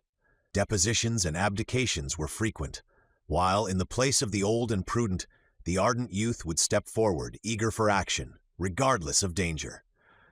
Often, too, the voice to which all listened was suddenly silenced, the helping hand cold, the sympathetic eye closed, and the villagers feared still more the death that had selected a choice victim, shivering in dust the heart that had beat for them, reducing to incommunicable annihilation the mind forever occupied with projects for their welfare. Whoever labors for man must often find ingratitude, watered by vice and folly, spring from the grain which he has sown. Death, which had in our younger days walked the earth like a thief that comes in the night, now rising from his subterranean vault, girt with power, with dark banner floating, came a conqueror. Many saw, seated above his viceregal throne, a supreme providence who directed his shafts and guided his progress, and they bowed their heads in resignation, or at least in obedience. Others perceived only a passing casualty. They endeavored to exchange terror for heedlessness, and plunged into licentiousness to avoid the agonizing throes of worst apprehension. Thus, while the wise, the good, and the prudent were occupied by the labors of benevolence, the truce of winter produced other effects among the young, the thoughtless, and the vicious. During the colder months, there was a general rush to London in search of amusement. The ties of public opinion were loosened. Many were rich, heretofore poor.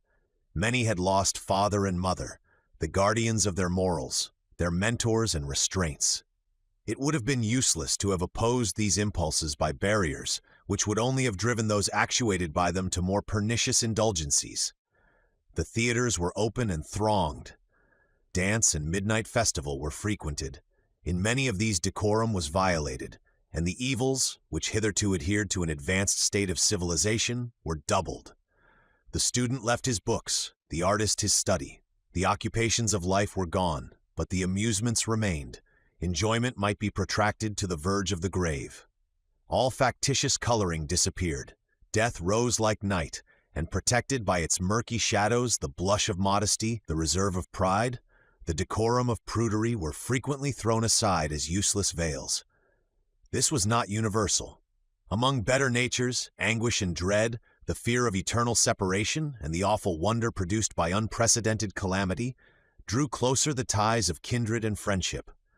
Philosophers opposed their principles, as barriers to the inundation of profligacy or despair, and the only ramparts to protect the invaded territory of human life.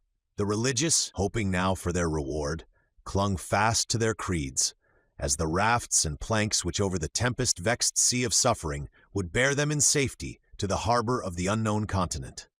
The loving heart, obliged to contract its view, bestowed its overflow of affection in triple portion on the few that remained. Yet, even among these, the present as an unalienable possession became all of time to which they dared commit the precious freight of their hopes. The experience of immemorial time had taught us formerly to count our enjoyments by years, and extend our prospect of life through a lengthened period of progression and decay. The long road threaded a vast labyrinth, and the valley of the shadow of death, in which it terminated, was hid by intervening objects. But an earthquake had changed the scene. Under our very feet the earth yawned. Deep and precipitous, the gulf below opened to receive us, while the hours charioted us towards the chasm. But it was winter now, and months must elapse before we are hurled from our security. We became ephemera, to whom the interval between the rising and setting sun was as a long-drawn year of common time. We should never see our children ripen into maturity, nor behold their downy cheeks roughen, their blithe hearts subdued by passion or care. But we had them now, they lived and we lived. What more could we desire? With such schooling did my poor Idris try to hush thronging fears, and in some measure succeeded.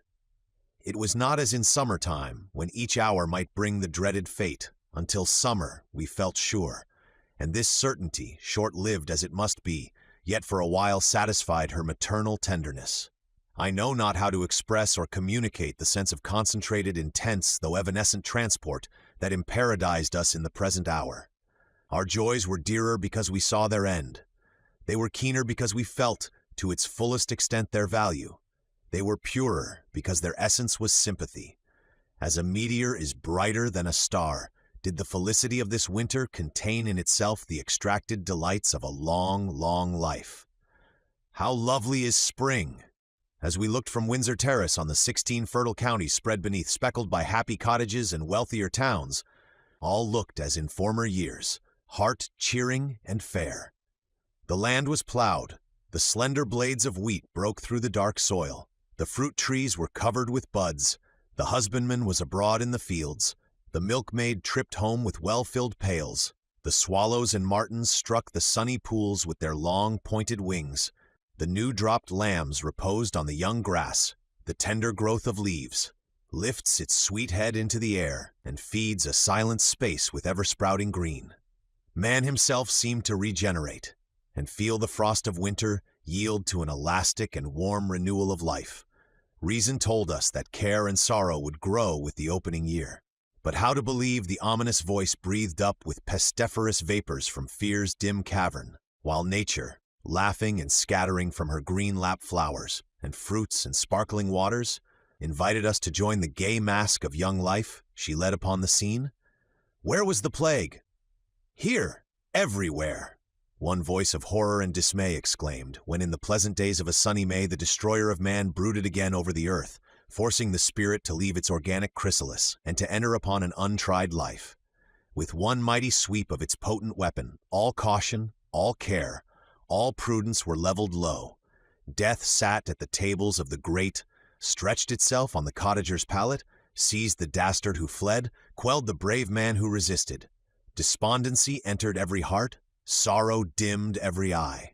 Sights of woe now became familiar to me, and were I to tell all of anguish and pain that I witnessed, of the despairing moans of age and the more terrible smiles of infancy in the bosom of horror, my reader, his limbs quivering and his hair on end, would wonder how I did not, seized with sudden frenzy, dash myself from some precipice, and so close my eyes forever on the sad end of the world.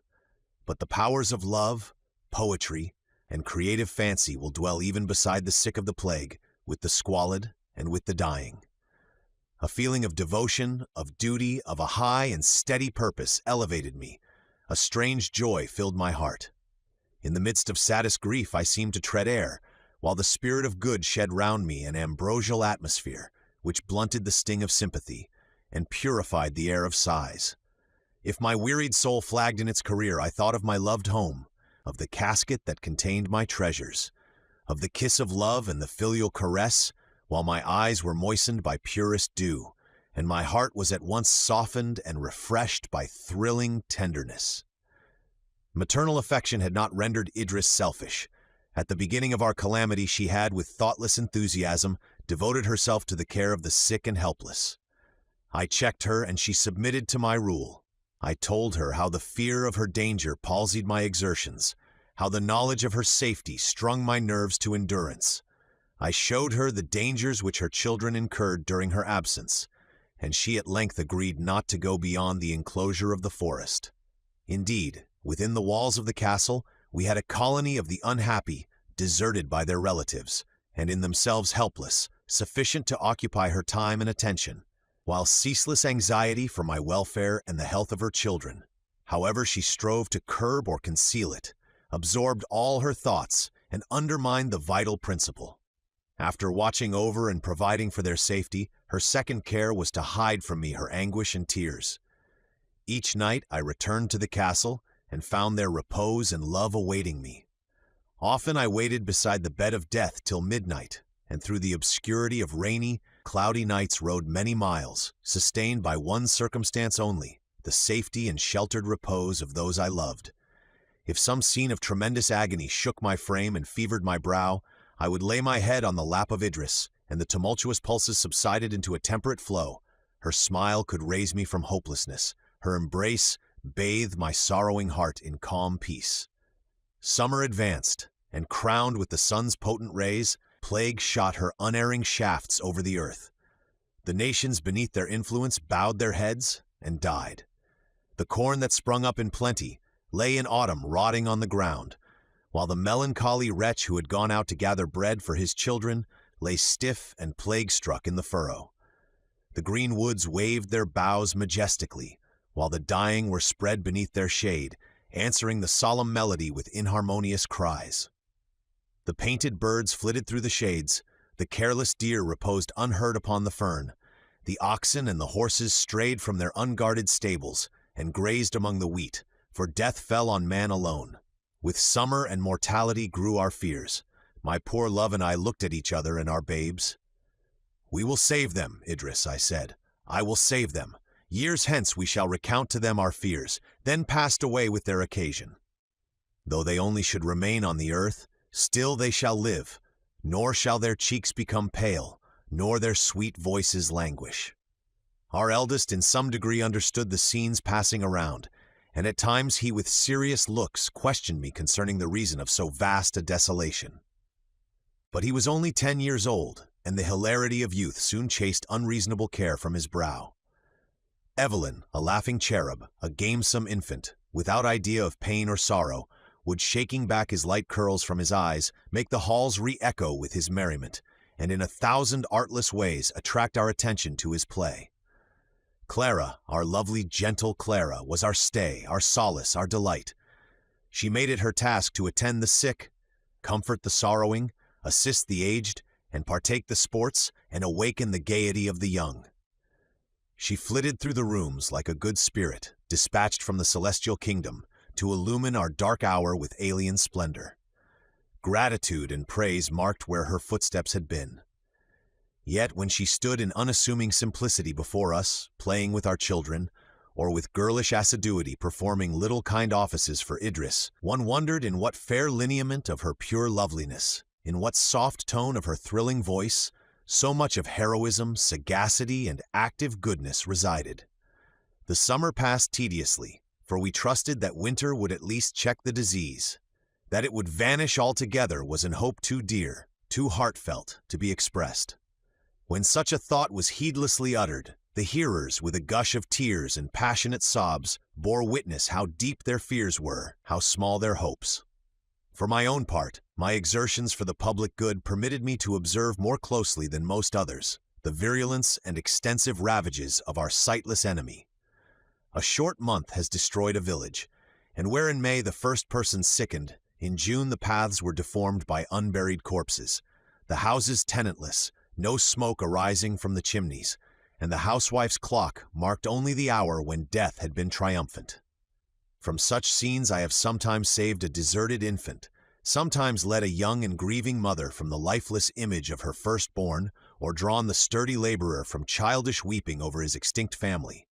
July is gone.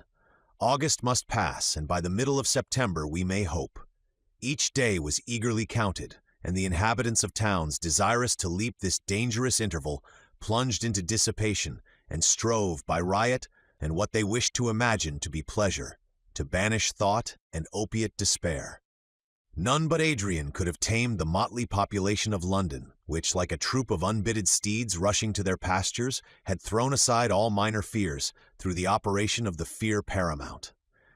Even Adrian was obliged in part to yield, that he might be able, if not to guide, at least to set bounds to the license of the times. The theaters were kept open, every place of public resort was frequented, though he endeavored so to modify them as might best quiet the agitation of the spectators, and at the same time prevent a reaction of misery when the excitement was over. Tragedies deep and dire were the chief favorites. Comedy brought with it too great a contrast to the inner despair. When such were attempted, it was not unfrequent for a comedian, in the midst of the laughter occasioned by his disproportioned buffoonery, to find a word or thought in his part that jarred with his own sense of wretchedness, and burst from mimic merriment into sobs and tears, while the spectators, seized with irresistible sympathy, wept, and the pantomimic revelry was changed to a real exhibition of tragic passion.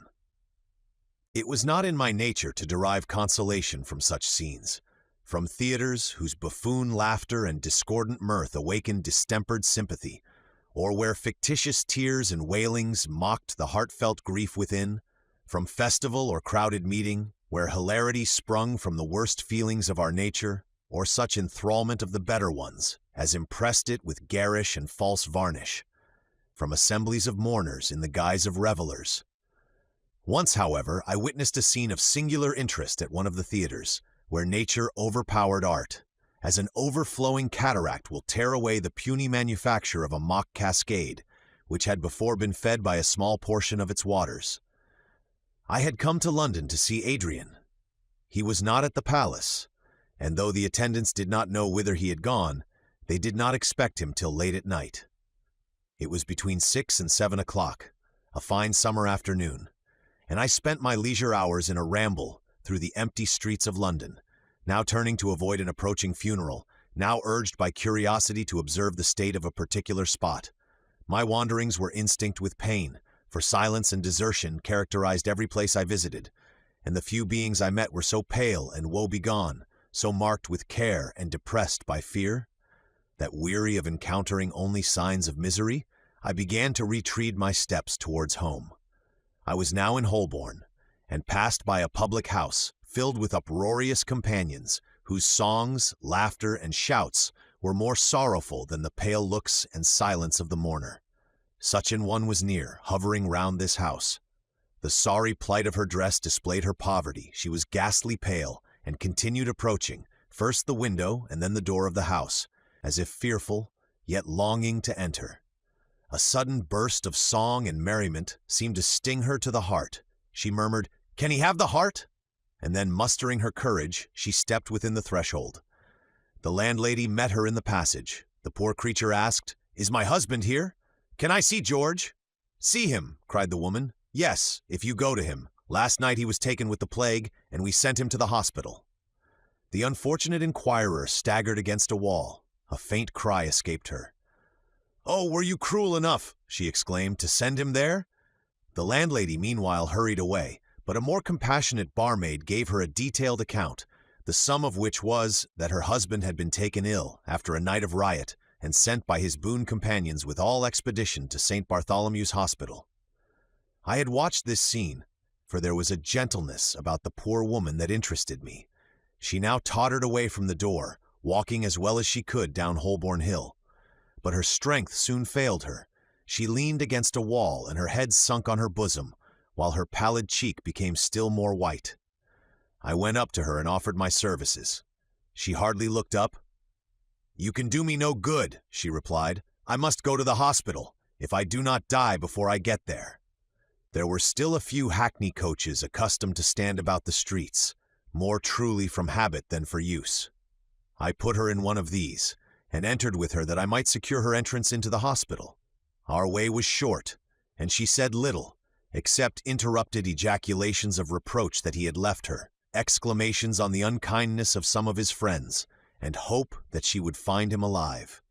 There was a simple, natural earnestness about her that interested me in her fate, especially when she assured me that her husband was the best of men, had been so, till want of business during these unhappy times had thrown him into bad company. He could not bear to come home, she said, only to see our children die. A man cannot have the patience a mother has with her own flesh and blood. We were set down at St. Bartholomew's, and entered the wretched precincts of the house of disease. The poor creature clung closer to me, as she saw with what heartless haste they bore the dead from the wards, and took them into a room, whose half-open door displayed a number of corpses, horrible to behold by one unaccustomed to such scenes. We were directed to the ward where her husband had been first taken, and still was, the nurse said, if alive. My companion looked eagerly from one bed to the other, till at the end of the ward she espied on a wretched bed a squalid, haggard creature, writhing under the torture of disease. She rushed towards him, she embraced him, blessing God for his preservation. The enthusiasm that inspired her with this strange joy blinded her to the horrors about her, but they were intolerably agonizing to me. The ward was filled with an effluvia that caused my heart to heave with painful qualms. The dead were carried out, and the sick brought in, with like indifference. Some were screaming with pain, others laughing from the influence of more terrible delirium. Some were attended by weeping, despairing relations. Others called aloud with thrilling tenderness or reproach on the friends who had deserted them, while the nurses went from bed to bed, incarnate images of despair, neglect, and death. I gave gold to my luckless companion. I recommended her to the care of the attendants. I then hastened away, while the tormentor, the imagination, busied itself in picturing my own loved ones, stretched on such beds, attended thus. The country afforded no such mass of horrors. Solitary wretches died in the open fields, and I have found a survivor in a vacant village, contending at once with famine and disease. But the assembly of pestilence, the banqueting hall of death, was spread only in London. I rambled on, oppressed, distracted by painful emotions. Suddenly I found myself before Drury Lane Theatre. The play was Macbeth. The first actor of the age was there to exert his powers to drug with irreflection the auditors. Such a medicine I yearned for, so I entered. The theatre was tolerably well filled. Shakespeare, whose popularity was established by the approval of 4 centuries, had not lost his influence even at this dread period, but was still Ut Magus, the wizard to rule our hearts and govern our imaginations. I came in during the interval between the 3rd and 4th act. I looked round on the audience. The females were mostly of the lower classes, but the men were of all ranks, come hither to forget a while the protracted scenes of wretchedness which awaited them at their miserable homes. The curtain drew up, and the stage presented the scene of the witch's cave. The wildness and supernatural machinery of Macbeth was a pledge that it could contain little directly connected with our present circumstances. Great pains had been taken in the scenery to give the semblance of reality to the impossible. The extreme darkness of the stage, whose only light was received from the fire under the cauldron, joined to a kind of mist that floated about it, rendered the unearthly shapes of the witches obscure and shadowy. It was not 3 decrepit old hags that bent over their pot throwing in the grim ingredients of the magic charm, but forms frightful, unreal, and fanciful. The entrance of Hecate and the wild music that followed took us out of this world. The cavern shape the stage assumed, the beetling rocks, the glare of the fire, the misty shades that crossed the scene at times, the music in harmony with all witch-like fancies, permitted the imagination to revel, without fear of contradiction or reproof from reason or the heart. The entrance of Macbeth did not destroy the illusion, for he was actuated by the same feelings that inspired us, and while the work of magic proceeded, we sympathized in his wonder and his daring, and gave ourselves up with our whole souls to the influence of scenic delusion. I felt the beneficial result of such excitement in a renewal of those pleasing flights of fancy to which I had long been a stranger. The effect of this scene of incantation communicated a portion of its power to that which followed. We forgot that Malcolm and Macduff were mere human beings, acted upon by such simple passions as warmed our own breasts. By slow degrees, however, we were drawn to the real interest of the scene. A shudder like the swift passing of an electric shock ran through the house when Ross exclaimed, in answer to "Stands Scotland where it did? Alas, poor country, almost afraid to know itself. It cannot be called our mother but our grave, where nothing but who knows nothing is once seen to smile, where sighs and groans and shrieks that rent the air are made not marked, where violent sorrow seems a modern ecstasy, the dead man's knell is there scarce asked for who, and good men's lives expire before the flowers in their caps, dying or ere they sicken. Each word struck the sense as our life's passing bell. We feared to look at each other, but bent our gaze on the stage, as if our eyes could fall innocuous on that alone. The person who played the part of Ross suddenly became aware of the dangerous ground he trod. He was an inferior actor, but truth now made him excellent. As he went on to announce to Macduff the slaughter of his family, he was afraid to speak, trembling from apprehension of a burst of grief from the audience, not from his fellow mime. Each word was drawn out with difficulty. Real anguish painted his features. His eyes were now lifted in sudden horror, now fixed in dread upon the ground. This show of terror increased ours. We gasped with him. Each neck was stretched out, each face changed with the actor's changes. At length, while Macduff, who, attending to his part, was unobservant of the high-wrought sympathy of the house, cried with well-acted passion, "All my pretty ones? Did you say all? Oh, hell-kite? All? What? All my pretty chickens and their dam at one fell swoop." A pang of tameless grief wrenched every heart. A burst of despair was echoed from every lip. I had entered into the universal feeling. I had been absorbed by the terrors of Ross. I re-echoed the cry of Macduff, and then rushed out as from an hell of torture, to find calm in the free air and silent street. Free the air was not, or the streets silent. Oh, how I longed then for the dear soothings of maternal nature, as my wounded heart was still further stung by the roar of heartless merriment from the public house, by the sight of the drunkard reeling home, having lost the memory of what he would find there in oblivious debauch, and by the more appalling salutations of those melancholy beings to whom the name of home was a mockery. I ran on at my utmost speed until I found myself, I knew not how, close to Westminster Abbey, and was attracted by the deep and swelling tone of the organ. I entered with soothing awe the lighted chancel, and listened to the solemn religious chaunt which spoke peace and hope to the unhappy. The notes, freighted with man's dearest prayers, re-echoed through the dim aisles, and the bleeding of the soul's wounds was staunched by heavenly balm. In spite of the misery I deprecated and could not understand, in spite of the cold hearths of wide London and the corpse-strewn fields of my native land, in spite of all the variety of agonizing emotions I had that evening experienced, I thought that in reply to our melodious adjurations, the Creator looked down in compassion and promise of relief. The awful peal of the heaven-winged music seemed fitting voice wherewith to commune with the Supreme. Calm was produced by its sound, and by the sight of many other human creatures offering up prayers and submission with me. A sentiment approaching happiness followed the total resignation of one's being to the guardianship of the world's ruler. Alas, with the failing of this solemn strain, the elevated spirit sank again to earth. Suddenly one of the choristers died. He was lifted from his desk, the vaults below were hastily opened, he was consigned with a few muttered prayers to the darksome cavern, abode of thousands who had gone before, now wide yawning to receive even all who fulfilled the funeral rites. In vain I would then have turned from this scene, to darkened aisle or lofty dome, echoing with melodious praise. In the open air alone I found relief.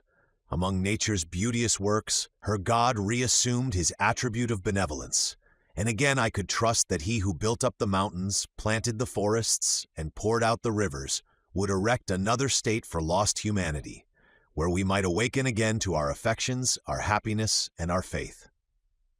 Fortunately for me, those circumstances were of rare occurrence that obliged me to visit London, and my duties were confined to the rural district which our lofty castle overlooked.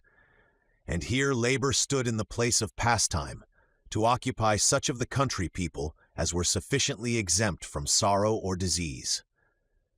My endeavors were directed towards urging them to their usual attention to their crops and to the acting as if pestilence did not exist.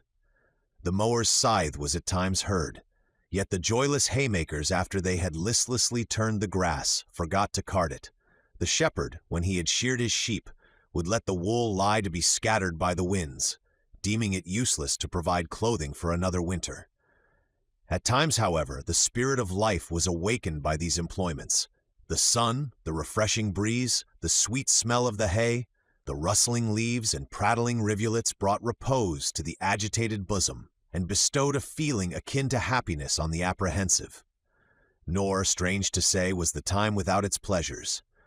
Young couples, who had loved long and hopelessly, suddenly found every impediment removed, and wealth pour in from the death of relatives. The very danger drew them closer. The immediate peril urged them to seize the immediate opportunity. Wildly and passionately, they sought to know what delights existence afforded before they yielded to death, and snatching their pleasures with rough strife. Thorough the iron gates of life, they defied the conquering pestilence to destroy what had been, or to erase, even from their deathbed thoughts, the sentiment of happiness which had been theirs. One instance of this kind came immediately under our notice, where a high-born girl had in early youth given her heart to one of meaner extraction. He was a schoolfellow and friend of her brother's, and usually spent a part of the holidays at the mansion of the Duke her father. They had played together as children, been the confidants of each other's little secrets, mutual aids and consolers in difficulty and sorrow. Love had crept in, noiseless, terrorless at first, till each felt their life bound up in the other, and at the same time knew that they must part. Their extreme youth and the purity of their attachment made them yield with less resistance to the tyranny of circumstances. The father of the fair Juliet separated them, but not until the young lover had promised to remain absent only till he had rendered himself worthy of her, and she had vowed to preserve her virgin heart, his treasure, till he returned to claim and possess it. Plague came, threatening to destroy at once the aim of the ambitious and the hopes of love. Long the Duke of L derided the idea that there could be danger while he pursued his plans of cautious seclusion, and he so far succeeded that it was not till this second summer that the destroyer at one fell stroke overthrew his precautions, his security, and his life. Poor Juliet saw one by one father, mother, brothers, and sisters sicken and die. Most of the servants fled on the first appearance of disease. Those who remained were infected mortally. No neighbor or rustic ventured within the verge of contagion. By a strange fatality, Juliet alone escaped, and she to the last waited on her relatives, and smoothed the pillow of death. The moment at length came, when the last blow was given to the last of the house. The youthful survivor of her race sat alone among the dead. There was no living being near to soothe her, or withdraw her from this hideous company. With the declining heat of a September night, a whirlwind of storm, thunder, and hail rattled round the house, and with ghastly harmony sung the dirge of her family.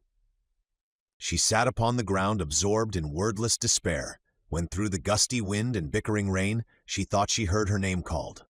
Whose could that familiar voice be? Not one of her relations, for they lay glaring on her with stony eyes.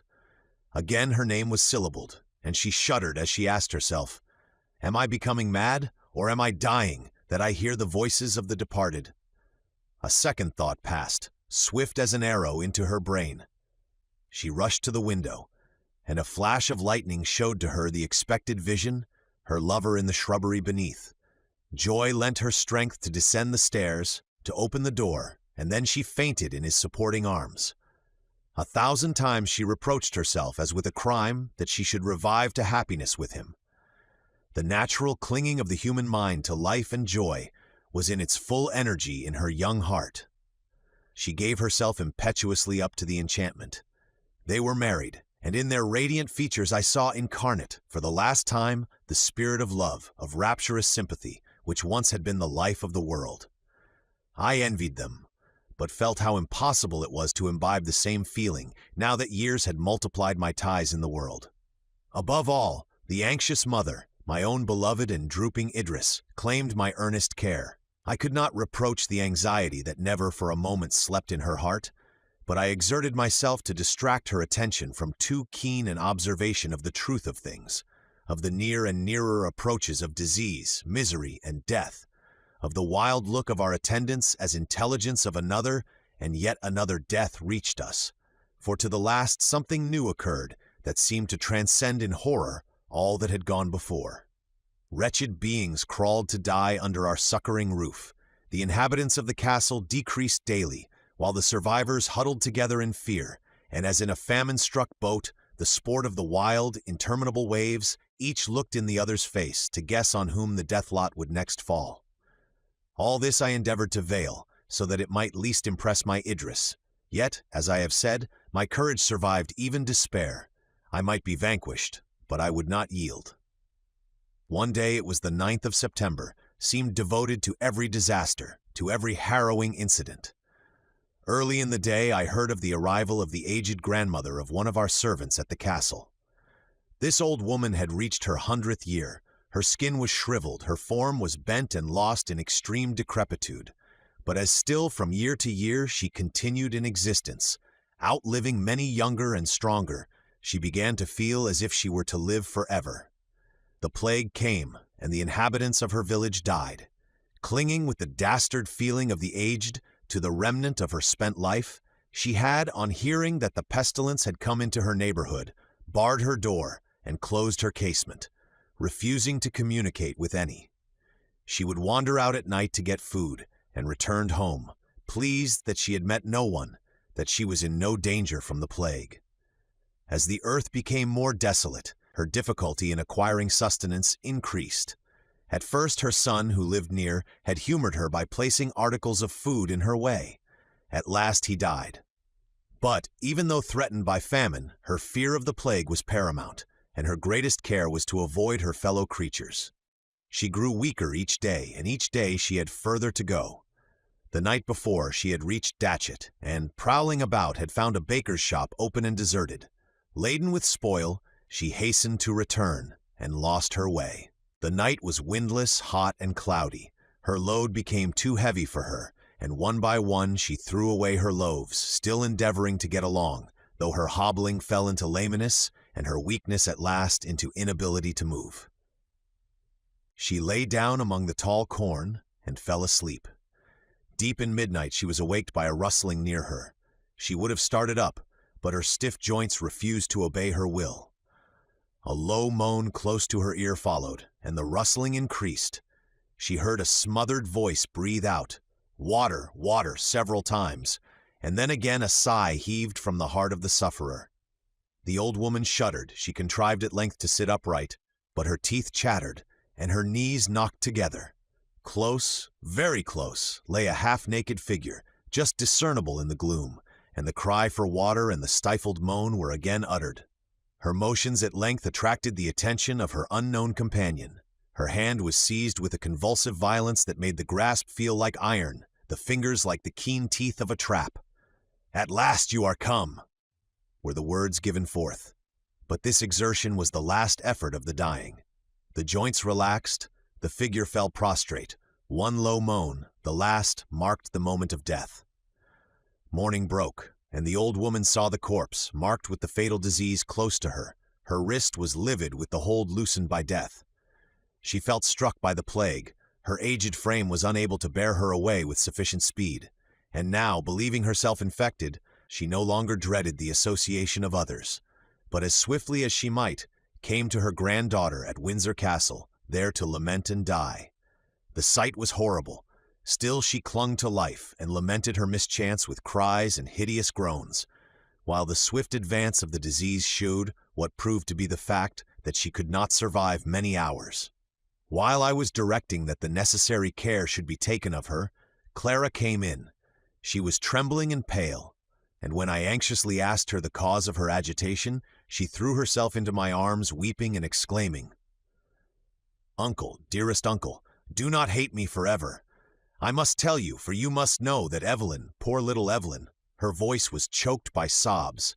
The fear of so mighty a calamity as the loss of our adored infant made the current of my blood pause with chilly horror, but the remembrance of the mother restored my presence of mind. I sought the little bed of my darling.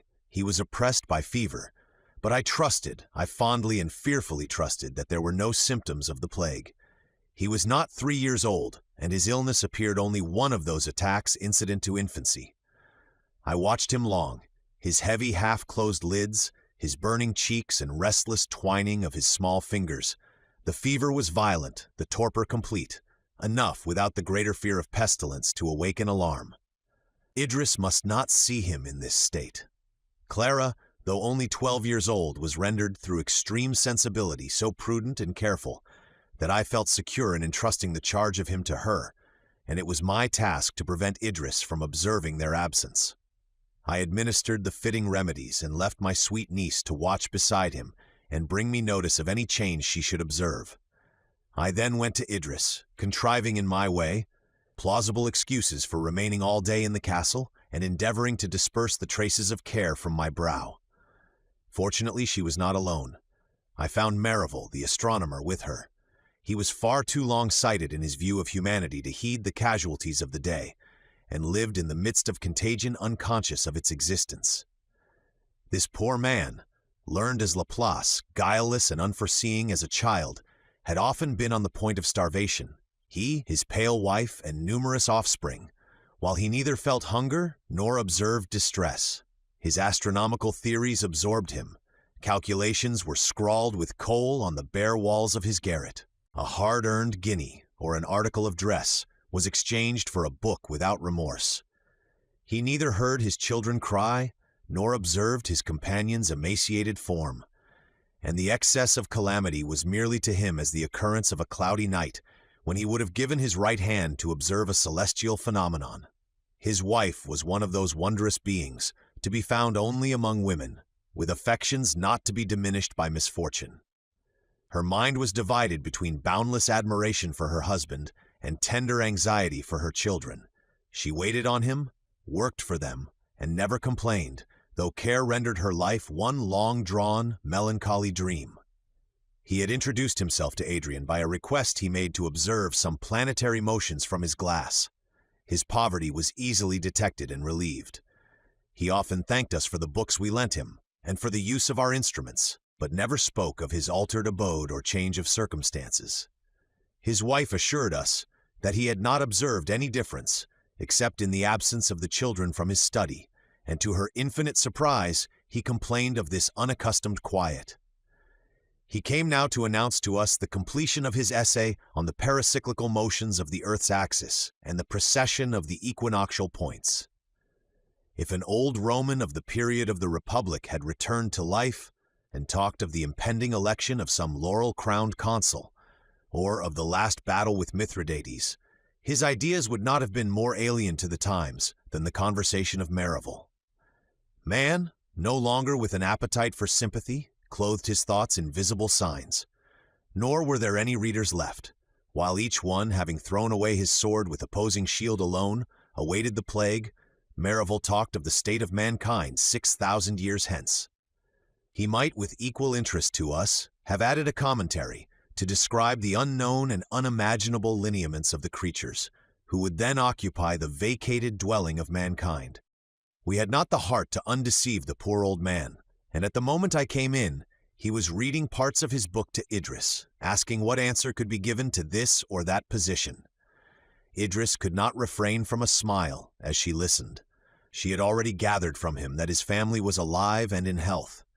Though not apt to forget the precipice of time on which she stood, yet I could perceive that she was amused for a moment by the contrast between the contracted view we had so long taken of human life and the 7-league strides with which Merrival paced a coming eternity. I was glad to see her smile, because it assured me of her total ignorance of her infant's danger. But I shuddered to think of the revulsion that would be occasioned by a discovery of the truth. While Merrival was talking, Clara softly opened a door behind Idris and beckoned me to come with a gesture and look of grief. A mirror betrayed the sign to Idris. She started up. To suspect evil, to perceive that, Alfred being with us, the danger must regard her youngest darling, to fly across the long chambers into his apartment, was the work but of a moment. There she beheld her Evelyn lying fever-stricken and motionless. I followed her, and strove to inspire more hope than I could myself entertain, but she shook her head mournfully. Anguish deprived her of presence of mind. She gave up to me and Clara the physician's and nurse's parts. She sat by the bed, holding one little burning hand, and with glazed eyes fixed on her babe, passed the long day in one unvaried agony. It was not the plague that visited our little boy so roughly, but she could not listen to my assurances. Apprehension deprived her of judgment and reflection. Every slight convulsion of her child's features shook her frame. If he moved, she dreaded the instant crisis. If he remained still, she saw death in his torpor, and the cloud on her brow darkened. The poor little thing's fever increased towards night. The sensation is most dreary, to use no stronger term, with which one looks forward to passing the long hours of night beside a sick bed, especially if the patient be an infant, who cannot explain its pain, and whose flickering life resembles the wasting flame of the watchlight, whose narrow fire is shaken by the wind, and on whose edge devouring darkness hovers. With eagerness one turns toward the east, with angry impatience one marks the uncheckered darkness. The crowing of a cock, that sound of glee during daytime, comes wailing and untunable. The creaking of rafters and slight stir of invisible insect is heard and felt as the signal and type of desolation. Clara, overcome by weariness, had seated herself at the foot of her cousin's bed, and in spite of her efforts, slumber weighed down her lids. Twice or thrice she shook it off, but at length she was conquered and slept. Idris sat at the bedside, holding Evelyn's hand. We were afraid to speak to each other. I watched the stars. I hung over my child. I felt his little pulse. I drew near the mother. Again I receded. At the turn of morning, a gentle sigh from the patient attracted me. The burning spot on his cheek faded. His pulse beat softly and regularly. Torpor yielded to sleep. For a long time I dared not hope, but when his unobstructed breathing and the moisture that suffused his forehead were tokens no longer to be mistaken of the departure of mortal malady, I ventured to whisper the news of the change to Idris, and at length succeeded in persuading her that I spoke truth. But neither this assurance nor the speedy convalescence of our child could restore her, even to the portion of peace she before enjoyed. Her fear had been too deep, too absorbing, too entire, to be changed to security. She felt as if during her past calm she had dreamed, but was now awake. She was as one in some lone watchtower on the deep, awakened from soothing visions of the home he loves, trembling to hear the wrathful billows roar, as one who has been cradled by a storm and awakes to find the vessel sinking. Before, she had been visited by pangs of fear. Now, she never enjoyed an interval of hope. No smile of the heart ever irradiated her fair countenance. Sometimes she forced one, and then gushing tears would flow, and the sea of grief close above these wrecks of past happiness. Still, while I was near her, she could not be in utter despair. She fully confided herself to me. She did not seem to fear my death, or revert to its possibility. To my guardianship she consigned the full freight of her anxieties, reposing on my love, as a wind-nipped fawn by the side of a doe, as a wounded nestling under its mother's wing, as a tiny shattered boat quivering still beneath some protecting willow tree. While I, not proudly as in days of joy, yet tenderly, and with glad consciousness of the comfort I afforded, drew my trembling girl close to my heart and tried to ward every painful thought or rough circumstance from her sensitive nature. One other incident occurred at the end of this summer. The Countess of Windsor, ex-Queen of England, returned from Germany. She had at the beginning of the season quitted the vacant city of Vienna, and unable to tame her haughty mind to anything like submission, she had delayed at Hamburg, and, when at last she came to London, many weeks elapsed before she gave Adrian notice of her arrival. In spite of her coldness and long absence, he welcomed her with sensibility, displaying such affection as sought to heal the wounds of pride and sorrow, and was repulsed only by her total apparent want of sympathy. Idris heard of her mother's return with pleasure. Her own maternal feelings were so ardent that she imagined her parent must now, in this waste world, have lost pride and harshness, and would receive with delight her filial attentions. The first check to her duteous demonstrations was a formal intimation from the fallen majesty of England that I was in no manner to be intruded upon her. She consented, she said, to forgive her daughter and acknowledge her grandchildren. Larger concessions must not be expected. To me, this proceeding appeared, if so light a term may be permitted, extremely whimsical. Now that the race of man had lost in fact all distinction of rank, this pride was doubly fatuous. Now that we felt a kindred, fraternal nature with all who bore the stamp of humanity, this angry reminiscence of times forever gone was worse than foolish. Idris was too much taken up by her own dreadful fears to be angry, hardly grieved, for she judged that insensibility must be the source of this continued rancor. This was not altogether the fact, but predominant self-will assumed the arms and mask of callous feeling, and the haughty lady disdained to exhibit any token of the struggle she endured, while the slave of pride, she fancied that she sacrificed her happiness to immutable principle. False was all this, false all but the affections of our nature, and the links of sympathy with pleasure or pain. There was but one good and one evil in the world, life and death. The pomp of rank, the assumption of power, the possessions of wealth vanished like morning mist. One living beggar had become of more worth than a national peerage of dead lords, alas the day, than of dead heroes, patriots, or men of genius. There was much of degradation in this, for even vice and virtue had lost their attributes. Life, the continuation of our animal mechanism, was the alpha and omega of the desires, the prayers, the prostrate ambition of human race. Chapter 9. Half England was desolate when October came, and the equinoctial winds swept over the earth, chilling the ardors of the unhealthy season.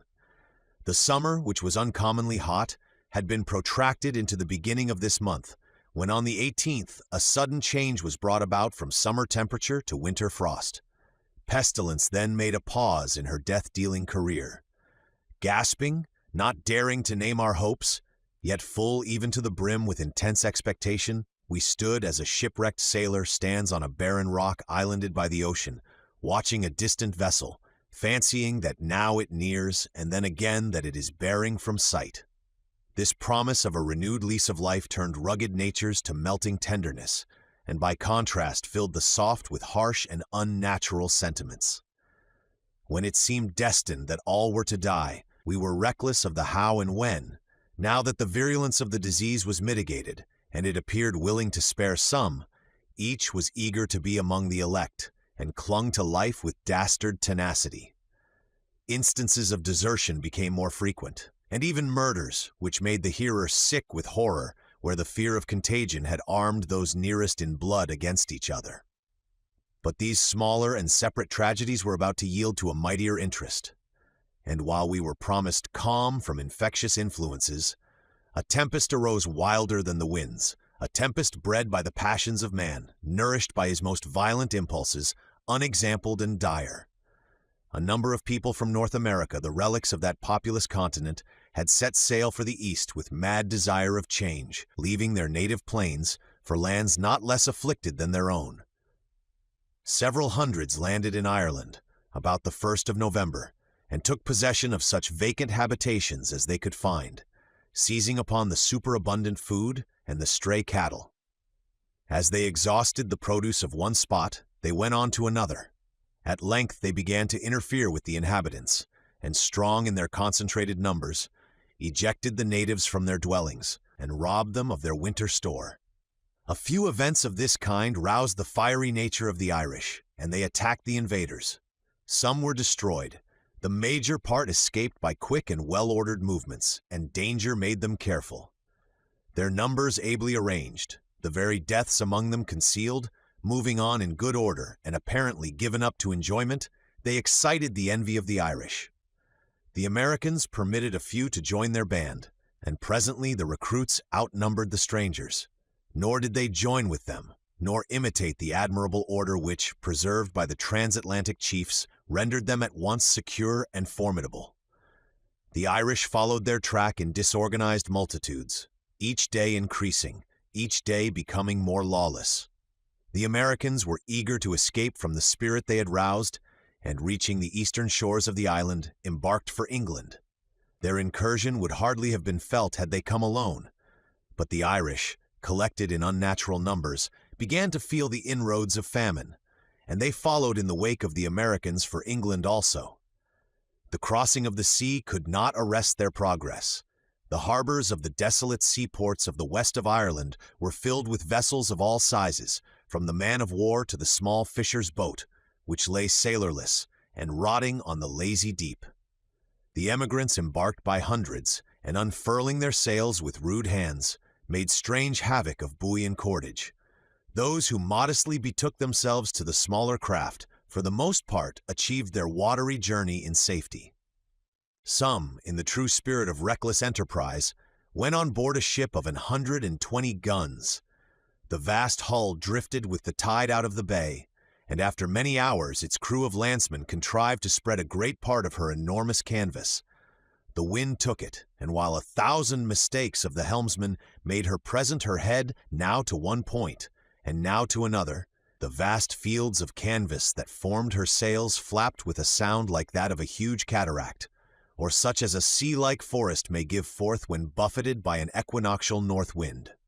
The portholes were open, and with every sea, which as she lurched washed her decks, they received whole tons of water.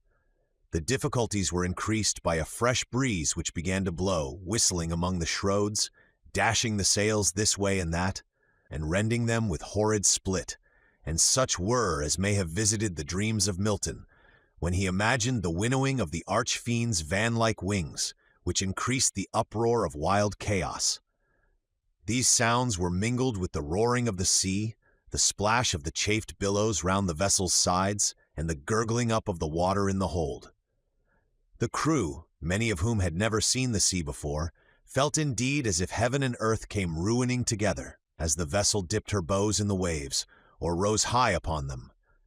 Their yells were drowned in the clamor of elements and the thunder reavings of their unwieldy habitation. They discovered at last that the water gained on them, and they betook themselves to their pumps. They might as well have labored to empty the ocean by bucketfuls. As the sun went down, the gale increased. The ship seemed to feel her danger. She was now completely waterlogged, and presented other indications of settling before she went down. The bay was crowded with vessels, whose crews, for the most part, were observing the uncouth sportings of this huge unwieldy machine. They saw her gradually sink, the waters now rising above her lower decks. They could hardly wink before she had utterly disappeared, nor could the place where the sea had closed over her be at all discerned. Some few of her crew were saved, but the greater part, clinging to her cordage and masts, went down with her, to rise only when death loosened their hold. This event caused many of those who were about to sail to put foot again on firm land, ready to encounter any evil, rather than to rush into the yawning jaws of the pitiless ocean. But these were few in comparison to the numbers who actually crossed. Many went up as high as Belfast to ensure a shorter passage, and then journeying south through Scotland, they were joined by the poorer natives of that country, and all poured with one consent into England. Such incursions struck the English with affright in all those towns where there was still sufficient population to feel the change. There was room enough indeed in our hapless country for twice the number of invaders, but their lawless spirit instigated them to violence. They took a delight in thrusting the possessors from their houses, in seizing on some mansion of luxury, where the noble dwellers secluded themselves in fear of the plague, in forcing these of either sex to become their servants and purveyors, till, the ruin complete in one place, they removed their locust visitation to another. When unopposed, they spread their ravages wide. In cases of danger they clustered, and by dint of numbers overthrew their weak and despairing foes. They came from the east and the north, and directed their course without apparent motive, but unanimously towards our unhappy metropolis. Communication had been to a great degree cut off through the paralyzing effects of pestilence, so that the van of our invaders had proceeded as far as Manchester and Derby before we received notice of their arrival. They swept the country like a conquering army, burning, laying waste, murdering. The lower and vagabond English joined with them. Some few of the Lord's lieutenant who remained endeavored to collect the militia, but the ranks were vacant. Panic seized on all, and the opposition that was made only served to increase the audacity and cruelty of the enemy. They talked of taking London, conquering England, calling to mind the long detail of injuries which had for many years been forgotten. Such vaunts displayed their weakness, rather than their strength, yet still they might do extreme mischief, which, ending in their destruction, would render them at last objects of compassion and remorse. We were now taught how, in the beginning of the world, mankind clothed their enemies in impossible attributes, and how details proceeding from mouth to mouth might, like Virgil's ever-growing rumor, reach the heavens with her brow and clasp Hesperus and Lucifer with her outstretched hands. Gorgon and centaur, dragon and iron-hoofed lion, vast sea monster and gigantic hydra were but types of the strange and appalling accounts brought to London concerning our invaders. Their landing was long unknown, but having now advanced within 100 miles of London, the country people flying before them arrived in successive troops, each exaggerating the numbers, fury, and cruelty of the assailants. Tumult filled the before quiet streets. Women and children deserted their homes, escaping they knew not whither. Fathers, husbands, and sons stood trembling, not for themselves but for their loved and defenseless relations. As the country people poured into London, the citizens fled southwards.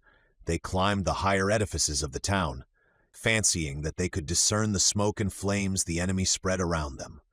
As Windsor lay to a great degree in the line of march from the west, I removed my family to London, assigning the Tower for their sojourn, and joining Adrian, acted as his lieutenant in the coming struggle. We employed only 2 days in our preparations, and made good use of them. Artillery and arms were collected. The remnants of such regiments as could be brought through many losses into any show of muster were put under arms, with that appearance of military discipline which might encourage our own party and seem most formidable to the disorganized multitude of our enemies. Even music was not wanting. Banners floated in the air, and the shrill fife and loud trumpet breathed forth sounds of encouragement and victory. A practiced ear might trace an undue faltering in the step of the soldiers, but this was not occasioned so much by fear of the adversary as by disease, by sorrow, and by fatal prognostications, which often weighed most potently on the brave and quelled the manly heart to abject subjection. Adrian led the troops. He was full of care. It was small relief to him that our discipline should gain us success in such a conflict. While plague still hovered to equalize the conqueror and the conquered, it was not victory that he desired, but bloodless peace. As we advanced, we were met by bands of peasantry, whose almost naked condition, whose despair and horror, told at once the fierce nature of the coming enemy.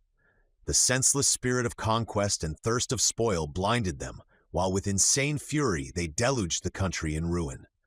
The sight of the military restored hope to those who fled, and revenge took place of fear. They inspired the soldiers with the same sentiment. Languor was changed to ardor, the slow step converted to a speedy pace, while the hollow murmur of the multitude, inspired by one feeling, and that deadly, filled the air, drowning the clang of arms and sound of music. Adrian perceived the change and feared that it would be difficult to prevent them from wreaking their utmost fury on the Irish. He rode through the lines, charging the officers to restrain the troops, exhorting the soldiers, restoring order, and quieting in some degree the violent agitation that swelled every bosom. We first came upon a few stragglers of the Irish at St. Albans. They retreated, and joining others of their companions, still fell back till they reached the main body. Tidings of an armed and regular opposition recalled them to a sort of order. They made Buckingham their headquarters, and scouts were sent out to ascertain our situation. We remained for the night at Luton. In the morning, a simultaneous movement caused us each to advance. It was early dawn, and the air, impregnated with freshest odor, seemed in idle mockery to play with our banners, and bore onwards towards the enemy the music of the bands, the neighings of the horses, and regular step of the infantry. The first sound of martial instruments that came upon our undisciplined foe inspired surprise, not unmingled with dread. It spoke of other days, of days of concord and order. It was associated with times when plague was not, and man lived beyond the shadow of imminent fate. The pause was momentary. Soon we heard their disorderly clamor, the barbarian shouts, the untimed step of thousands coming on in disarray. Their troops now came pouring on us from the open country or narrow lanes. A large extent of unenclosed fields lay between us. We advanced to the middle of this, and then made a halt. Being somewhat on superior ground, we could discern the space they covered. When their leaders perceived us drawn out in opposition, they also gave the word to halt, and endeavored to form their men into some imitation of military discipline. The first ranks had muskets. Some were mounted, but their arms were such as they had seized during their advance, their horses those they had taken from the peasantry. There was no uniformity, and little obedience, but their shouts and wild gestures showed the untamed spirit that inspired them. Our soldiers received the word and advanced to quickest time, but in perfect order.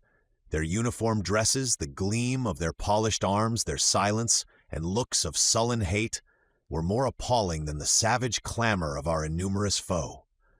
Thus coming nearer and nearer each other, the howls and shouts of the Irish increased. The English proceeded in obedience to their officers, until they came near enough to distinguish the faces of their enemies. The sight inspired them with fury. With one cry, that rent heaven and was re-echoed by the furthest lines, they rushed on. They disdained the use of the bullet, but with fixed bayonet dashed among the opposing foe, while the ranks opening at intervals, the matchmen lighted the cannon, whose deafening roar and blinding smoke filled up the horror of the scene. I was beside Adrian. A moment before he had again given the word to halt, and had remained a few yards distant from us in deep meditation. He was forming swiftly his plan of action to prevent the effusion of blood. The noise of cannon, the sudden rush of the troops, and yell of the foe startled him. With flashing eyes he exclaimed, "Not one of these must perish!" And plunging the rowels into his horse's sides, he dashed between the conflicting bands. We, his staff, followed him to surround and protect him. Obeying his signal, however, we fell back somewhat. The soldiery, perceiving him, paused in their onset. He did not swerve from the bullets that passed near him, but rode immediately between the opposing lines. Silence succeeded to clamor. About 50 men lay on the ground, dying or dead. Adrian raised his sword in act to speak. "By whose command," he cried, addressing his own troops, "do you advance? Who ordered your attack? Fall back. These misguided men shall not be slaughtered, while I am your general. Sheath your weapons. These are your brothers. Commit not fratricide. Soon the plague will not leave one for you to glut your revenge upon. Will you be more pitiless than pestilence? As you honor me, as you worship God in whose image those also are created, as your children and friends are dear to you, shed not a drop of precious human blood." He spoke with outstretched hand and winning voice, and then turning to our invaders, with a severe brow, he commanded them to lay down their arms. "Do you think," he said, "that because we are wasted by plague you can overcome us? The plague is also among you, and when ye are vanquished by famine and disease, the ghosts of those you have murdered will arise to bid you not hope in death. Lay down your arms, barbarous and cruel men, men whose hands are stained with the blood of the innocent, whose souls are weighed down by the orphan's cry. We shall conquer, for the right is on our side. Already your cheeks are pale, the weapons fall from your nerveless grasp. Lay down your arms, fellow men, brethren. Pardon, succor, and brotherly love await your repentance. You are dear to us because you wear the frail shape of humanity. Each one among you will find a friend and host among these forces. Shall man be the enemy of man, while plague, the foe to all, even now is above us, triumphing in our butchery, more cruel than her own." Each army paused. On our side, the soldiers grasped their arms firmly and looked with stern glances on the foe. These had not thrown down their weapons, more from fear than the spirit of contest. They looked at each other, each wishing to follow some example given him, but they had no leader. Adrian threw himself from his horse, and approaching one of those just slain, "He was a man," he cried, "and he is dead. Oh, quickly bind up the wounds of the fallen. Let not one die. Let not one more soul escape through your merciless gashes, to relate before the throne of God the tale of fratricide. Bind up their wounds, restore them to their friends. Cast away the hearts of tigers that burn in your breasts. Throw down those tools of cruelty and hate. In this pause of exterminating destiny, let each man be brother, guardian, and stay to the other. Away with those blood-stained arms, and hasten some of you to bind up these wounds." As he spoke, he knelt on the ground and raised in his arms a man from whose side the warm tide of life gushed. The poor wretch gasped. So still had either host become, that his moans were distinctly heard, and every heart, late fiercely bent on universal massacre, now beat anxiously in hope and fear for the fate of this one man. Adrian tore off his military scarf and bound it round the sufferer. It was too late. The man heaved a deep sigh, his head fell back, his limbs lost their sustaining power.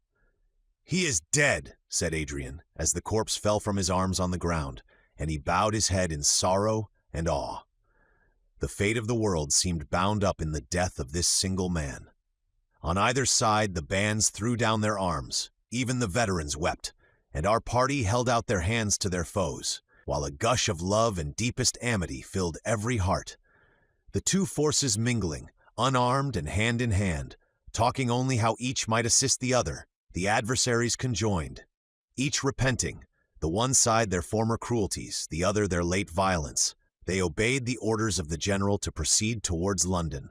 Adrian was obliged to exert his utmost prudence, first to allay the discord, and then to provide for the multitude of the invaders. They were marched to various parts of the southern counties, quartered in deserted villages. A part were sent back to their own island, while the season of winter so far revived our energy that the passes of the country were defended and any increase of numbers prohibited. On this occasion, Adrian and Idris met after a separation of nearly a year. Adrian had been occupied in fulfilling a laborious and painful task. He had been familiar with every species of human misery, and had forever found his powers inadequate, his aid of small avail.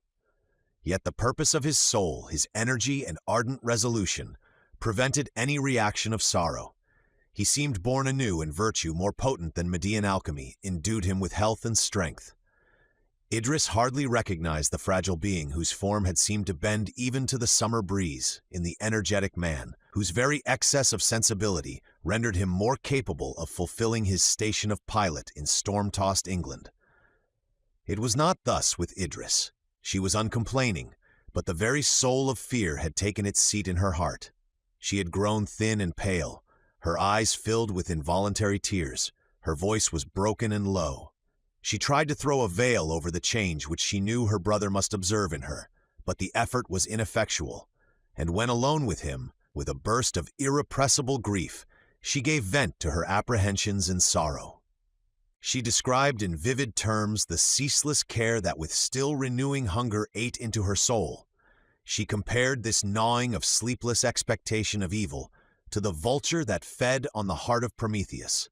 Under the influence of this eternal excitement, and of the interminable struggles she endured to combat and conceal it, she felt, she said, as if all the wheels and springs of the animal machine worked at double rate, and were fast consuming themselves.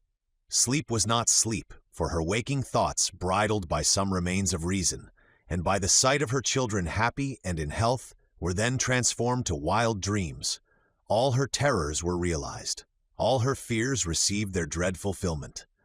To this state there was no hope, no alleviation, unless the grave should quickly receive its destined prey, and she be permitted to die before she experienced 1,000 living deaths in the loss of those she loved.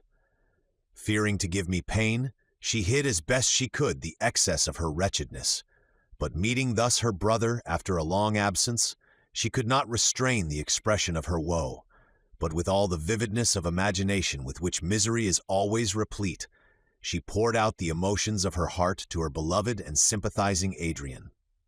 Her present visit to London tended to augment her state of inquietude by showing in its utmost extent the ravages occasioned by pestilence.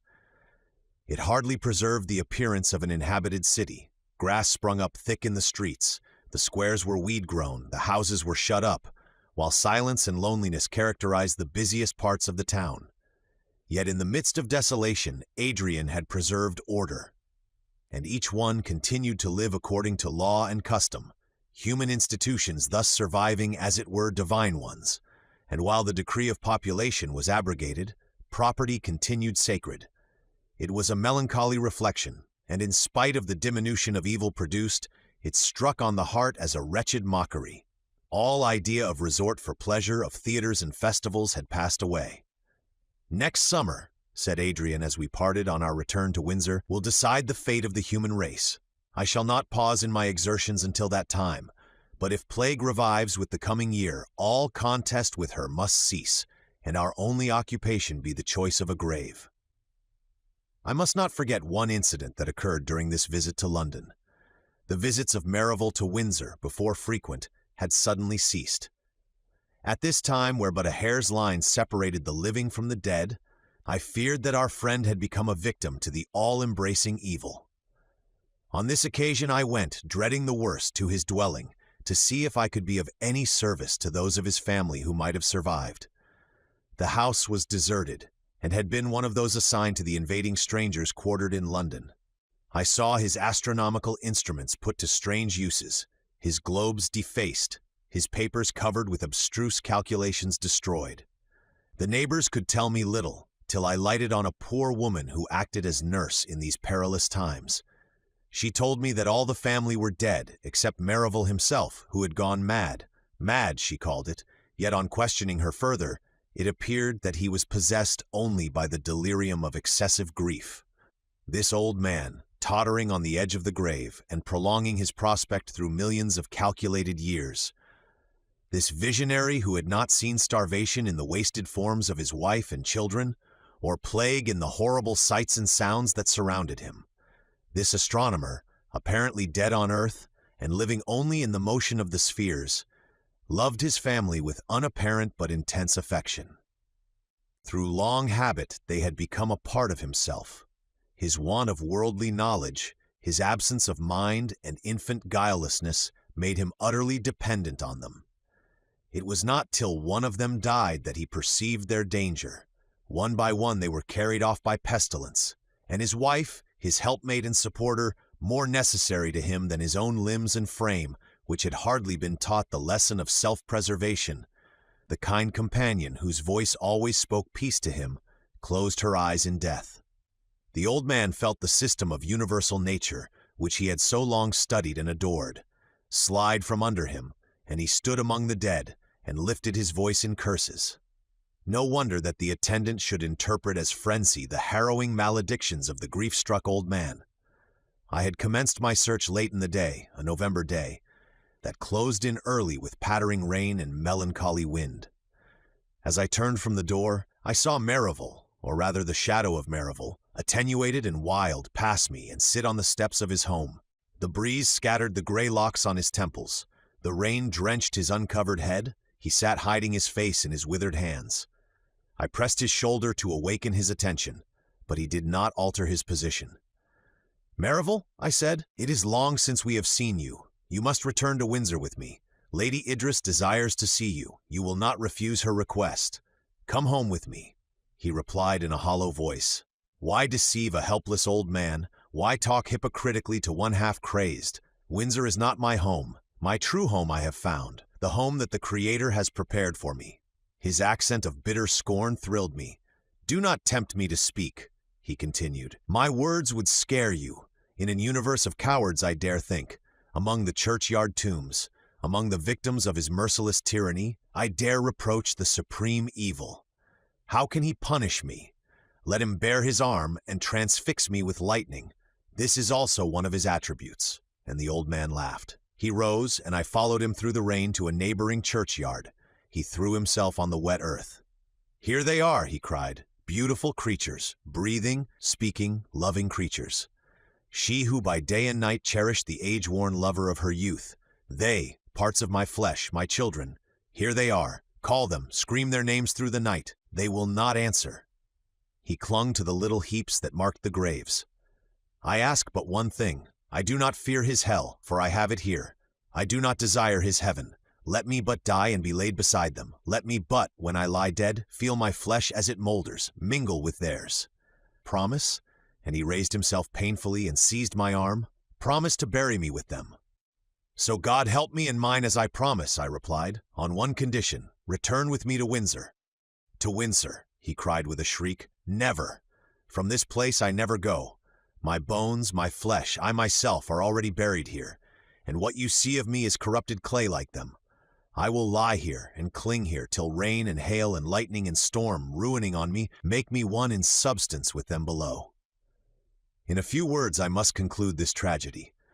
I was obliged to leave London, and Adrian undertook to watch over him. The task was soon fulfilled. Age, grief, and inclement weather all united to hush his sorrows and bring repose to his heart, whose beats were agony. He died embracing the sod which was piled above his breast when he was placed beside the beings whom he regretted with such wild despair. I returned to Windsor at the wish of Idris, who seemed to think that there was greater safety for her children at that spot, and because once having taken on me the guardianship of the district, I would not desert it while an inhabitant survived. I went also to act in conformity with Adrian's plans, which was to congregate in masses, what remained of the population, for he possessed the conviction that it was only through the benevolent and social virtues that any safety was to be hoped for the remnant of mankind. It was a melancholy thing to return to this spot so dear to us, as the scene of a happiness rarely before enjoyed, here to mark the extinction of our species, and trace the deep, unerasable footsteps of disease over the fertile and cherished soil. The aspect of the country had so far changed that it had been impossible to enter on the task of sowing seed and other autumnal labors.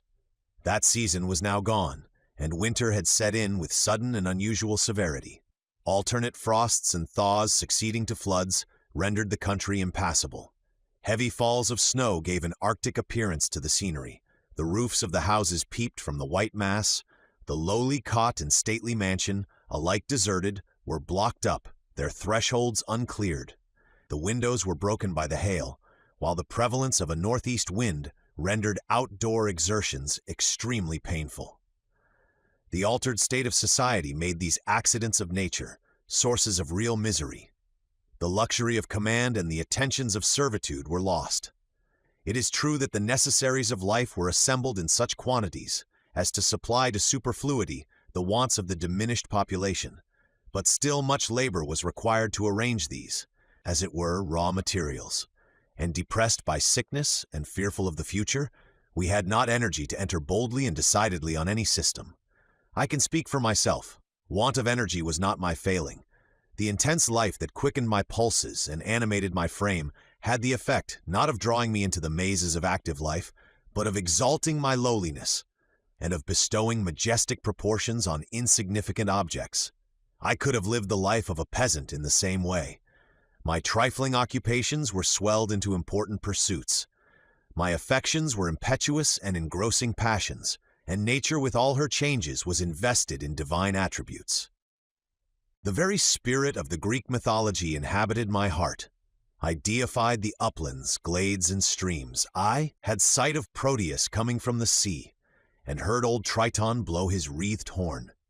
Strange that while the earth preserved her monotonous course, I dwelt with ever-renewing wonder on her antique laws, and now that with eccentric wheel she rushed into an untried path, I should feel this spirit fade. I struggled with despondency and weariness, but like a fog, they choked me. Perhaps, after the labors and stupendous excitement of the past summer, the calm of winter, and the almost menial toils it brought with it, were by natural reaction doubly irksome. It was not the grasping passion of the preceding year which gave life and individuality to each moment. It was not the aching pangs induced by the distresses of the times. The utter inutility that had attended all my exertions took from them their usual effects of exhilaration, and despair rendered abortive the balm of self-applause. I longed to return to my old occupations, but of what use were they? To read were futile, to write, vanity indeed.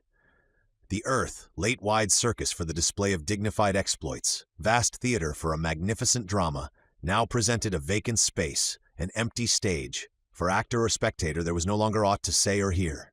Our little town of Windsor, in which the survivors from the neighboring counties were chiefly assembled, wore a melancholy aspect.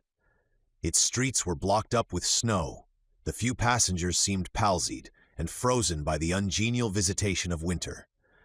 To escape these evils was the aim and scope of all our exertions. Families late devoted to exalting and refined pursuits, rich, blooming, and young, with diminished numbers and care-fraught hearts, huddled over a fire, grown selfish and groveling through suffering. Without the aid of servants, it was necessary to discharge all household duties. Hands unused to such labor must knead the bread, or in the absence of flour, the statesman or perfumed courtier must undertake the butcher's office. Poor and rich were now equal, or rather the poor were the superior, since they entered on such tasks with alacrity and experience, while ignorance, inaptitude, and habits of repose rendered them fatiguing to the luxurious, galling to the proud, disgustful to all whose minds, bent on intellectual improvement, held it their dearest privilege to be exempt from attending to mere animal wants.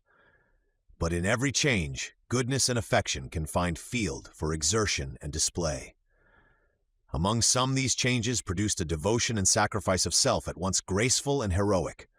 It was a sight for the lovers of the human race to enjoy, to behold, as in ancient times, the patriarchal modes in which the variety of kindred and friendship fulfilled their duteous and kindly offices. Youths, nobles of the land, performed for the sake of mother or sister the services of menials with amiable cheerfulness. They went to the river to break the ice and draw water. They assembled on foraging expeditions, or axe in hand felled the trees for fuel. The females received them on their return with the simple and affectionate welcome known before only to the lowly cottage. A clean hearth and bright fire, the supper ready cooked by beloved hands, gratitude for the provision for tomorrow's meal. Strange enjoyments for the high-born English, yet they were now their sole, hard-earned, and dearly prized luxuries. None was more conspicuous for this graceful submission to circumstances, noble humility, and ingenious fancy to adorn such acts with romantic coloring than our own Clara. She saw my despondency and the aching cares of Idris. Her perpetual study was to relieve us from labor and to spread ease and even elegance over our altered mode of life. We still had some attendants spared by disease and warmly attached to us. But Clara was jealous of their services. She would be sole handmaid of Idris, sole minister to the wants of her little cousins. Nothing gave her so much pleasure as our employing her in this way. She went beyond our desires, earnest, diligent, and unwearied. Abra was ready ere we called her name, and though we called another, Abra came. It was my task each day to visit the various families assembled in our town, and when the weather permitted, I was glad to prolong my ride, and to muse in solitude over every changeful appearance of our destiny, endeavoring to gather lessons for the future from the experience of the past. The impatience with which, while in society, the ills that afflicted my species inspired me, were softened by loneliness, when individual suffering was merged in the general calamity, strange to say, less afflicting to contemplate. Thus often, pushing my way with difficulty through the narrow snow-blocked town, I crossed the bridge and passed through Eton. No youthful congregation of gallant-hearted boys thronged the portal of the college. Sad silence pervaded the busy schoolroom and noisy playground. I extended my ride towards Salt Hill, on every side impeded by the snow. Were those the fertile fields I loved? Was that the interchange of gentle upland and cultivated dale, once covered with waving corn, diversified by stately trees, watered by the meandering Thames? One sheet of white covered it, while bitter recollection told me that cold as the winter-clothed earth were the hearts of the inhabitants. I met troops of horses, herds of cattle, flocks of sheep, wandering at will, here throwing down a hayrick, and nestling from cold in its heart, which afforded them shelter and food, there having taken possession of a vacant cottage. Once on a frosty day, pushed on by restless, unsatisfying reflections, I sought a favorite haunt, a little wood not far distant from Salt Hill. A bubbling spring prattles over stones on one side, and a plantation of a few elms and beeches hardly deserve and yet continue the name of wood. This spot had for me peculiar charms. It had been a favorite resort of Adrian. It was secluded, and he often said that in boyhood his happiest hours were spent here. Having escaped the stately bondage of his mother, he sat on the rough-hewn steps that led to the spring, now reading a favorite book, now musing, with speculation beyond his years, on the still unraveled skein of morals or metaphysics. A melancholy foreboding assured me that I should never see this place more, so with careful thought I noted each tree, every winding of the streamlet and irregularity of the soil, that I might better call up its idea in absence. A robin redbreast dropped from the frosty branches of the trees upon the congealed rivulet. Its panting breast and half-closed eyes showed that it was dying. A hawk appeared in the air. Sudden fear seized the little creature.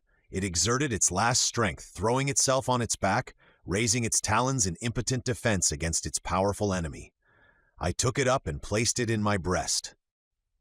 I fed it with a few crumbs from a biscuit. By degrees it revived. Its warm, fluttering heart beat against me. I cannot tell why I detail this trifling incident, but the scene is still before me. The snow-clad fields seen through the silvered trunks of the beeches. The brook, in days of happiness alive with sparkling waters, now choked by ice. The leafless trees fantastically dressed in hoarfrost. The shapes of summer leaves imaged by winter's frozen hand on the hard ground, the dusky sky, drear cold and unbroken silence. While close in my bosom, my feathered nursling lay warm and safe, speaking its content with a light chirp. Painful reflections thronged, stirring my brain with wild commotion. Cold and death-like as the snowy fields was all earth, misery-stricken the life-tide of the inhabitants. Why should I oppose the cataract of destruction that swept us away? Why string my nerves and renew my wearied efforts? Ah, why? But that my firm courage and cheerful exertions might shelter the dear mate whom I chose in the spring of my life. Though the throbbings of my heart be replete with pain, though my hopes for the future are chill, still while your dear head, my gentlest love, can repose in peace on that heart, and while you derive from its fostering care comfort and hope, my struggles shall not cease. I will not call myself altogether vanquished. One fine February day, when the sun had reassumed some of its genial power, I walked in the forest with my family. It was one of those lovely winter days which assert the capacity of nature to bestow beauty on barrenness. The leafless trees spread their fibrous branches against the pure sky. Their intricate and pervious tracery resembled delicate seaweed. The deer were turning up the snow in search of the hidden grass. The white was made intensely dazzling by the sun, and trunks of the trees, rendered more conspicuous by the loss of preponderating foliage, gathered around like the labyrinthine columns of a vast temple. It was impossible not to receive pleasure from the sight of these things. Our children, freed from the bondage of winter, bounded before us, pursuing the deer or rousing the pheasants and partridges from their coverts. Idris leant on my arm, her sadness yielded to the present sense of pleasure. We met other families on the long walk, enjoying like ourselves the return of the genial season. At once, I seemed to awake. I cast off the clinging sloth of the past months. Earth assumed a new appearance, and my view of the future was suddenly made clear. I exclaimed, "I have now found out the secret." What secret?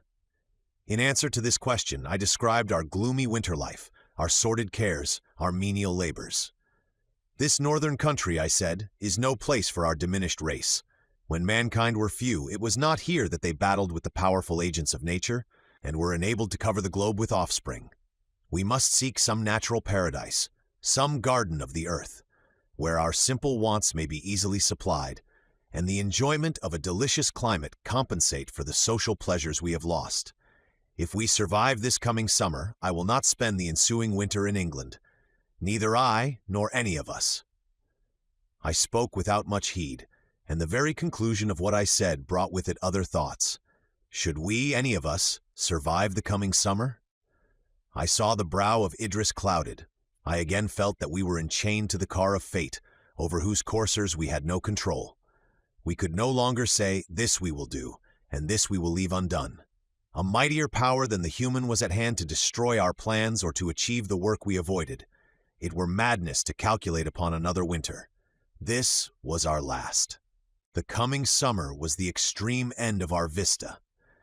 And when we arrived there, instead of a continuation of the long road, a gulf yawned, into which we must of force be precipitated.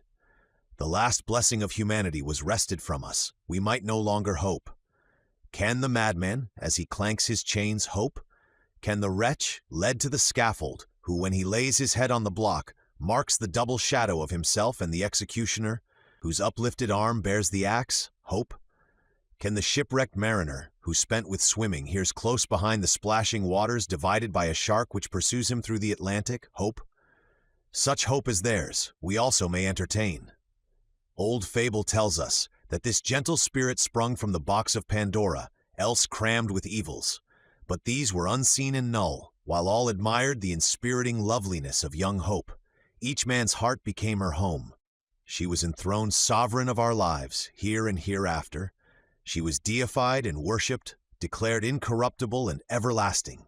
But like all other gifts of the Creator to man, she is mortal. Her life has attained its last hour. We have watched over her, nursed her flickering existence. Now she has fallen at once from youth to decrepitude, from health to immedicinable disease. Even as we spend ourselves in struggles for her recovery, she dies. To all nations the voice goes forth, hope is dead. We are but mourners in the funeral train, And what immortal essence or perishable creation will refuse to make one in the sad procession that attends to its grave the dead comforter of humanity? Does not the sun call in his light, and day like a thin exhalation melt away, both wrapping up their beams in clouds to be themselves close mourners at this obsequy?